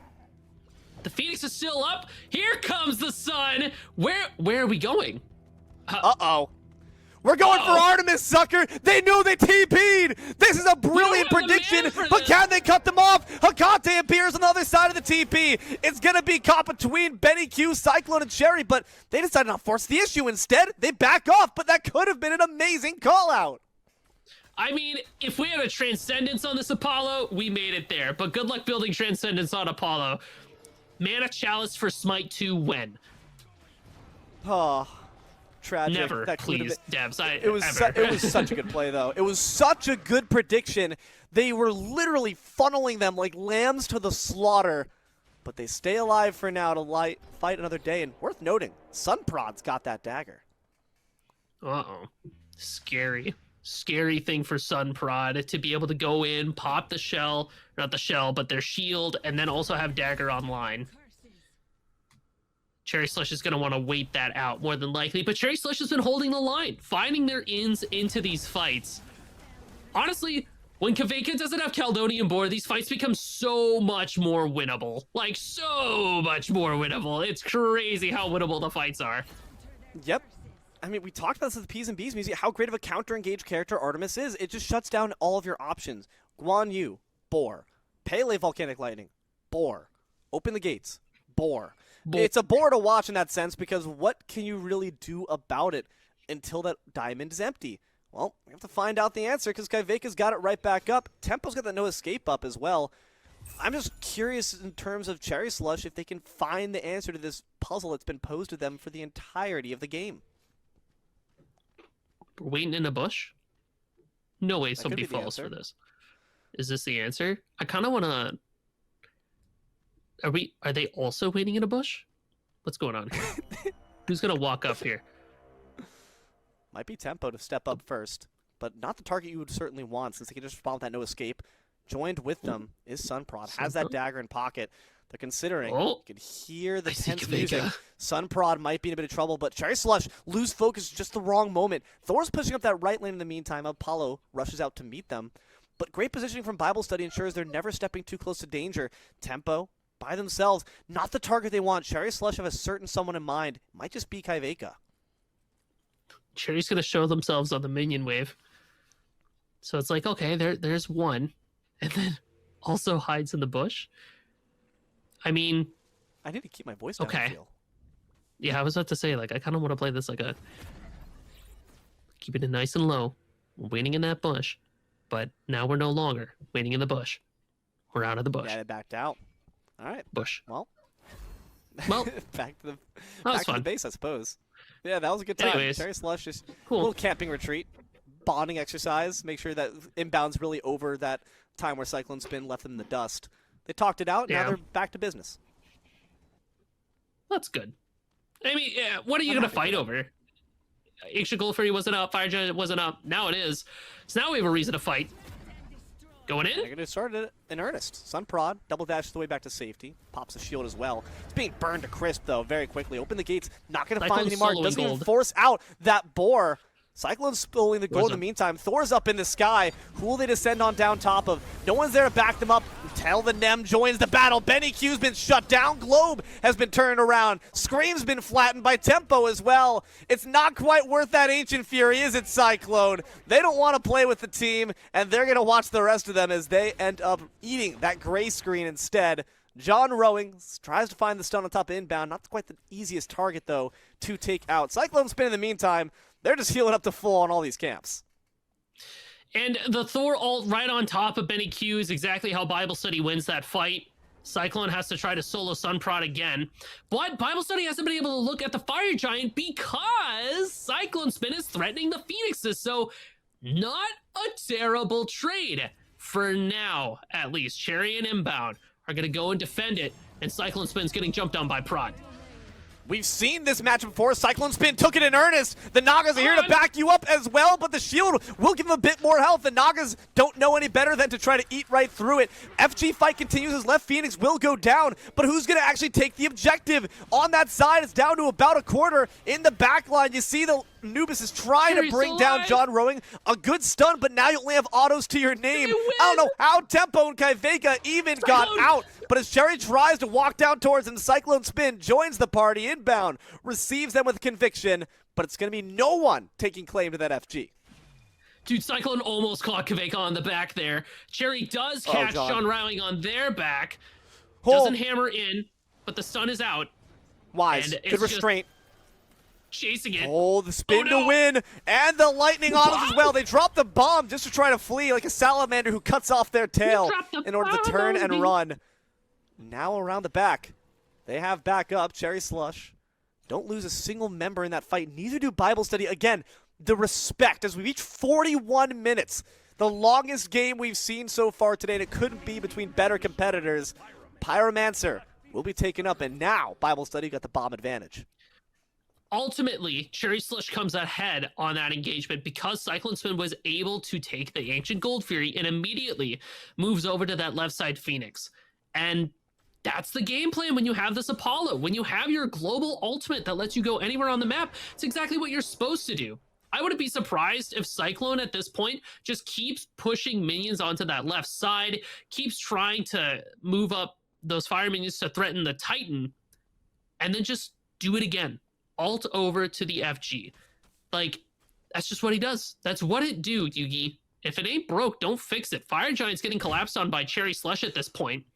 And Bible Study doesn't have a response. John Rowing has to go clear left, so you have 3 members of Bible Study ready to immediately respond. And here they come. They stepped off. Inbound. Is it there? Cherry Slush actually stepped off. Instead of forcing the issue. Open the gates. Going to only be able to get out, I believe, just one singular beats from the enemy team. Not exactly what you're looking for. You wanted more to try to force out of them. Or actually, rather, I think it was just the ultimate from Globe. But now they begin in earnest. Already whittled down to a quarter, but inbounds you don't take it. Guan Yu showing their stripes, but now they got to try to flee. Sunprod gets absolutely exploded. Thor, in the midst of lightning and smoke, crashes down on top of absolutely no one. Cyclone Spin does a donut to assess the carnage below before deciding whether to join in. His Benny Q's absolutely eviscerated by the opposition. Kaiveka's got no bore, but they still got autos, and those hurt an awful lot. Now Cyclone's going to walk up this minion wave in the mid to try to take that back. Phoenix. There it is. Kaiveka's by themselves. Left all over. That's the one. Cyclone's got to get all the way over there to try to get that kill.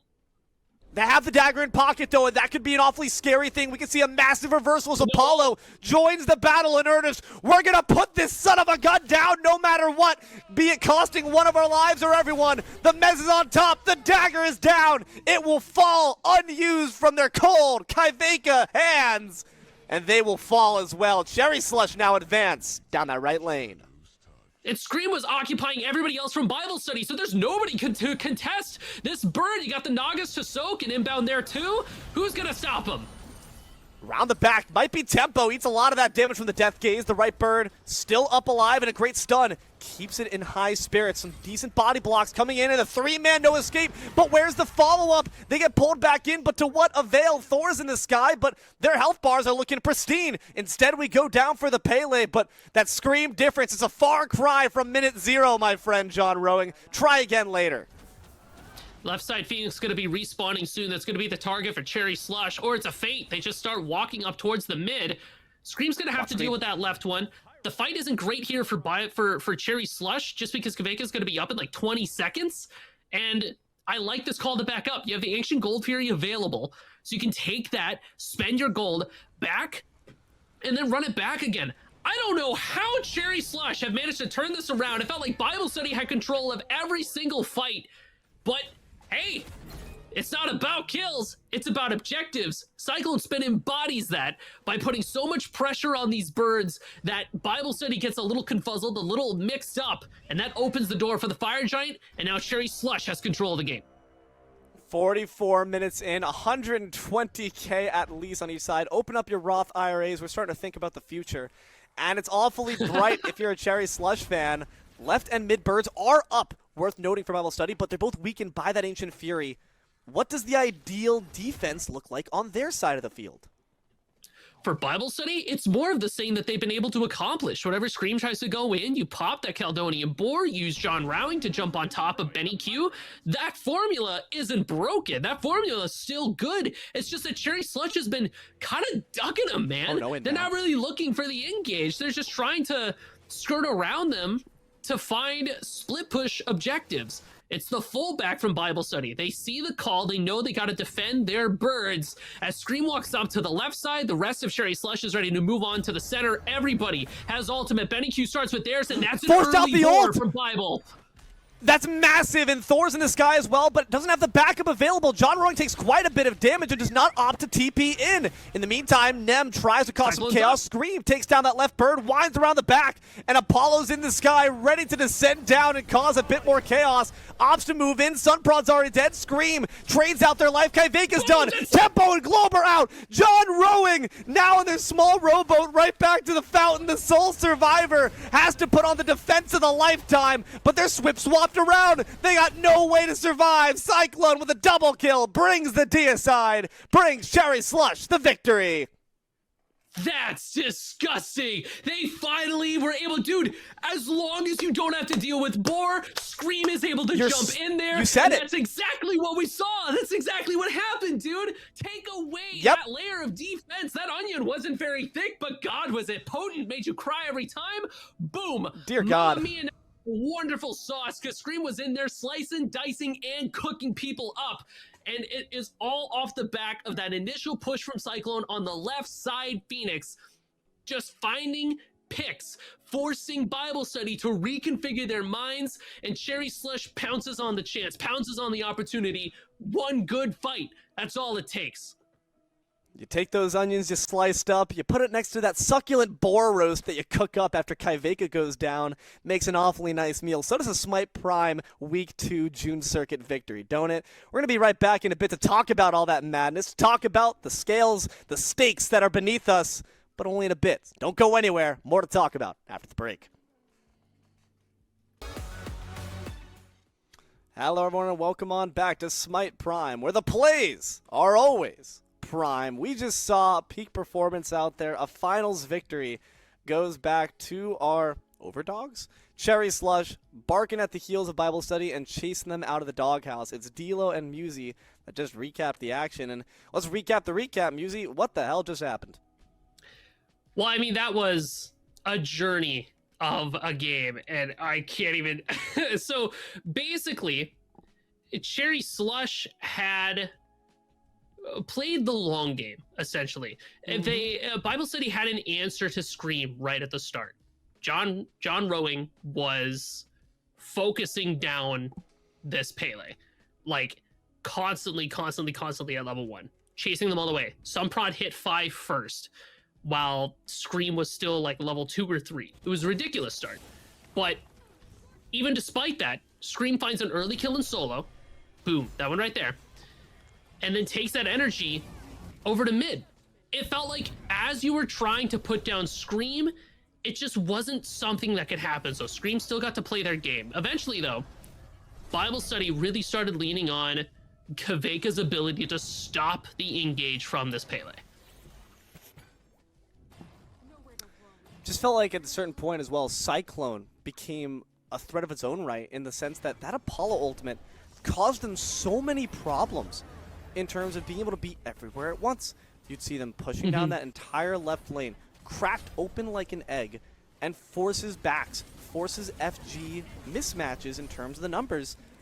Benny Q played fantastically as well. That's expected, but I definitely did not expect this Apollo to have that much of an impact on the game. Well, it's the ability to split push and just be able to go anywhere you want after the fact. And Cyclone soloing Sunprod at that left side Phoenix at one point. This Apollo does more than kill towers and Phoenixes and Gold Furies. It kills people, right? And you have to respect that 1v1 potential. Apollo can outtrade almost everybody in a boxing battle. So Cherry Slush finding a way to leverage that, especially at the late game, where their whole game plan was Cyclone spin split push, we're just going to chill until we have to fight, and then we will, and Cyclospin will rotate over. I feel like as well, Sunprod performed so amazingly in the early game, was really being a great aggressor and shutting down some of the threats that Scream and Benny Q could have provided. But when it comes to the bigger team fights, Nemesis got to dash through an awful lot of big damaging abilities. And it felt like oftentimes they were hoping to at least bring down one with them, but they were always dying the moment they really entered the thick of the fray. It was unfortunate as the game progressed. Sunprod stocks kind of went down a little bit, and Scream stocks went up. I really can't emphasize enough how important it was that Cherry Slush this fight right here, because they pulled Kveika's ult early. And that is what enabled Cherry Slush to go in like this. Scream just catapults himself into this fight, completely eliminates. Look at this. Jumps in, boom, crazy knockup. No one can stop him. No one can slow him down. The board is gone. After Sunprod gets the kill, the rest of Cherry Slush is here to clean up house, but Scream already did their job. They kit dumped, put health bars down so low that Bible Study had no one left to defend. Yeah, only poor John Rowing, who could not spin their way to a win that go around. We've talked about that this is a fated matchup, one that we've seen before, one that I'm sure we will see again as well. 3-9, such an uncharacteristic slash line for Scream, but it doesn't matter because the numbers don't always tell the full story. For like a great majority of those deaths was just running into Caledonian Boar, honestly, and each death that Scream suffered earned them more information, helped Cherry Slush figure out a way around the predicament they're in. I mean, even look at Cherry Slash line too, like 3 and 6. We didn't really know or hear too much about Anubis, but you can damn well know for a fact that this Anubis was shredding objectives, shredding through people, putting on damage where it counted and where it mattered. Look at that, 38k. You wouldn't have guessed that from their slash line, but they were still putting in that work. No, that was deceptive in terms of the ability that it was able to provide to bolster the team upward. And speaking of, were we deceived in terms of our thoughts on the Guan Yu? I'm curious for your thoughts because we've, across the entire day today, I don't think we've had a single series now without a Guan Yu present. What's our verdict on this god and its place in the meta currently? So I think I have to acknowledge the strength of the pick. I personally don't like it because it lacks CC, but what it makes up for that is a lot of utility and a lot of healing, especially with the Cherry Slush composition, where Inbound's job was just to keep people up in between fights. So that Cherry Slush, if they got jumped on by Bible Study, they could make a getaway. Then Inbound's here to help keep people's health bars afloat. Cyclone Spin has more time, more room to make the split push and the rotation and everything like that. But beyond that, if you aren't going for that type of playstyle, I don't know. It just doesn't kind of mesh with what I would expect to see from it. Well, nonetheless, it will end up on top. The Patron Saint of War beats the God of War, as Cherry Slush will take the finals victory for this week. And with that, we can take a look at our updated bracket to see the lay of the land, to see what's been going down. It is, in fact, third place match also coming in, clocked in. Will take it over Baile Inolvidable. Seems that unfortunately what started off a very fast bachata now slowed down to a smooth waltz and then dies. But nonetheless, we'll be seeing, I'm sure, much more of all the top teams and hopefully maybe get to see some upsets along the way next time around as everyone continues to fight for that big prize, that 7K, all that moolah on that 125,000 diamond prizing as well. Just all the skins, all those McChickens, all those double cheeseburgers that you could possibly want.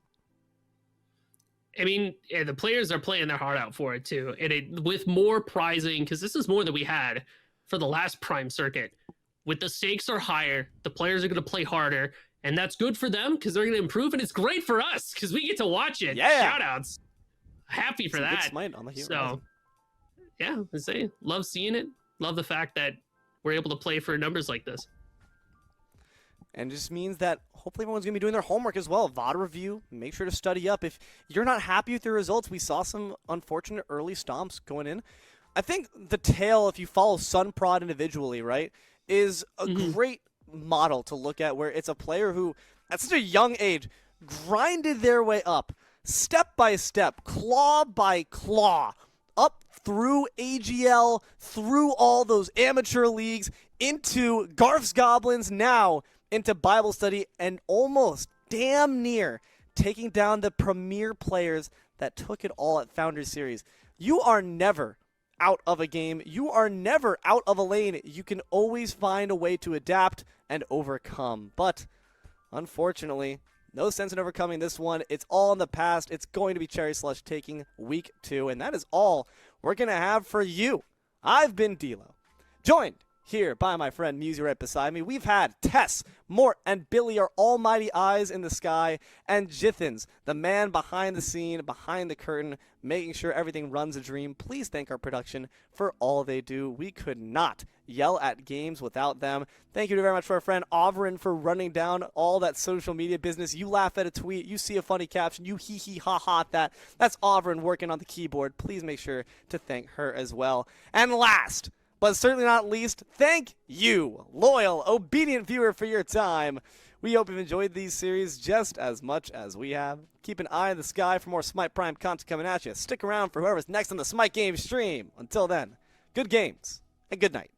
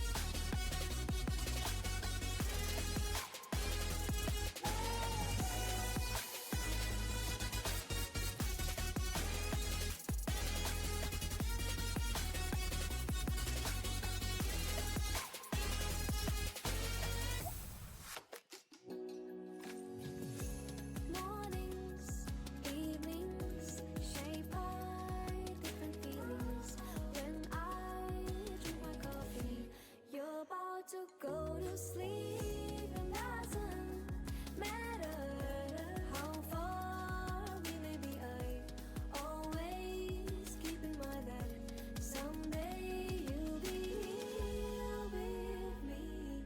'Cause each day and night seems twice as long without you by my side. And each morning I find myself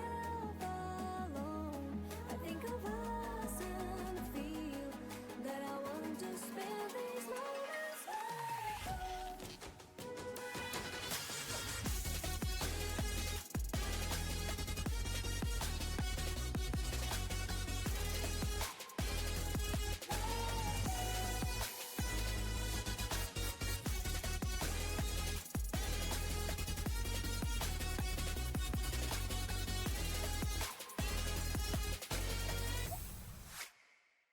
these moments with you, oh. These moments with you, oh. These moments with you, oh. These moments